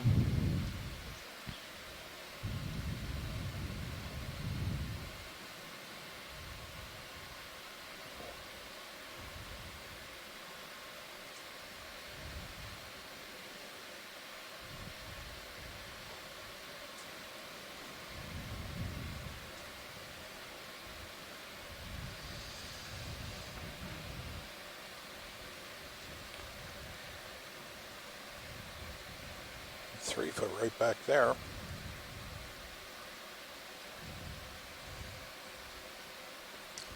Well, it looks like a different coral, a sort of bushier one. On the right? Yeah, on the right side. Okay. Should I take a look at it? Yeah, let's take a look at this. Okay. Get a little closer.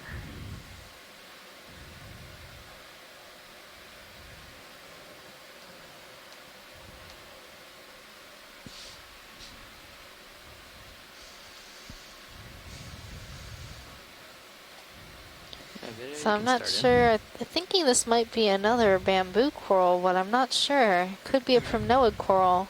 Let's go Or and if you have associate, Go ahead, Bridge. Move is complete. Ah, it Copy, is. thank It you. is a primnoid coral, so a coral in the family Primnoidae, and it has an associate anemone wrapped around it, one of the branches.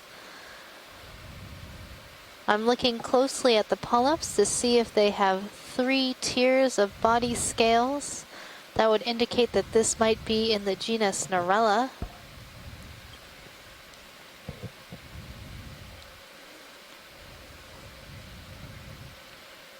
I'm going to bring out the anemone.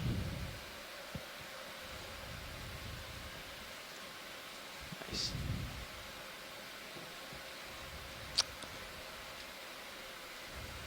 So, Megan, can you see if a lot of the branches are coming out near the base?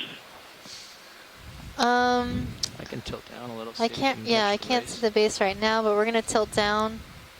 It looks like most of the branches are all originating just near the base and branching out in all sorts of crazy directions. So it's like a V or or a Y at the base. Hold So this it's like zoom, the I can base try to seems get relatively around. long, maybe a couple inches. A little bit here. And then it branches once, and then from that can't branch get the point, it's profile branching shot. multiple times. Lifting up a little. Also, it looks like there's quite a little stalk there to begin with, you know, right there. Yeah. Branches. It's a very strange primnoid, that's for sure. Yeah, it has, and like after that first branch point, like the next branch points have multiple branches, not just one or two, but like 5 or 6, maybe Trying to settle more. out here, video, sorry. It's pretty interesting. Just FYI, pilots, the ship is stopped. Yeah, really interesting. That's something I'm not sure we've seen before either. Did it just come to a stop? About 2 minutes ago. Well, we can make one more biological collection. What do you say? Is that right? Is what I say. We'd have to do this one quick, or we'd have to move the ship back probably. How long ago did the ship stop? 2 minutes. 2 minutes. We got some residual swing in there too. Yeah, for probably another. Yeah, you know that lower branch has got an enemy on it. Yeah. Curious. Yeah. Well, while we have a zoom on it, what are those like 10 meters. arborescent type things in the rock just behind this primnode? Are they bryozoan or are they hydroid-like? You're at I 70 don't degrees. know. It looks dead. Yes. Nothing really in sonar. But we probably will have 10 minutes. Well, 8 minutes. Looks like there's a number of amphipods sitting on top of those pieces. Left of swing. Oh, really? Does it sound like they It might could want be a that the sample here? amphipods made them. They only have So a number of these deep sea amphipods will actually make little branches to hang out on. Trying to make decisions with the ship watch lead. Do you think we're going to do a collection here? Or should we Chris, should we continue on? collect this? We need to find out now so that we can get our pieces in order. Yeah, we should. Yeah, I should have been clear with my joking. Yes. Yeah, absolutely. Okay. If you could collect This will this, be the I last think it would be sample, great. and, it will take a little All time right, to get the pilot, ship back we would like Yeah, to I know. collect Well, we this. can stop at least while they're collecting. Copy if that. something happens. Well, yeah, ship has already stopped. So. I'm talking about swing. Gotcha. Move back 10, 20 meters? 10 meters is 10 fine. meters? Okay. So ideally, we'd like to collect a branch that has one of those anemones on it. Bridge Maybe the right starboard side. Go ahead, RV-nav. Could we make a ship move, please? All right, let's 10 come wide. meters. I'm going to adjust my perch since this is a little bit 110 precarious for the shot. bearing at 0.2, Take please. a little bit. Copy, more, that is 10 meters, little bit bearing closer and a little 110 bit more at solid decimal perch. 2 knots. Good copy. And we will snag this. And you said you wanted a branch with one of the associate. Yeah, lower right. Yes, please. If it's too hard to get the one with the anemone, then, you know, There are any two of the anemones, branches will so do, but it'd be good to get at least one branch point included with the RV-nav bridge, move initiated. Nothing's too Copy, thanks, Bridge. Look at it.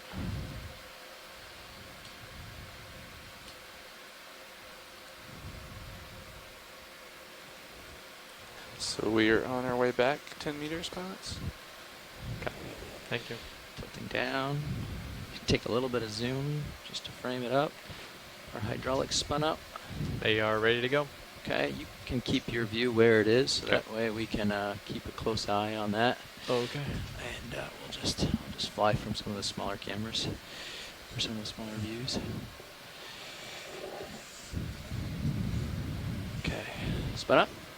Yes, you're ready to go. Arms live. You're gonna have to go to starboard. Going to starboard, copy.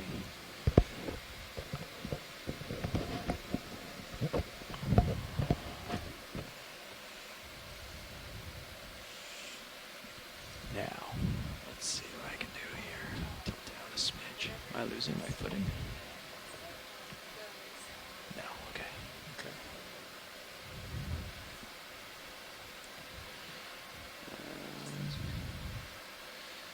I think this angle is where I want to be. Get the cutters pointing the right way.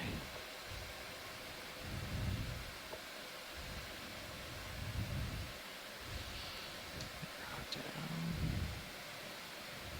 Bit.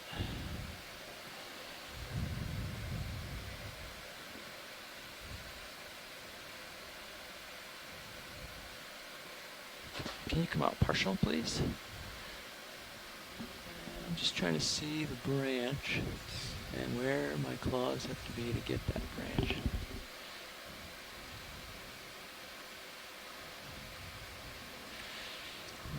Four. Okay. All right, you can go back in. Sorry, I just want to get myself oriented. Actually, a little tighter. Just frame where that. Get an enemy right on the edge of the screen so we can see. Turn my head a little. Bridge. Go ahead, Bridge. Move is complete. Copy, thank you. Yeah, okay, I see the branch. Move complete, pilots. Copy that. Okay, well, we will try to sneak the jaws in there. See what we can't do.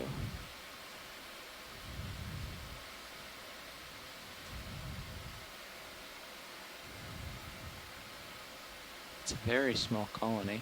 Yeah, if it's too small, we could take the whole thing. Well,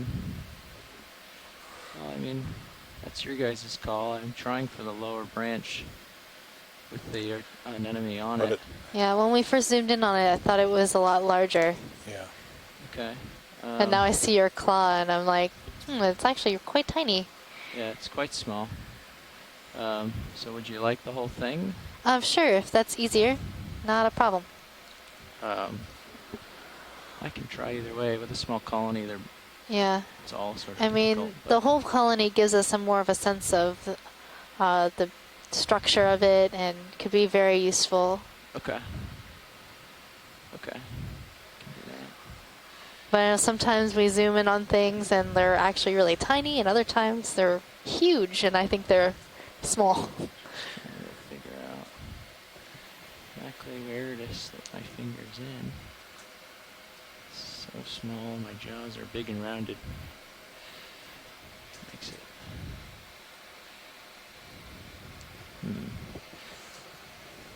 Hopefully this isn't too brittle of a coral. Otherwise I'd be really messing this up.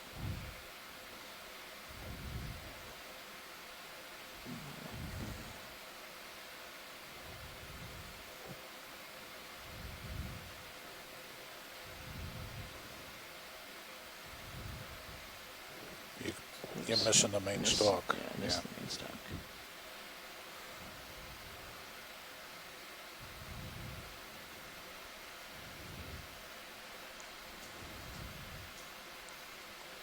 There we go. Okay, we're around the main stalk now. And we'll go for a slow grab. Oh, it's just crumbling, isn't it? Yeah, it's very fragile. Okay, well, we'll be very careful. And we'll try to get as much of this as we can, given its crumbly state.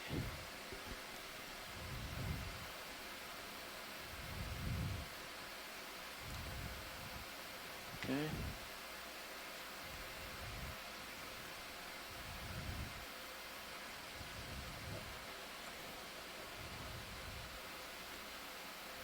Well, it's okay.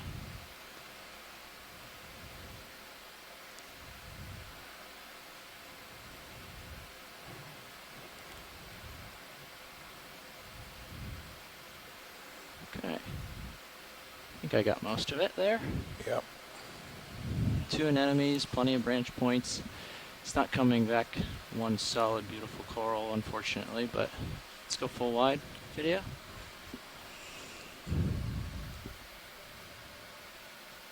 But we got all the paces anyways.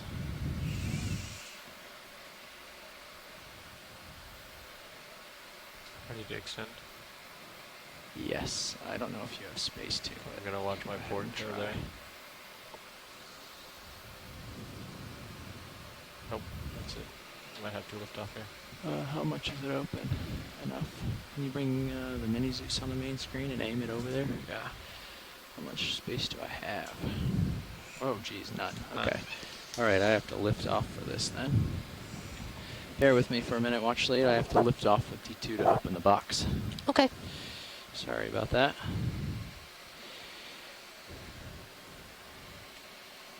Picking up. Fighting the current a little bit. Might as well push ahead just a little bit too. Okay. This is as far back as I can. Just gonna try to go into autos here. I can push ahead a smidge. I don't want to lose too much.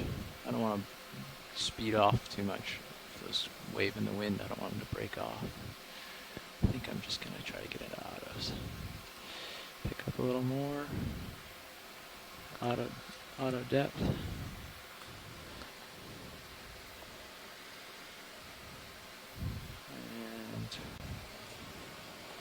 auto XY. Okay, seems to be holding for a minute. Let's get this stowed.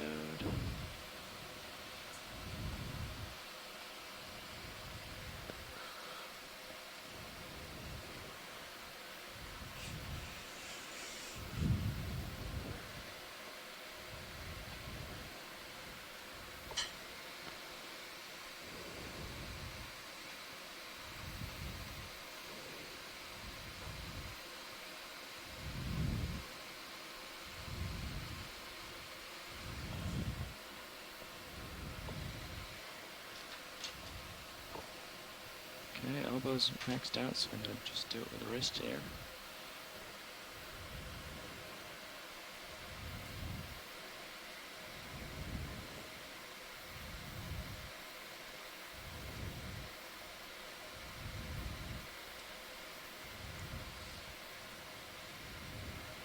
Yeah, looks like majority's in the box. I'm going to open slow here.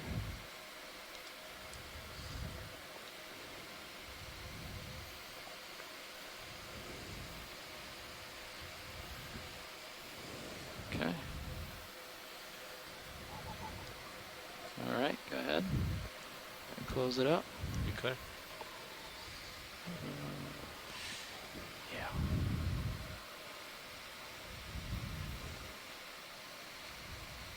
Okay. Arms off. Thank you, pilot. That was beautiful. So the great thing about collecting specimens at this depth is there haven't been that many collections this deep, and a lot of the animals here are not very well characterized. So that's why we have collected a number of organisms today, but that will be our final collection of the dive. And I'll just take off. And in this area, we also saw a Saccocalyx glass sponge, Menodopsis squat lobster, a Chrysogorgic coral, and a Bathypathes black coral. All right, I got a little behind, so I'm going to do a little race. If you see something you really need to see, I can stop, but otherwise I'm going to full tilt boogie here for a second.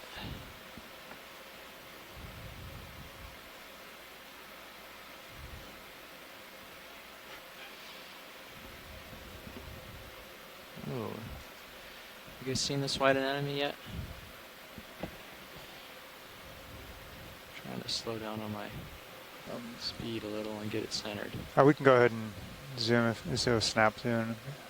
Okay, a long video. If you want. Still carrying a little momentum, but yeah, we can. If we've seen it, I should catch up. But if we haven't, then I can take a snap. Just go ahead. I don't know. She left. Oh, so. okay. All right. Just keep going out. Okay.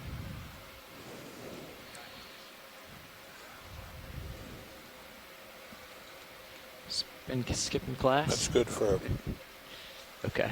All right. For a still. Awesome. Thanks, video.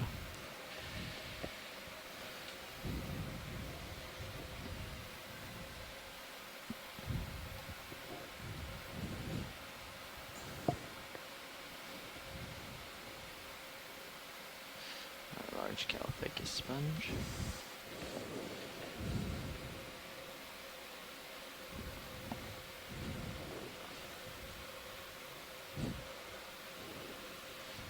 Feels like the current shifted a little bit.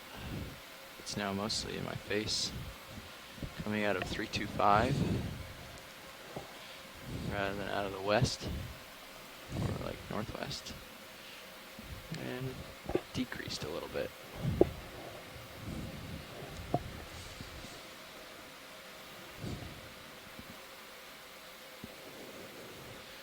There's some interesting unstocked bamboo, maybe. I don't know if they've seen this, but I'll just pirouette around it if you guys want to get a partial on it. We've looked at those today. Okay.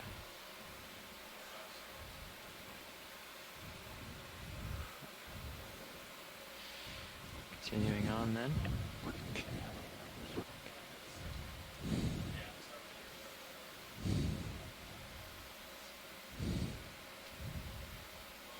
Flattening out, huh?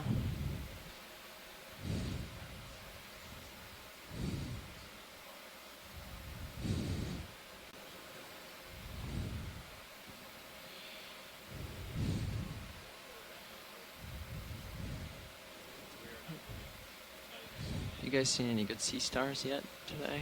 You know, Bob? Yeah, we got some of those cookie stars.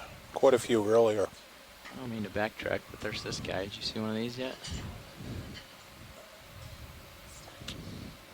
I believe so. You want to snap just in case? Yeah. Yeah. Let's see what I can do. But not with the missing limb. Set myself poorly in the current. So we're seeing another one of these goniasterid starfishes. You seen one of these today? I think we've seen one before, but let's get a good look at it. Oh, okay. We're kind of in a rush. If we're in a rush, let's get going. I think we've seen, we might have seen this particular one. I think we're caught up with the ship enough, and we're not in a rush at this point.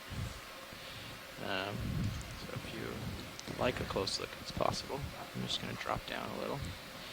Nav, how far away are those erratic points going on D2? Yeah, these cookie stars from these depths are not very well known, so getting some good visuals on it would be great. Yeah, they're about the depth is how far they run off.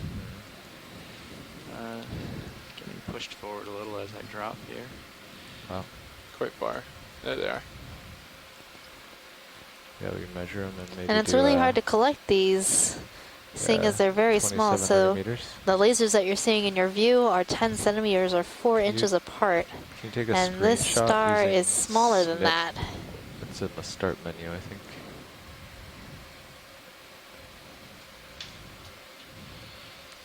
Sorry, video. I've set myself up really poorly for this, trying to keep it in view. Got my camera tilted all the way down. Okay. The current on my back. Oh. Excellent. And then just save it We got the detail. to the desktop, I guess, as a 3 kilometer or 2,700 meter bounces on D2.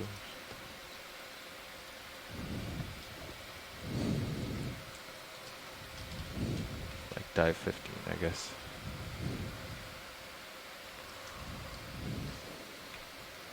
Putting a toe down there here. We go. Thank you, Nav. That shot has the detail, I think, that they needed. Okay. All right. Let's do it. You can see the pattern in the... And there is a baby crinoid just up of the asteroid. Tilting up. Oop. Sorry, where were you headed? I didn't hear what she said. I didn't hear. Yeah, okay. I was just going to tilt up and get back on track here.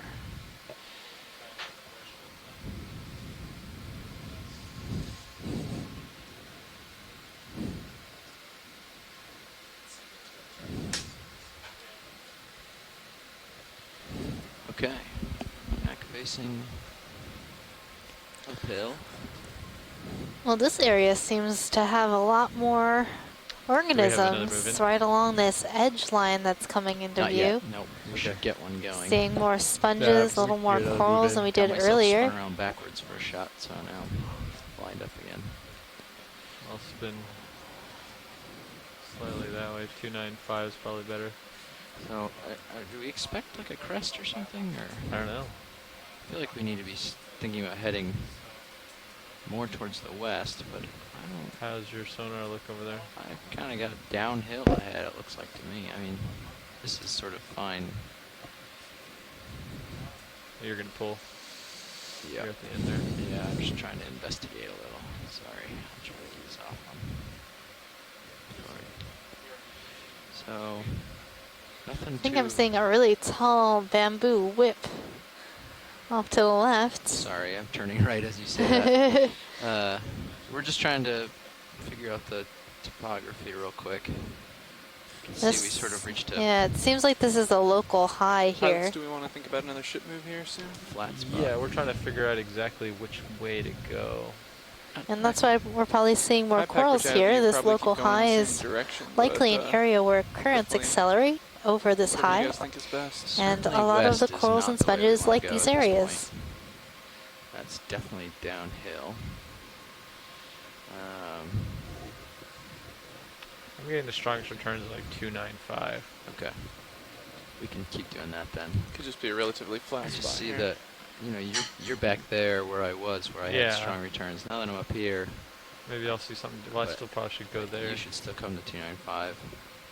Let's go ahead and do that then, Nav. We'll get that 295? in. Yeah. Copy that. 30 meters. I sort of have the high this way. Sure. Let's do 30 meters. Bridge Towards the RV direct nav. north.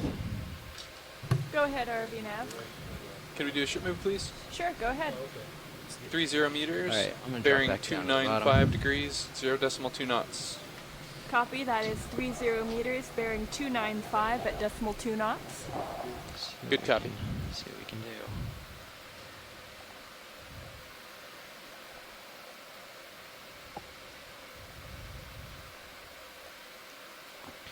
Okay, watch lead. If that tall bamboo, unfortunately, is a little out of our reach at the moment.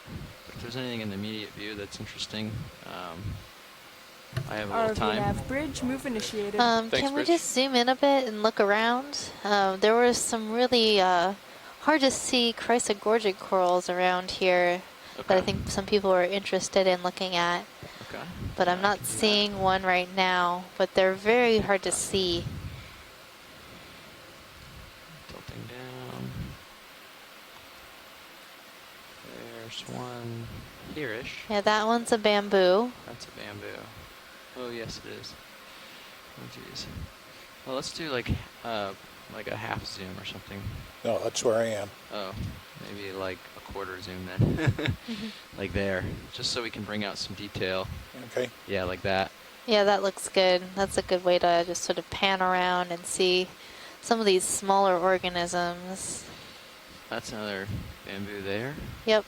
We're seeing a lot of these very leggy, brambly looking bamboos in this area. You're looking for something more bushy, like a...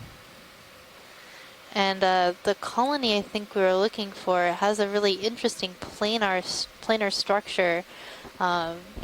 It's with alternating branching. Okay. It was quite interesting.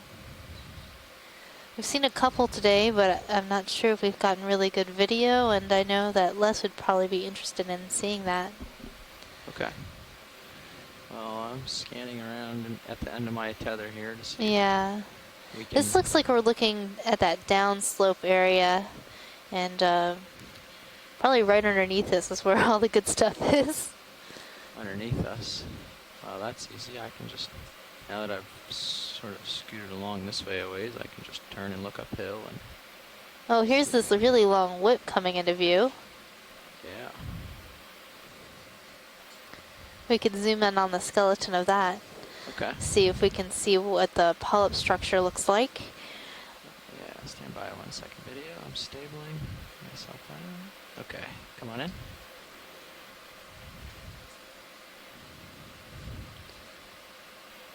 So, dense row of polyps. It looks like all the polyps might be on one side of this coral. Trying to come around so that we can get a view of the back, but... Well, definitely a bamboo coral. We can get here. Not seeing very large intertentacular spines. Coming around. Yeah, I don't see any coming out that back side. There. Oops.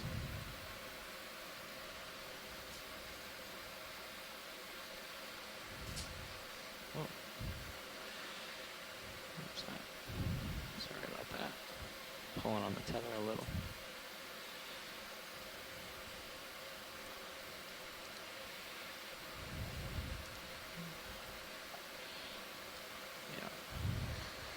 So there's a possibility that this coral might be one of the deeper living unbranched bamboos called Bathygorgia. Oh, that's what I've got. I'm sorry about that. Feather pulled me off. Alright, I'm going to turn towards my starboard and see. We can keep this zoom and see if there's any fuzzy looking Chrysogorgia over here underneath of us. Sounds good. Thank you, pilot. Slowing down a little. There's a couple little bushy coral we can take. Oh, yeah, there's one on the bottom right. Yeah, I see it. I see one. Okay, coming down. Yeah, there's no way we could have seen that zoomed out all the way. It sort of blends in with the sediment on the rocks. Yeah, I can see that. There is a small colony of Chrysogorgia just behind the broken sponge stalk. Yep. Yes, just behind. You can see it's moving a little bit. It's not the one that is laying, but that is standing yet. Okay, right up. Piece on the rock in the left up corner. Okay, I think I see that one. Yes, and there is a Chrysogorgia there, yeah. I think this one might be the same as that one. Let's do a nice zoom on this one first. Maybe the same, yeah. Come in partial on this and we'll see. And it's also planar. You should be starting to move anytime, pilot. Copy okay. That.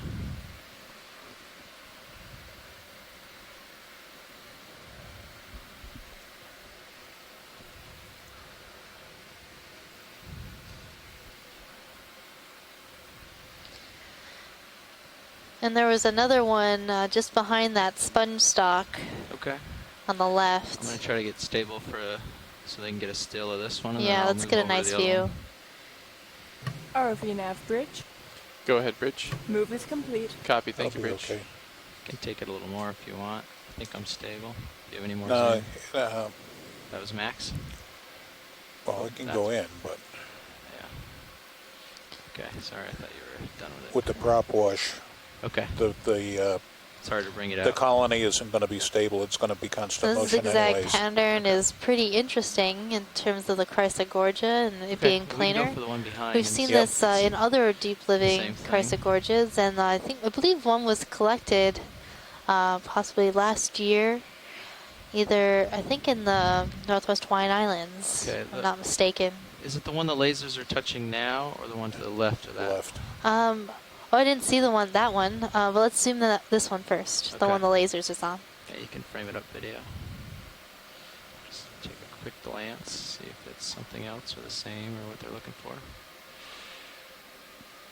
I think it might be the same. We're just seeing it on its planar axis, so it looks very thin. Okay.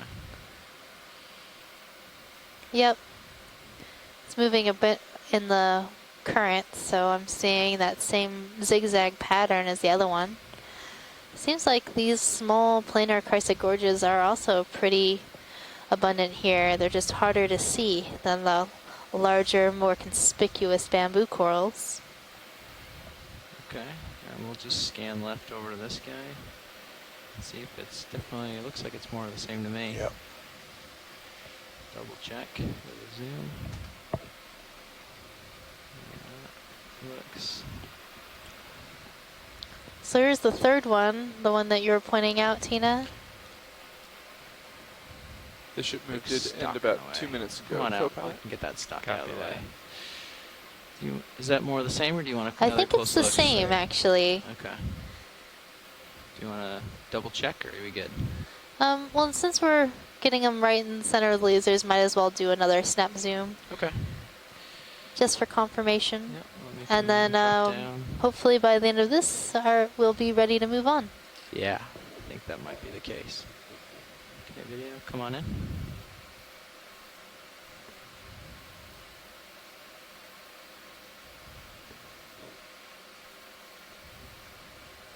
I could start cutting the corner there and meeting you over there.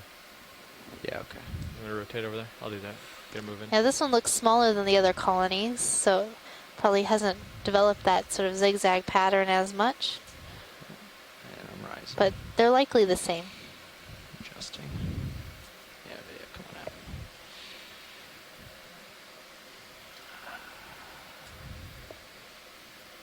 Yeah, come wide. Sorry about that.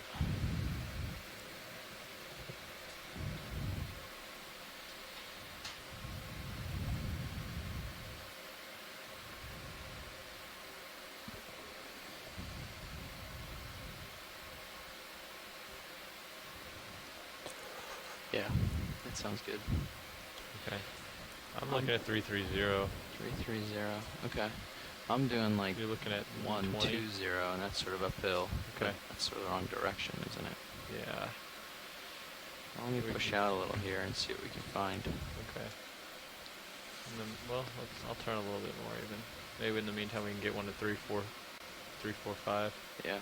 345, 30 yeah. meters? Yeah, let's go do that. Copy that. Bridge RV nav. So if you're just joining us, you're watching the live feed from the Okeanos Explorer. We are currently exploring in the Musician's Seamounts 30 meters. and diving at a depth of 3,650 meters on Mozart Seamount. This is your biology lead, Megan Putz. Good copy. John Smith, your geology lead. And we are learning about the different biology that lives here on these deep seamount ridge, and also learning a bit about the geology as well. So this is a really unique dive in that we're investigating the interaction between a hot spot and a fracture zone. Underway, pilots. Copy. What's a hot spot, John, and a fracture zone? The hot spot is a plume of just check out molten material dots on of the magma that stem. comes up through the mantle and basically erupts on the seafloor, and it's in most cases thought to be a fixed position as on the Earth as the overriding tectonic plates move in different directions depending which hotspot you're at. But in the case of Hawaii, the plate moves to the northwest at about 10 centimeters a year, and the hotspot basically continues extruding magma onto the seafloor as lava and builds up the islands as they progress, as the chain progresses to the northwest, so forming a line or a linear chain of seamounts, islands, and eventually submerged banks and atolls as they erode back into the ocean. Again, a good ping off to your left. Copy that. Good. So this is an interesting view of a chrysogorgic coral. I'm not sure if it's the same as what we were looking at before. This looks a bit different.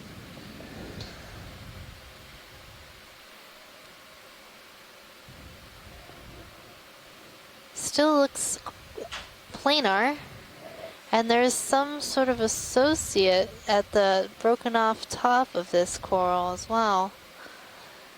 Very interesting. So this is a Chrysogorgia species of, well, it's a genus. I'm not sure of the species. And is the family Chrysogorgidae. And this particular coral doesn't look to be in the best shape. The bottom half has, well, there seems to be partial loss of tissue along the axis of this coral, and the other branches have broken off.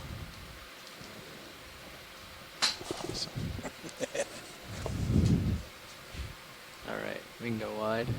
Okay. Thanks. Is that wide? There you go. Perfect. Thank you. I had the lock on the back of the So chair, we're and that's what currently gave on way. a hunt for a rock. We're looking for our final collection today of a piece of rock from the seamount that will help us understand Push out to the difference in the geology between this seamount and the one that we surveyed yesterday, Least Seamount. I can turn that way too. Yep. So what is so special about rocks from different seamounts? How do we use them to understand the ages and different formations of seamounts?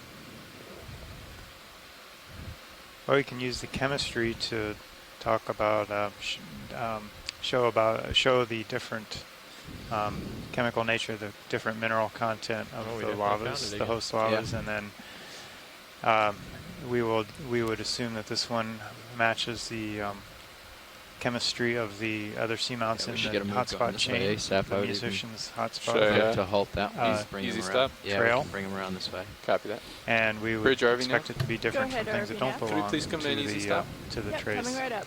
And we can also do dating of Yeah. get an absolute age 285. of the lavas that came from the seamount. 285 on that Sirius? would fit into a Okay. time So another 30 meters. timeline or time progressive sequence of these Bridge RV nav. underwater mountains, Go ahead, seamounts RV becoming now. islands. Are you ready for another maybe ship move, or did you need a erupting moment? on Yeah, the seafloor. we have come to an easy So Copy that. as the We'd like another ship move, please. chain 30 meters. gets older, the seamounts Bearing are 285 older. degrees, 0.2. The chain moves away from the Copy, hotspot. that The is seamounts get 30 older. meters, bearing 285 So right now we're looking at a really Good copy. strange difference in the morphology of the bottom here. What's going on? We saw this earlier. It kind of makes me wonder if we're in the same place, but we're at a far different depth and upslope. So it's very similar to what we saw earlier. I don't know. It's a distinct contact between RV two nav different bridge, move geological initiated. units. Copy, We thanks, have Bridge. kind of pillowed talus and some flows on the right side, and then this kind of gravelly material almost completely covering this very flat plane. There's a change in slope right at this contact from maybe 10 degrees or so to basically 0 degrees almost. It looks very flat. I don't know why. So the interesting thing is, off to my starboard right now, which is towards the east, is where we were. That's uphill. And off to my west is also uphill. So we're in a little saddle here. Yep. And Yeah, right I here see is that- the lowest that point, broken is where these pillow are two kind of meeting. Just down from center screen right now. Does it look to you? Broken pillow down near center screen. Yeah, I see it. Yeah, just Yeah, with down the, to the right. kind of the angular face to it, dark face. I have enough tether Yeah, to give it a and nudge. that's, Yeah, we could ask the pilots to bump it. It looks pretty good sized. It's not too big. I can give it a nudge and see Yeah, if it's that loose. If you'd one like. looks like it has a ding out of the front end. Yep. Do we think we'll need a ship stop here? Not No, a I ship think stop, no. It's no. going in Okay. the right direction. You should have been with me to carry the one yesterday. It was rather hefty, It was hefty. Oh my goodness. like 42 pounds, I think. I think I gave it a little I bounce, have but I to say cannot. bigger is better because the more sample we have, the more That's- analyses we can run. But I do feel It's your not pain. send I time. don't know if you'll be able to turn all the way around there. Well, you also get the bonus rock that came with our Anthomastus coral. I don't think it's. It was quite small, but hey, Definitely nudged it. bonus. And dragged over it. But I'll give it one more here. Yeah, that's. Okay. Give it a good nudge there. Let's see. It's wiggled it all. This is our very scientific testing of rocks. We run into them to see if they move. I'm having trouble telling you if this is a. I don't loose know. rock. I don't looks think like it it's moved. Pretty cemented to me. Yeah, Thomas, it looks like it's pretty cemented. We whacked it twice. That was a firm bump. Yeah. Trying. All right, I guess we can move on. Okay. There's a little bit of a face. If you see any loose-ish looking ones. bump at will, and we'll see if we want it or not. Okay. Yeah. Yeah, I'd like to get something from this pillow. I know field that you before we guys get off. probably are fearing that this is not going to be a good place for a rock along here. This is the last time this was about 30 meters wide. Yeah, I'm looking off in the distance and it seems to keep on going. So do you want me to keep So looking across around this in this pile way, of is that rocks behind another me? pillow field? I thought like on the left side. Is You that can just zoom my out there, video, and we can eyes see, playing but tricks? It looks like sediment out there to me. Oh. No, I saw it like a little bit further to the left. To the left. Let's see if there's more coming. Oh yes, out there. Oh yeah. Yep. So do you want to check out that side? Well, that's certainly the direction Sure. of heading, and Might I'm as actually well. pretty close to it on this. Here, come out wide. I'm Right over pretty there. close. Yeah. It narrows over to my port, so I actually can reach some of it over here. Okay. Yeah, let's bump around in here some. Let's see what we can find in this general area. Yeah, it'd be really interesting to try and map out if this little gravel zone between soil fields is. Wait, you know, if you just swing Cirrus heading, they'll be able to see it from above. Okay. If you want to just turn it right, I can light it up a little. I'm gonna swing my heading starboard and light up this field, and he's gonna tilt down on the camera, and you're gonna be able to see, I hope, both sides right now. Okay. The two rubble fields and then the. Stand by, Thomas. We're gonna kind of light up the area and pull back so you can get a look of it. Hopefully, if this works. So I'll pick up, and you can tilt down on your camera. Stadium view. There you go. Yeah. You should be seeing it about now.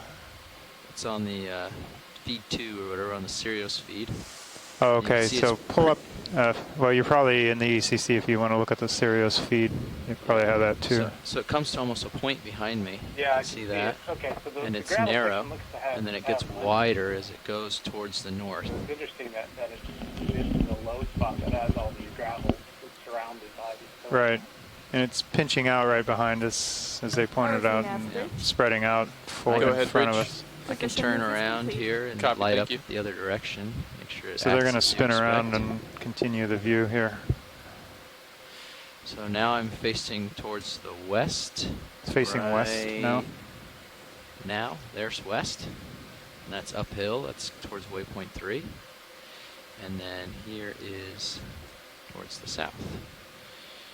It's this way. You can almost. So this is we're facing make out a mixture west. Kind of this saddle goes east or north south. It goes. Let's see, we are facing south now. Yep. Sorry, what did I say? So. And yeah, so I will come back over to a little rubble field here and see if we can't, or this pillow field, and see if I can't find something loose that looks in place for you. So for those of you at home watching, the close-ups are great for biology, but actually a lot of times the broader view is better for figuring out what the geology is. You need a little more context. And the upper view is often very helpful if it's well lit from the Sirius vehicle above.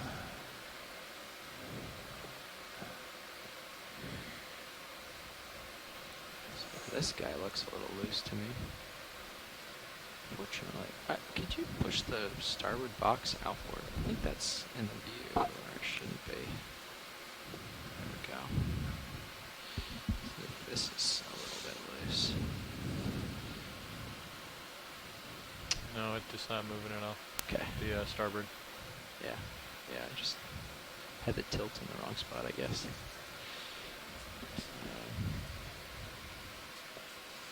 How are we doing on our move?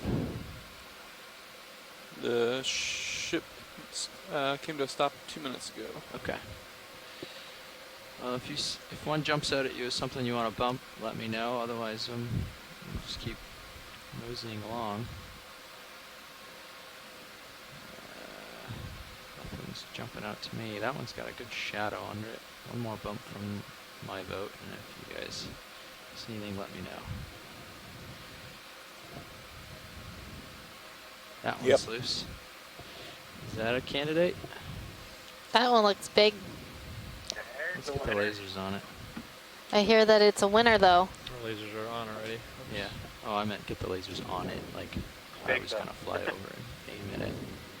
Yeah, that's about, 25 centimeters. Megan, it's only fair that you and John flip coins as to who carries this up the ladder.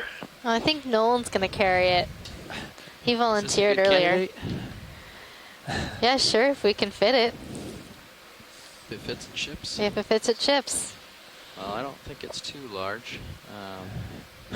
Which one are we looking at? This one, right here. The big one in the middle? That big one. Hey, it moved. Wow. We're like, oh. You're carrying it above your head today. We're like, work out. Well, maybe it's bigger than I realized if you guys are making Yeah, comments the problem is They're heavy, but that's not usually the problem. Is that they're so bulky that they're hard to get up and go. They're hard to get up and carry, and when the ship's rolling around. Would you rather move on to a different one? So that you don't have to. I'll call the galley and request extra desserts for you guys. As long as we get extra desserts. Yeah, let's go ahead and collect this pilot. Seriously, if you get one of these big ones, that gray bin that's in the lab, if you can get 2 people on one end of that gray bin is sturdy enough to actually carry a pretty heavy rock up the ladder. Okay. Consider that option.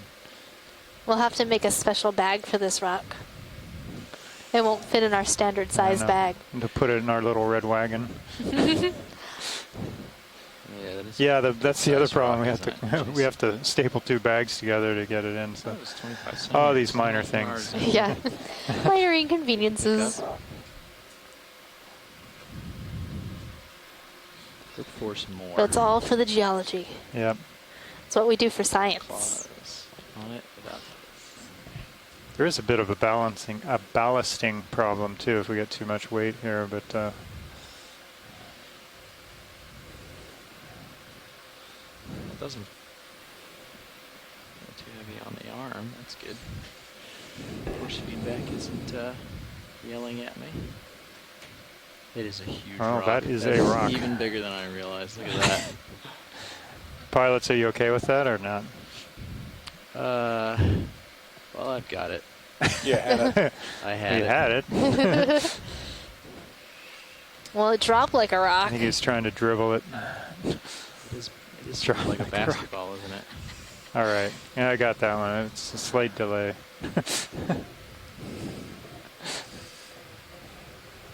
Almost. Or did it sink like a rock? Yeah. What are we on? Number 5? 6. This is 6. Okay. Our final collection. Final. Yeah, it's very round. Just so. There we go. That's a good grip. Another basalt pumpkin. Okay. Well, we got to get ready for October somehow. Or you can just put it in there. Yeah, you can bring it in. Okay.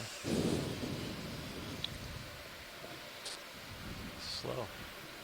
There we go. Okay. Let's hope it shuts. Hope it shuts. So heavy it just presses it down. Fit. Some of your record.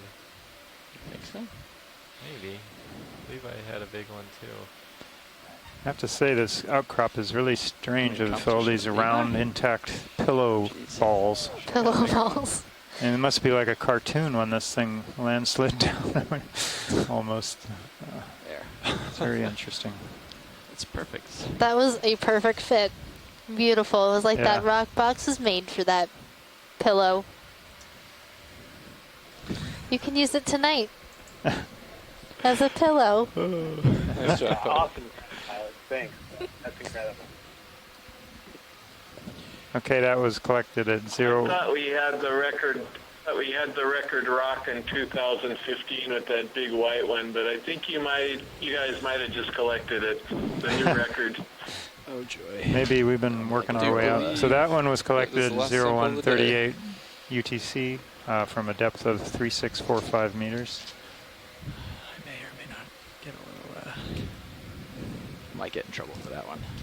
Off we go. After this, could we You're definitely gonna take have a to look at pull the the Primnode cord. whip up in the right corner Yep. from Les and Yeah. Tina? I think so. I think we're fine. The coral on the right side. Yes, on the that's right. it. Oh, we're just passing it on the right. We might have to move. If it's ahead, I can That's go. right. If it's behind, I would Oh, like it's to keep behind us going. now. Oh, okay. You should be pretty well settled, co-pilot. Do you guys want to get another move in, or? Well, we can think about that, yeah. Just a second, though. Let him center back up.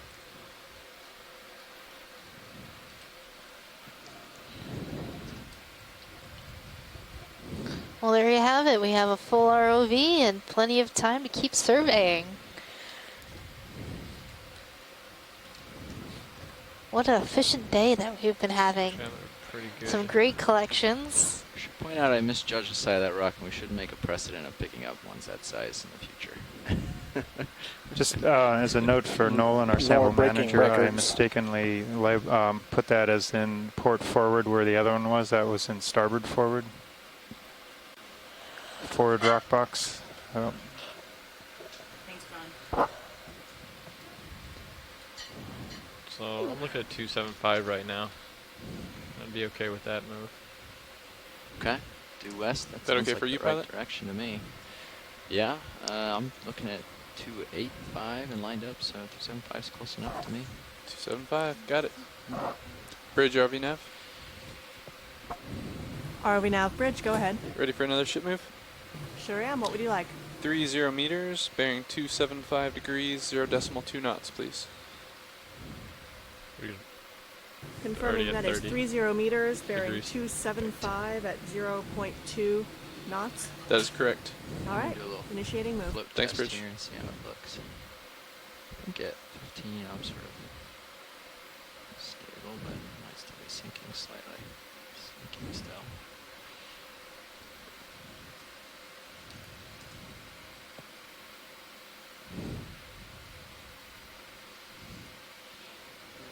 Yes, get rid of ballast, we will. Would it be smarter to get rid of it now in case there was a problem? ROV nav bridge. Go ahead, Bridge. We are negative. Do you have a bailout position or direction? We have it set for east currently. Is that what you have up there? Just verifying, yes. Thank you. Good copy, thanks. I think I'm floating at this point at 5, so I'm still buoyant. That looks like a very So we're cool seeing another sponge. You can see through it. Saccocalic sponge coming onto the upper right. So we'll definitely ditch it for the way up, but I'd like to not do it. So this is a type of glass sponge on a stalk, and it's easy to spot because it has a sort of leafy, lumpy outside texture. Yeah, we'll get a little maybe framed pirouette shot if we can. See what I can do with the tether I have. Something reddish on the rock right next to the razors, the bottom. Oh, a mat of some sort. Yeah. Take it away. I think they would make really cool lamp shades. Just saying. That's kind of biomat or something. Some discoloring. You know, side table lamps. One that looked like a Saccocalix. Like, how cool would that be? I think it would be awesome. And you 70s. could use very that giant 70s. rock as the base. Oh my goodness. I'm not going to live this. I think Megan was born about 30 years too late. What is this, like a 60s style right here? That's 70s. 70s style? 1970s, my age right there.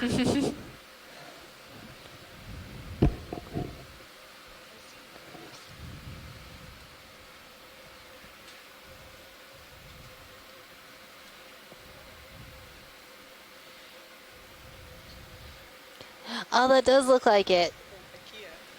Oh, I can get one from IKEA, apparently.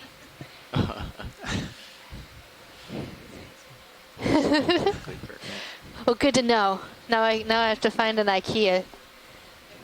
I don't think there's an IKEA in Hawaii. They're in Sweden. Go there.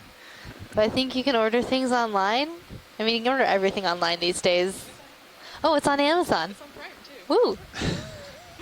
All right. Amazon Prime, $39. Focus. Look, coral. Oh, look, corals.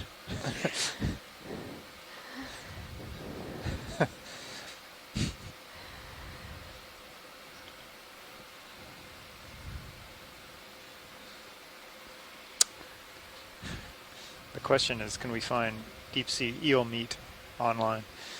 I have no idea. We'd have to ask Asako. She was the one who looked that one up. Yeah. Apparently, some people like it.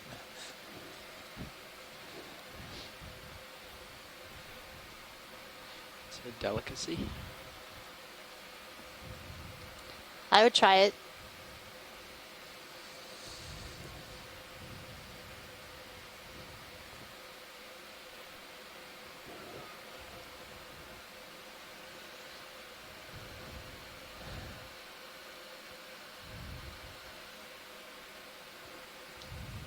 So we're moving on upslope, checking out this beautiful talus field, or is this more pillow? I can't tell.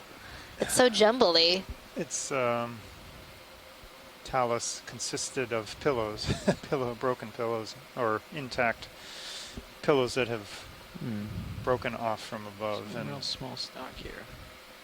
And a Take collection quick of snap right assorted there. other rocks, I guess. See if it's more of the cemented same. by manganese crust. I don't really see obvious. Oh, can we look at that coral right there? Yeah, of course. Of course. We are trying to line up for it for you here. I think it's another one of those unbranched primnoid corals. Unbranched primnoid. Oh, mumbling to the rocks as I get closer.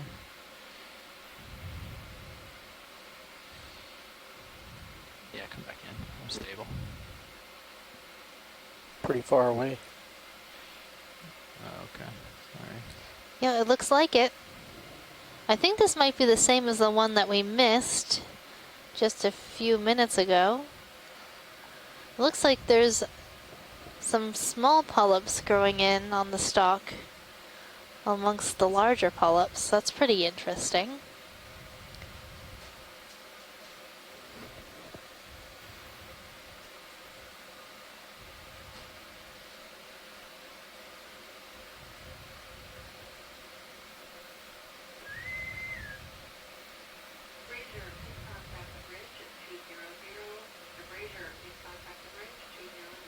Video's clear. Thank you, pilot. I think we're good with this view. What are we doing on that ship? Should just about be complete. Rusty brown thing diagonal up left from the lasers. I think we can get another one. I'm still looking at 275. 275. 275, another 30 meters. Let's do it. Bridge, RV nav. RV nav bridge, go ahead. Could we add an additional 30 meters to that previous ship move, Snap on the please? rusty Yes, you can. Copy that. Thank you. So that brown confirm, thing bridge, that we're seeing that is, is, might be a dead 30 extra sponge meters, bearing piece. 275, 0.2 knots. Roger, that's 30 more meters, bearing 275 at 0.2 knots. Good copy. Or maybe a foraminiferan. Any thoughts, shoreside? Maybe Xenophilophoria. A xenophyophore, maybe? How far away? You got any more zoom? Max. Thanks.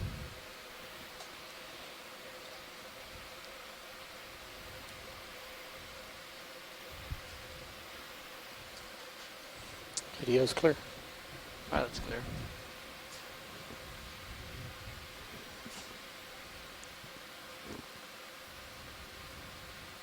So that would be a single cellular organism that's grown this large house for itself. Is that a big snail below the laser?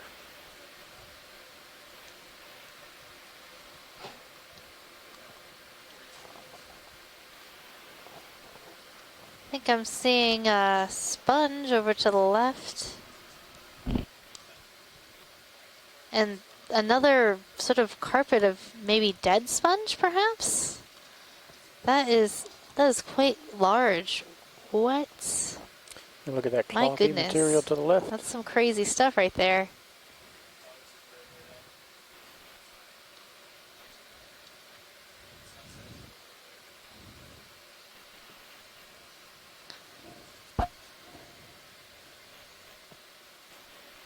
Mushroom coral left.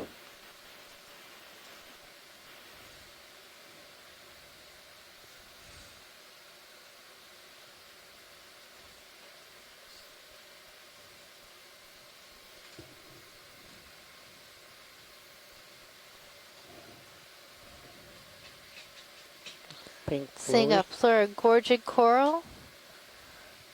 on the left side near that dead sponge stalks, and right now going through a pilot change.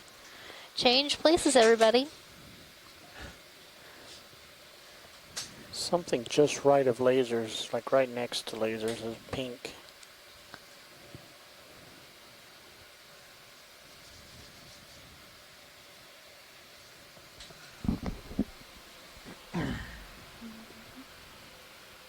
Do you see it flowing?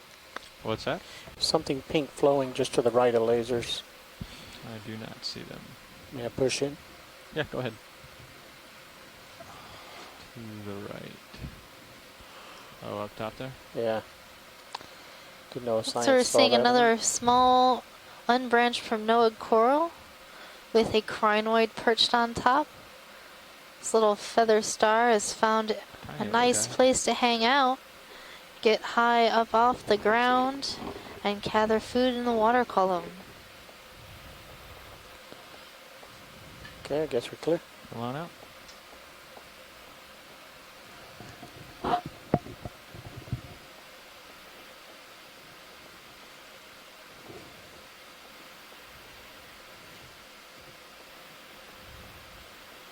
That's a heavy rock.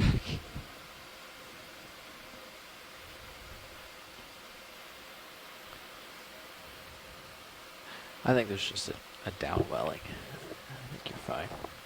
Oh, is that what that is? Yeah.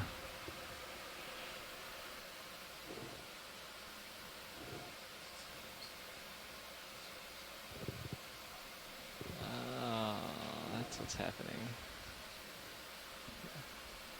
Understandable. Oh yeah, definitely.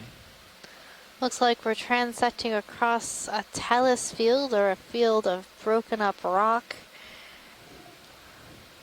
And I'm seeing a caliphacus sponge, a stalk sponge. That's that little white You got an round anemone here, I think, right? Yep. You sponge. want to zoom on this watch leads?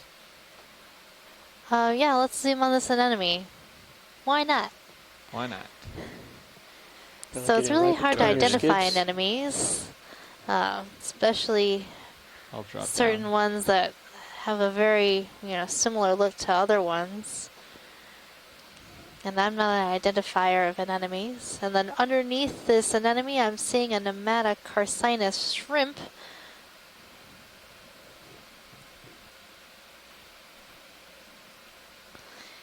And then just to the left, a stalked crinoid. Just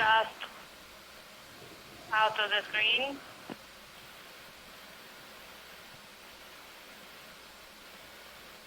They'll never see these nematocarcinus shrimps quite the same way after the Carnivorous last sponge to the upper right dive on where that we saw rock. one that had been parasitized. It's already in the image. That video is now currently on Facebook, so check it out. It's called Dead Shrimp Walking. Then also on this rock, we're seeing a cladorized sponge, a type of carnivorous sponge.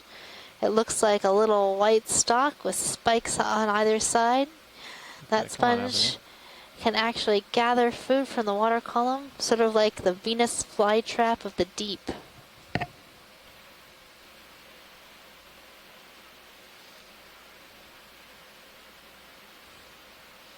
So it eats small animals. What a crazy sponge.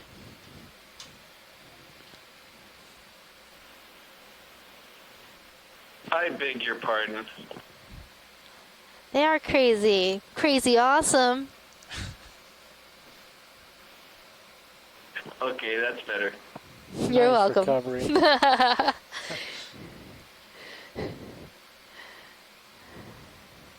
I mean, I think cladorized sponges are pretty cool. They have very different morphologies, and we still don't know that much about them. So the taxonomy is still up in the air. So if you're a young scientist looking for a project, sponge taxonomy might be your calling. What is that? Sponge. Chris, we're looking at a sponge. What is this sponge? It's Looks like it has a framework.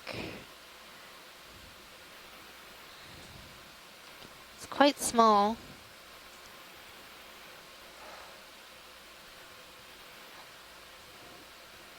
Perhaps. Yeah, Megan, I think you're right. I think it has a framework. At least certainly it looks like that to me as well. And looks like it's attached solidly to the substrate. So then that would probably put it into maybe the uretid. It certainly doesn't look like a farreid. So yeah, it's a glass sponge. I'm sure of that. Video's clear. Okay, film wide video. And the only way to really identify that sponge would be to look at the spicules or the skeletal parts of the sponge. So each sponge has a unique set of glass spicules. And by looking at them underneath the microscope, a sponge taxonomist can figure out what species that might be and what family it might belong in. Super tight on Sirius. Here's another one of these really interesting dead sponges. Maybe this is what we just looked at is what this dead sponge is. Who knows? Looks like this one has been here quite some time. Shall we think about another ship move, pilots? Yeah, I can keep pushing out. Another 30 meters, 275. Bridge RV nav. Go ahead, Nav. So, do you know where we are on when that previous ship move? Skeletons like this, you can, It was at a watch turnover. rule Ship out move a lot was of completed things. about Like 2 you can minutes pretty ago. much rule out Copy all that, the thanks. soft Could we sponges request because another when one? they die, Send it. all the tissue 30 just kind of meters, comes bearing apart, and all 275 of their degrees, 0.2 spicules knots. and the microscopic parts are all going to Ship fall move, away, range so you're not 30 going to meters, bearing maintain any 275 structure. degrees, that's 2 knots. So when you Good see copy. these skeletons like this, then you can assume it's going to be in the families that are that have hard, durable members where they've fused their skeletons together. Yeah, that bridge one, initiated. it's not really Copy, thanks, sure. Bridge. It could have been a huge upper part of a farreid initiated, or a pilots. type of plate like uretid. But there was something really big here that lived here a long time ago. Sirius is full wide. Yeah, we've seen a number of those types of skeletons scattered about on this seamount. So at one point, there must have been a number of really large sponges growing over here.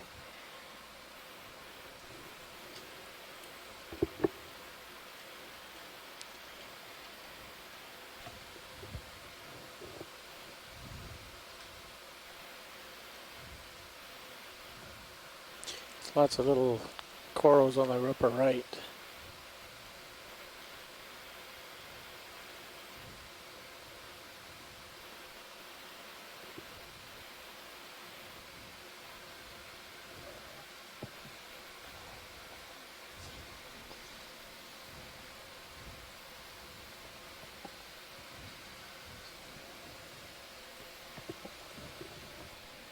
Those look like some interesting lava.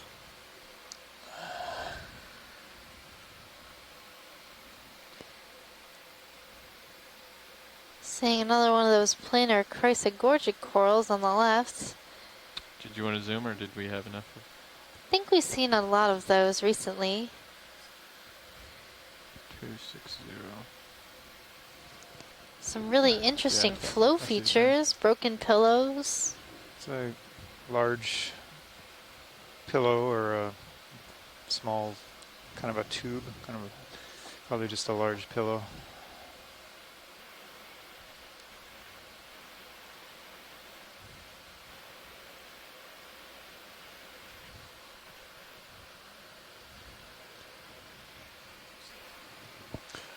We just requested a 275 move. Would you like me to? Or maybe rise up a little higher and sort of look further out into the distance. Sure. Probably about halfway through. I'm curious to see what's upslope. Maybe there are some more Or maybe, large turn sponges side that to we side. haven't seen. Okay. Well, here's the lava flow front where a lot of this, basically all of this lava, all this talus is broken off and made its way down slope. Some may have rolled on top of this flow from farther above, but you can see where it's broken here. It's kind of disintegrating.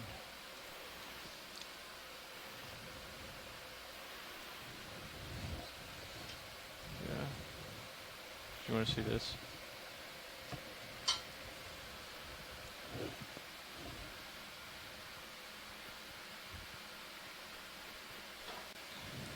So we have about half an hour left in our dive today. Plenty of time to see a lot of interesting stuff.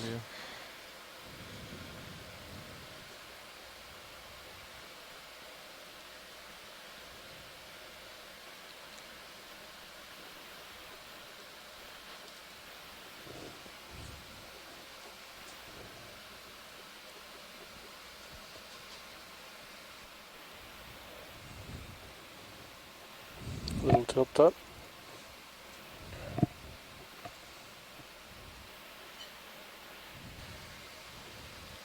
Now we're looking at one of these really white, beautiful anemones. Has a really interesting texture on the outside of this anemone.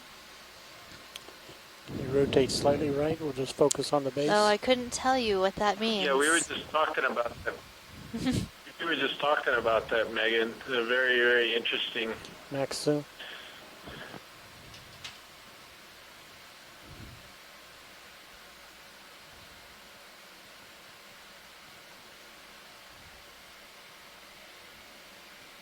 Video's clear. Come on out.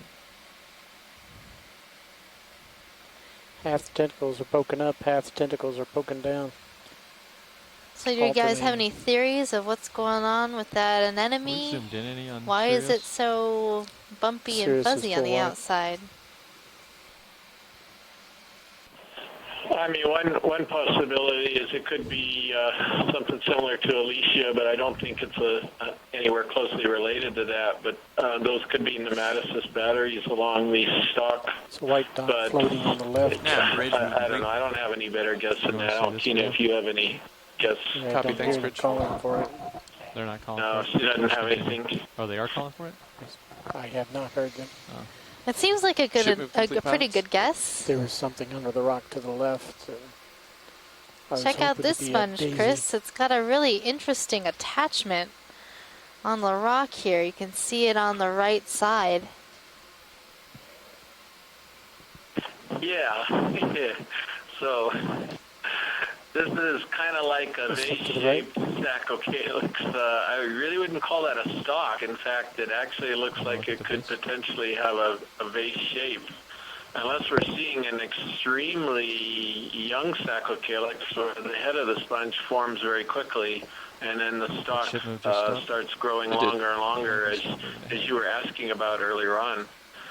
But yeah, this is an odd one, or it could be a completely different species as well, just one of them that's related, but different type of structure or morphology. Okay, come on out, video. Looked like that sponge had a number of associates living inside of it.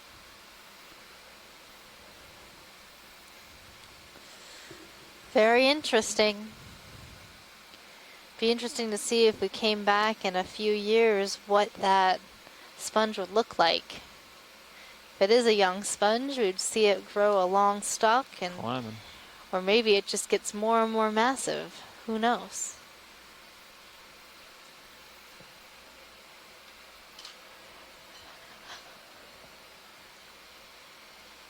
What do we have to average to hit waypoint 2 now?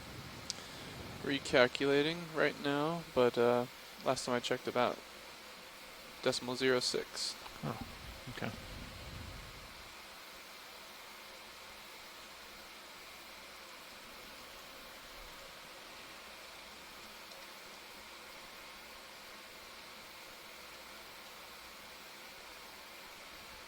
Just a little under that now.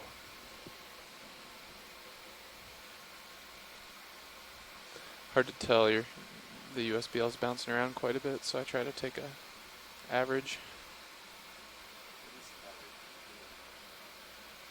Nothing special that I know of. Oh, there's a fish. If we hit it, we can decide to keep going Go or ahead, not. video. I was hoping we'd see a fish. What? Oh, it's a swimming fish. I know. Oh, look Oh, at and him. He's its got this. little balls going. Oh, that's so awesome. Highlight video of today. I have never seen it move its little lure like that. He's just That is so strolling. cool. So this fish is called Chaunacops coloratus. It is in the anglerfish family. My location. And you can see it moving its lure to try to attract prey, perhaps. Copy that. Still zooming Bruce, out. are you still on? Yes, I am. So, Megan, you're right. It's a Chaunacops. I don't think it's coloratus, although it might I like his be. swim style. It's got a very gray nice. color, darkish around the head and all. There are Full two other white. species in the Indo-Pacific. fish. One of them recorded from the Pacific, Chaunacops melanostomus. And I'm going to have to look up the other one. It's something more recently described and from the coming back. Indian Ocean, but that may be as well. We've seen this dark one, or this grayish one, I think once before this year. That may have been down in the Headed Minor back. Phoenix Island. But the coloratus are usually a pink color. We saw an unusual bright red one a few days ago, a little while ago. And now we've got a different color Chaunacops. So this could be a different species. But probably want to send some pictures to some of the experts to find out what's going on with that. Yeah, I wasn't sure if the difference in the up and color away. was just a function of the lighting on the fish, given that it was moving through the water column and not sitting on the bottom like we normally see them. Yeah, that could be, although they usually show up as a fairly distinctive pink color for the coloratus. But you're right, we see them on the bottom, and we're also, when they're sitting, we get closer to them, and that would change perhaps the way that the color looks. So it's a little unclear of what species that was. Okay. They're called sea toads or coffin fish. I can take a look at this guy while we wait.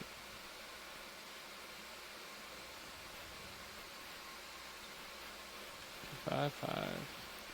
So Bruce, do you know why those fish have their gill openings so far back on their body? Want to see this video? Ready to center up? I don't have an explanation for that. I think it's one of those evolutionary experiments. That's characteristic of the entire order, the Lophiiformes, that includes the sea Should be toads, starting to settle out, the co-pilot. shallow water frogfishes that divers see in tropical areas, the monkfish or goosefish of northern waters, and the deep sea pelagic anglerfish that have the luminescent organs on the tip of the lure on their snouts. So all fish in this order, Lophiiformes, have that placement of the gill opening. It kind of provides a jet propulsion to the fish. Can't when be a they swim, stock because they're crinoid. pretty ungainly, with Act their like round one. bodies and short tails and all. So it may be some adaptive advantage having the gills placed far back like that to help with swimming when they have a need to escape. Hi, Bruce. This is Nolan. I was also thinking You said that ship was stopped or coming to a stop? We've been stopped for several minutes. I think your co-pilot's settling out now. Great. I will push ahead a little while. So I was thinking that it could possibly be that the gill cover or gill openings. Just about. The next ship move will bring us right over. Thanks, Roland. And I was thinking that it could help to prevent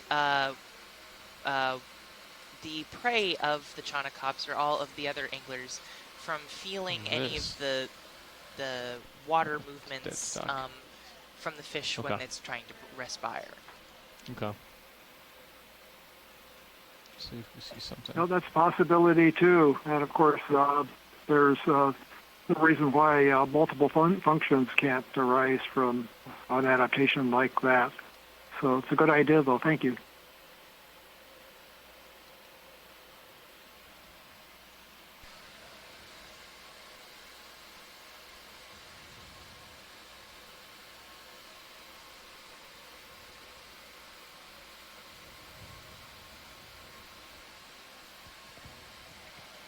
Pilot, there was a coral to the upper left that we went out of view.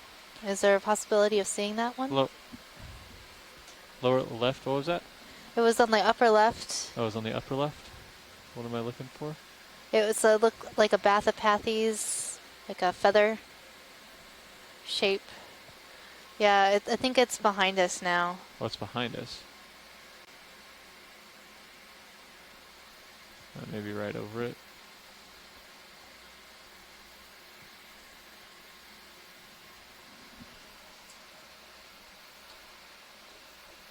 She said there was something here to the left. It was up and to the left, a Bathypathes coral, a black coral.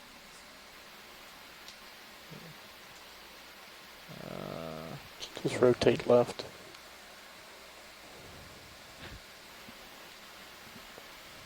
There it is, upper left. Upper left. It's top edge of the screen. Near the top of the screen. Oh, way up there.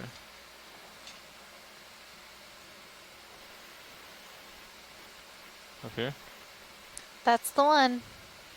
I don't know. Yes, Mike, agree. It is Bathypathes.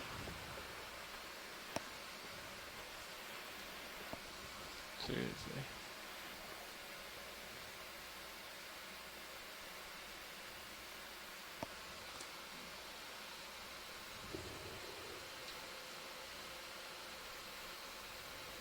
Go ahead, video.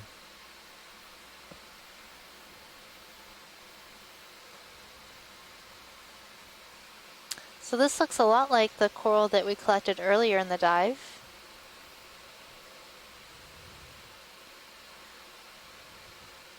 It's a very... It's listed to the species because we understand what the species is when we are looking at the smallest spikes, these black skeleton.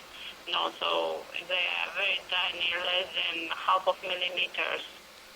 So it's very hard to tell just immediately.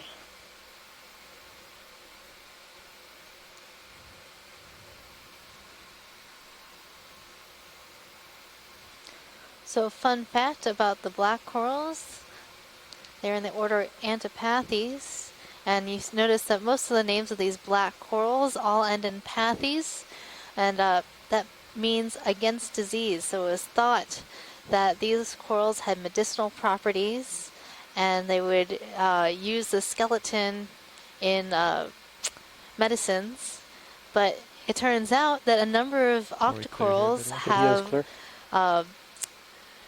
different natural products inside their tissues that can be used in the development of medications. So they do fight against disease. Fun fact of the day. Very exciting. Black coral, order Antipathes and Antipatheria.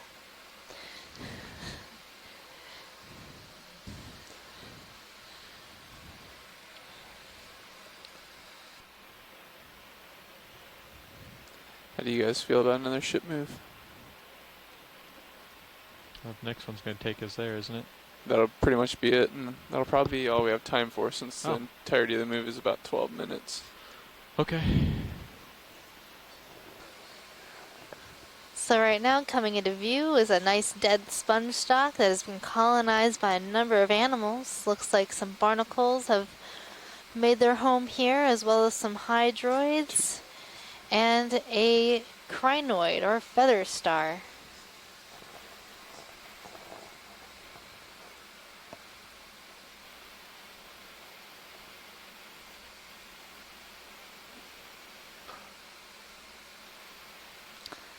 Looks like there's also a small anemone.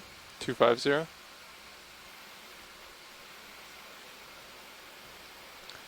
Copy that. Put one last one in. I guess these are barnacles. Bridge RV now. Yep. Yeah, a number of... Yes, Go ahead. I see, there is a Ship move request, please. 30 meters, bearing 250 at 0.2 knots. It's a very small anemone. 30 meters, bearing 250 degrees at 0.2 knots. Good copy.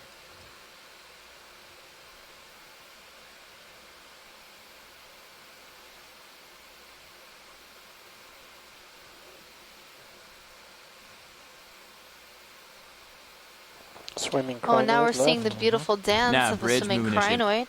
Copy, thanks, Bridge. So crinoids can actually swim by undulating their arms. So those are the feather stars doing the feather star dance.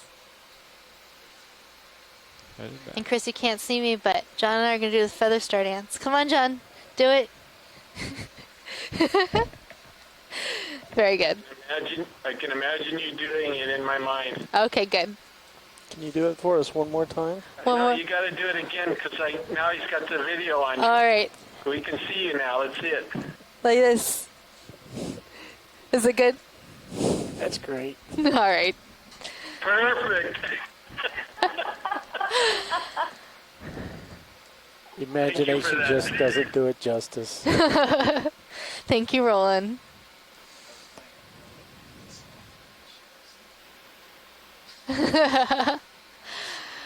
John, you got to participate in the interpretive dances for the animals. It could be. Of course, if you're watching right now, I am an internet sensation.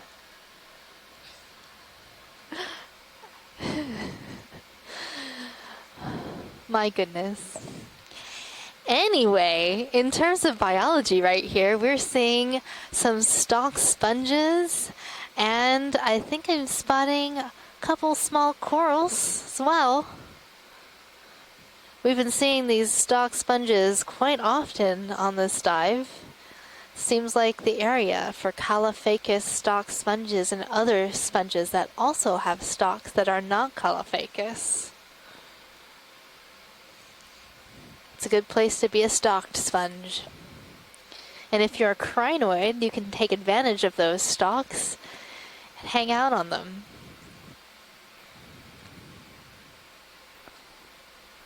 Give us a pirouette around the head, looking at the backside. I don't know if I can get all the way to the backside right now, but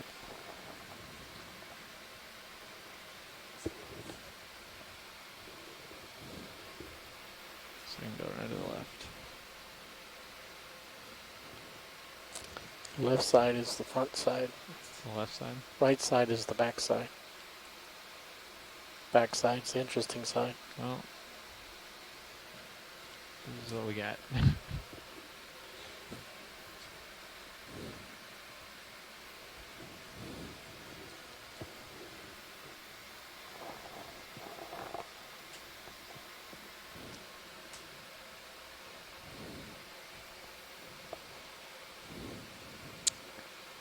Well, what else we got around here? There you go, it's a little better.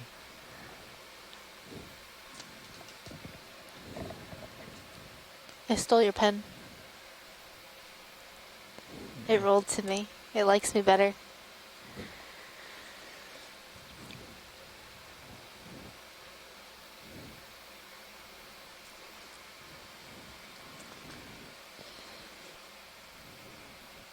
A little more than halfway. Well, it's time for your fun fact of the day, John. Tell us a fun fact about geology.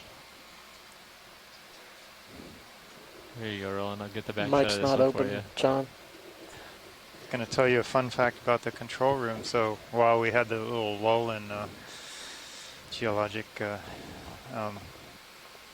variability, I counted all the screens in the room. Guess how many there are? 27. No, there's exactly 50. I think you forgot to turn around and look behind you. What about that one? Did you count that one? 51. 51? Not including our 2 laptops. What about these? Did you count these yeah, ones? I counted the little ones too. Those are the ones I Did can you call all of Roland's? Yeah, he's got like 12 or more. And So then they're of various size. Did you count our laptops? No, that's 53 then. What about your phone? I did not count the phones. 55. Or more. What if the pilots have phones? Well, there we go. 1, 2, 3, 4 more. Of course, Maybe they're probably 5. not looking at their phones while they're driving. No. Even at the bottom of the ocean, no texting and driving. So we might be pushing 60 screens. We love our screens. They're wonderful. Give us lots of different views of many different things. So our main screen's showing us the main views from Sirius and D2, and then the other screen's showing different views of the vehicles. And also our onboard views of the tether line. There's the very high-tech umbilical cable washer. Well, you got to keep that in view. I mean, you don't want to pull the umbilical too hard.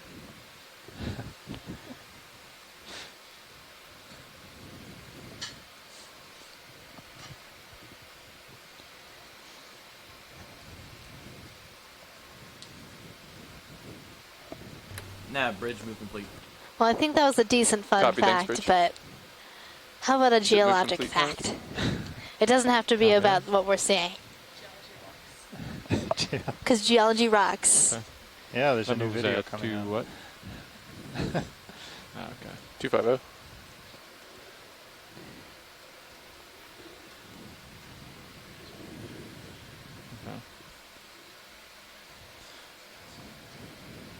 Yeah, I'm just going back and forth.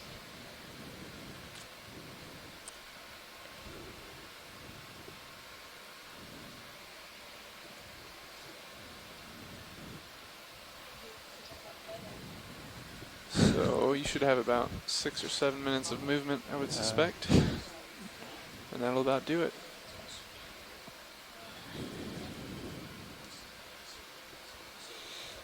What's your favorite mineral, John? Olivine. Why is that? It's a little loop. Because it's the first one you thought of? Center rock. Pretty much. Typing lower It's one of left. the most common minerals in volcanic rocks, basalts at least, Out of view. studied. So it's a green mineral.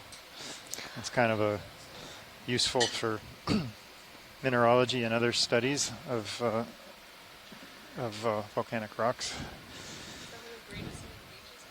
And fun fact, But if you that said is something, I the didn't hear mineral it. that makes the green sand beach at the south point of Did you say Hawaii something? green. I've been there. It was awesome. You talking to me, pilot? Yeah, it is pretty special place. Very unusual. Yeah, I said if you said something, I didn't hear it. I didn't know if you were talking to me. Oh. I think there's another one. I think there's there a lot might of be noise. 2 in the world, 2 green sand beaches, but don't quote me on that. Ask the geologist. I'm not sure. I think you're Give it right. I another think there shot is at another this. one, but I don't know offhand where. Somewhere I've never been. I'm going to go with that. Zoomed Pilot. chance so you can do it from a distance. Navigator. Now we're getting a beautiful view of this Caliphacus glass sponge. It looks like a giant mushroom of the deep. Watch your right toe as you go And uphill. land. I will go up a little bit. There's tons of these all around this area.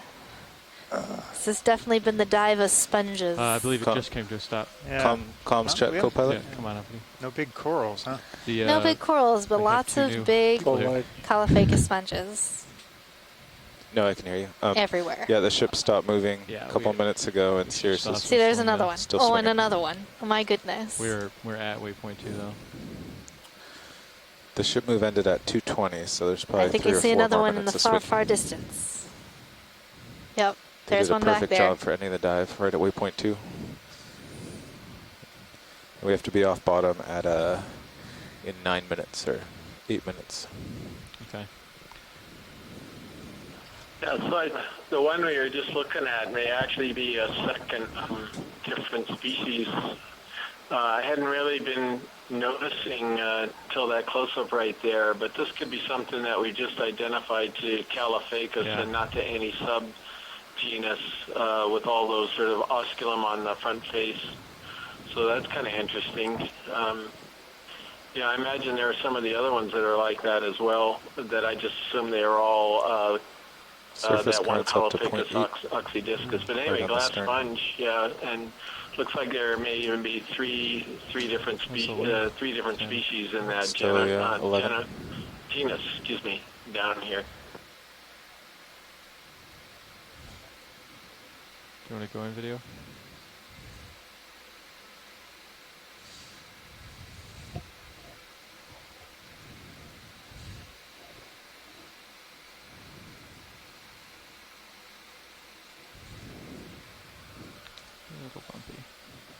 Now, is this a bolosoma? Or another caliphacus? Yeah, I'm trying to figure that out, Megan, too. Whether it's just a really small one.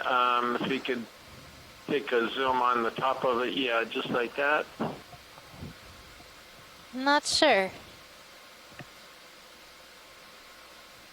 Yeah, I'm not either. I suspect it's just a really small young caliphacus of one of the ones that's we're seeing, you know, the larger ones, and perhaps they turn a little bit yellow as they age, whereas they're pretty white early on. I don't know. I think you're probably right, Chris. As we're talking age of sponges, sort of give us a handle on how long they live and about how old these small one and large ones might be. Yes, the sponges, you know, about the only way you can really get a clue about the age of sponges is if you find some on, say, a known shipwreck, something like that, where you know exactly the date that it went down.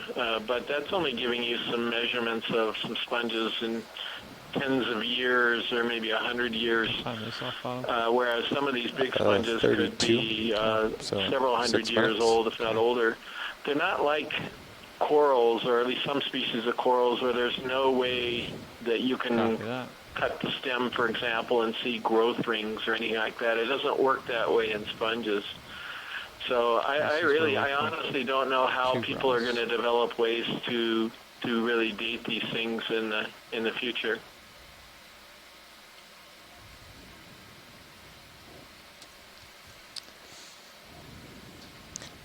Was there a second rock you got? There's a big rock in there. Oh, nice. Oh, yes, I see. We're gonna need. I put a little one on the port side. Chris, have there been any studies on the growth rate of deep sea sponges, where they're looking at a sponge colony and returning to it, much like Frank Parrish did with the gold corals? That'll be fun.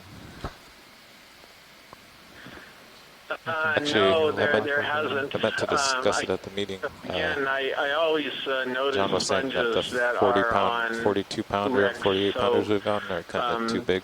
Oh, this is trying to think of some of the wrecks that have been on recently.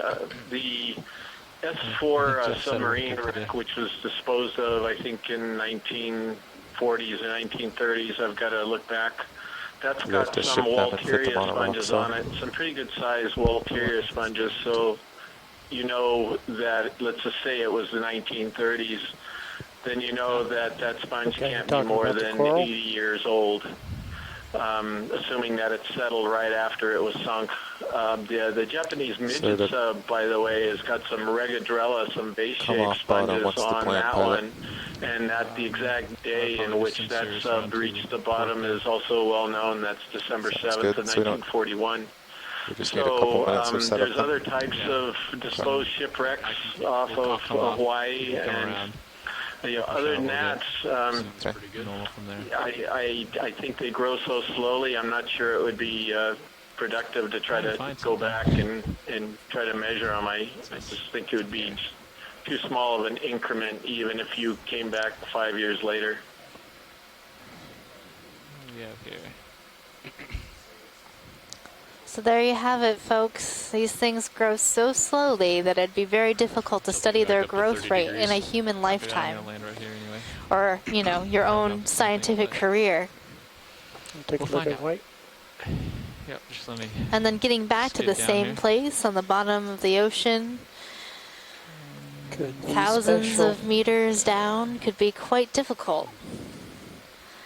Difficult to get the money to do the same work over and over again. Tends to be the main factor stopping these types of studies.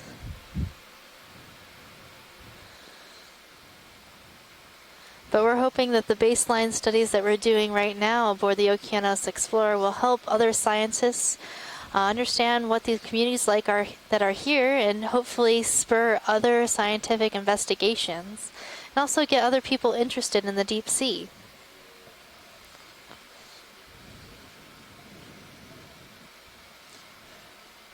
Right, having a little bit of data to prove that things are down here, or that you're Come on out. your ideas are valid. Further study helps a lot when you're trying to apply for research grants that could cost hundreds of thousands of dollars, if not more.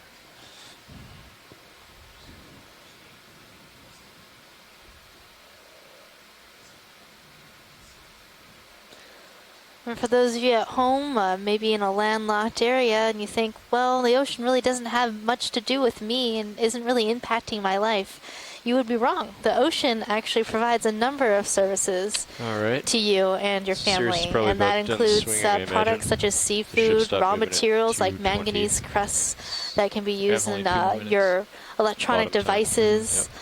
Also medicinal resources. Numerous cancer-fighting drugs have been developed from deep-sea organisms like sponges and octocorals. All you have to do is the ocean also provides regulating surfaces such as air purification and climate regulation. Maybe I can find one more thing. It's a big sink for carbon, which is good for us, but not necessarily good for the ocean. True.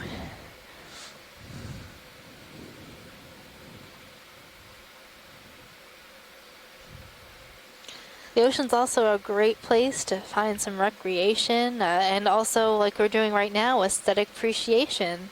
Some of these corals and sponges down here are just extremely beautiful, and do please check out our website at oceanexplorer.noaa.gov to explore more with us and see all the different really cool animals that are down here. And also the cool geology. There you go. You can't forget about that geology. There were some really neat dives in the Marianas last year where we thought it was going to be more of a biology dive, but it turned out to be an amazing geology dive where we're seeing carbonate caps on undersea mountains and just really neat stuff. Never mind. This will probably be the last. Come on. So Megan, you got me curious, so I started Googling aging glass sponges. We can make a little time on that. And there's actually a National Geographic story that comes up pretty quickly in a list where somebody had estimated the age for this one Monoraptus glass sponge at 11,000 years, which I find hard to believe. But there it is, and the internet never lies. Just a hole in the rock. Okay. Come on out, video.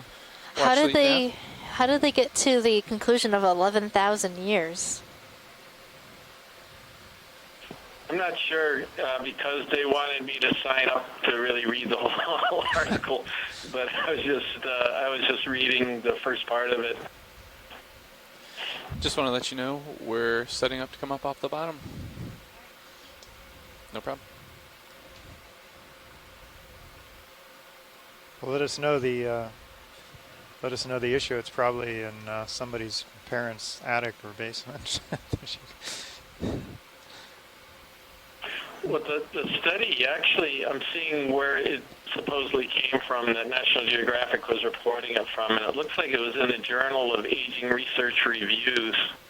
And I'm seeing if I can actually get to the article a different way. Oh, yeah, we should be able to access that. Okay, swing arms are all stowed. Copy that. Well, I need to get a subscription. All right, ready? I'm ready. So I'm going to because I'm starting to review my aging. Okay. Just give you a little bit of tether here. Yeah. I will come up just slightly as well right now. All right, it looks like we're coming to the end of our dive, and we'll be leaving bottom in just a few minutes, seconds, maybe. So please enjoy this last view of these Caliphacus glass sponges. They could be thousands of years old. Who knows? Okay, you're coming up a bit, which is good. So today's dive was at Mozart Seamount and musician Seamounts. It was the deepest dive of our expedition. We saw a lot of different biology, but a lot of different types of stock sponges. All right. We collected 10 meters up. 6 specimens today. Why don't you hold here for a 2 second? main rock specimens, a Anthomastus mushroom coral, a Bathypathes black coral, a primnoid coral. Tether's looking good. And what was the other one that we collected?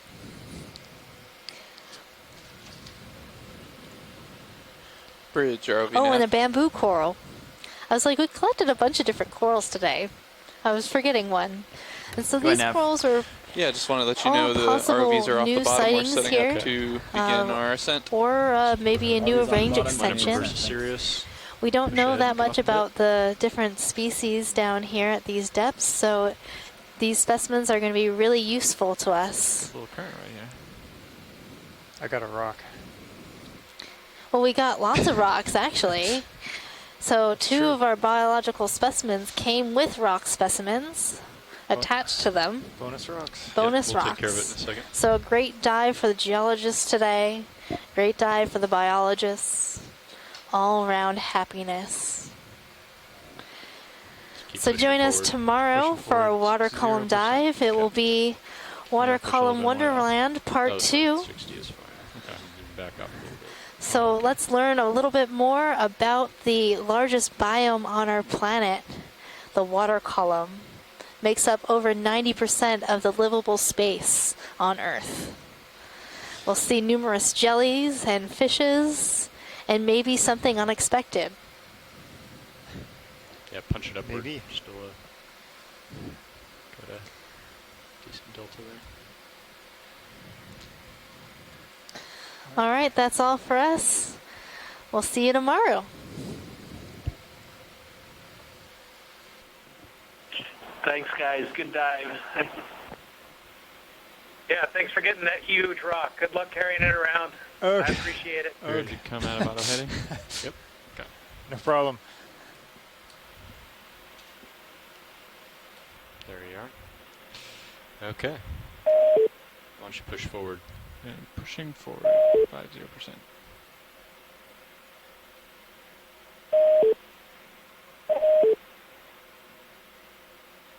There we go. Okay. All right.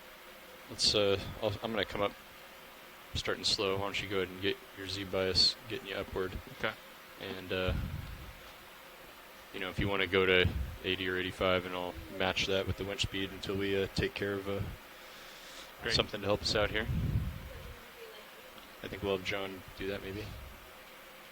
Oh, that'd be perfect.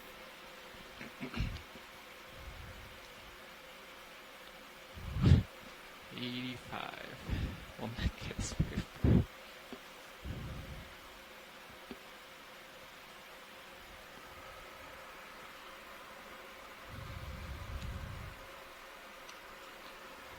I have a pretty strong forward locked in right now because I was hitting some current. I don't know if it's going to be shifting right now.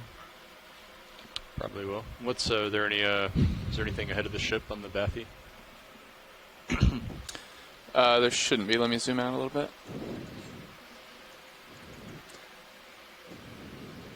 Yeah, it's all downhill for quite a ways.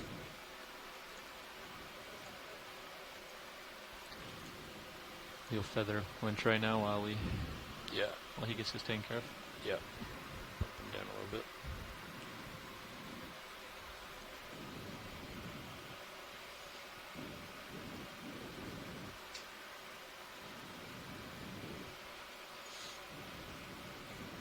So nothing ahead of us anywhere nearby? Nope. As far as our Bathy map goes, it's all downhill. Good time then. We can get the ship coming ahead. Half knot over ground. This early we do that? Thinking a little less, a little lower than that. What's our surface current? Surface right current's actually heading that direction, and it was 0.7. Now it's 0.8 knots in the direction of the ship. So I think we can do it a little slower because we got a lot of cable out. We don't want to get a whole lot of layback. Can you also, when you get a chance, can you pull up both surface current and ADCP over here, just so we're prepared? You can just narrow the high pack and put it in normal place. Usually on the others. There you go. Perfect.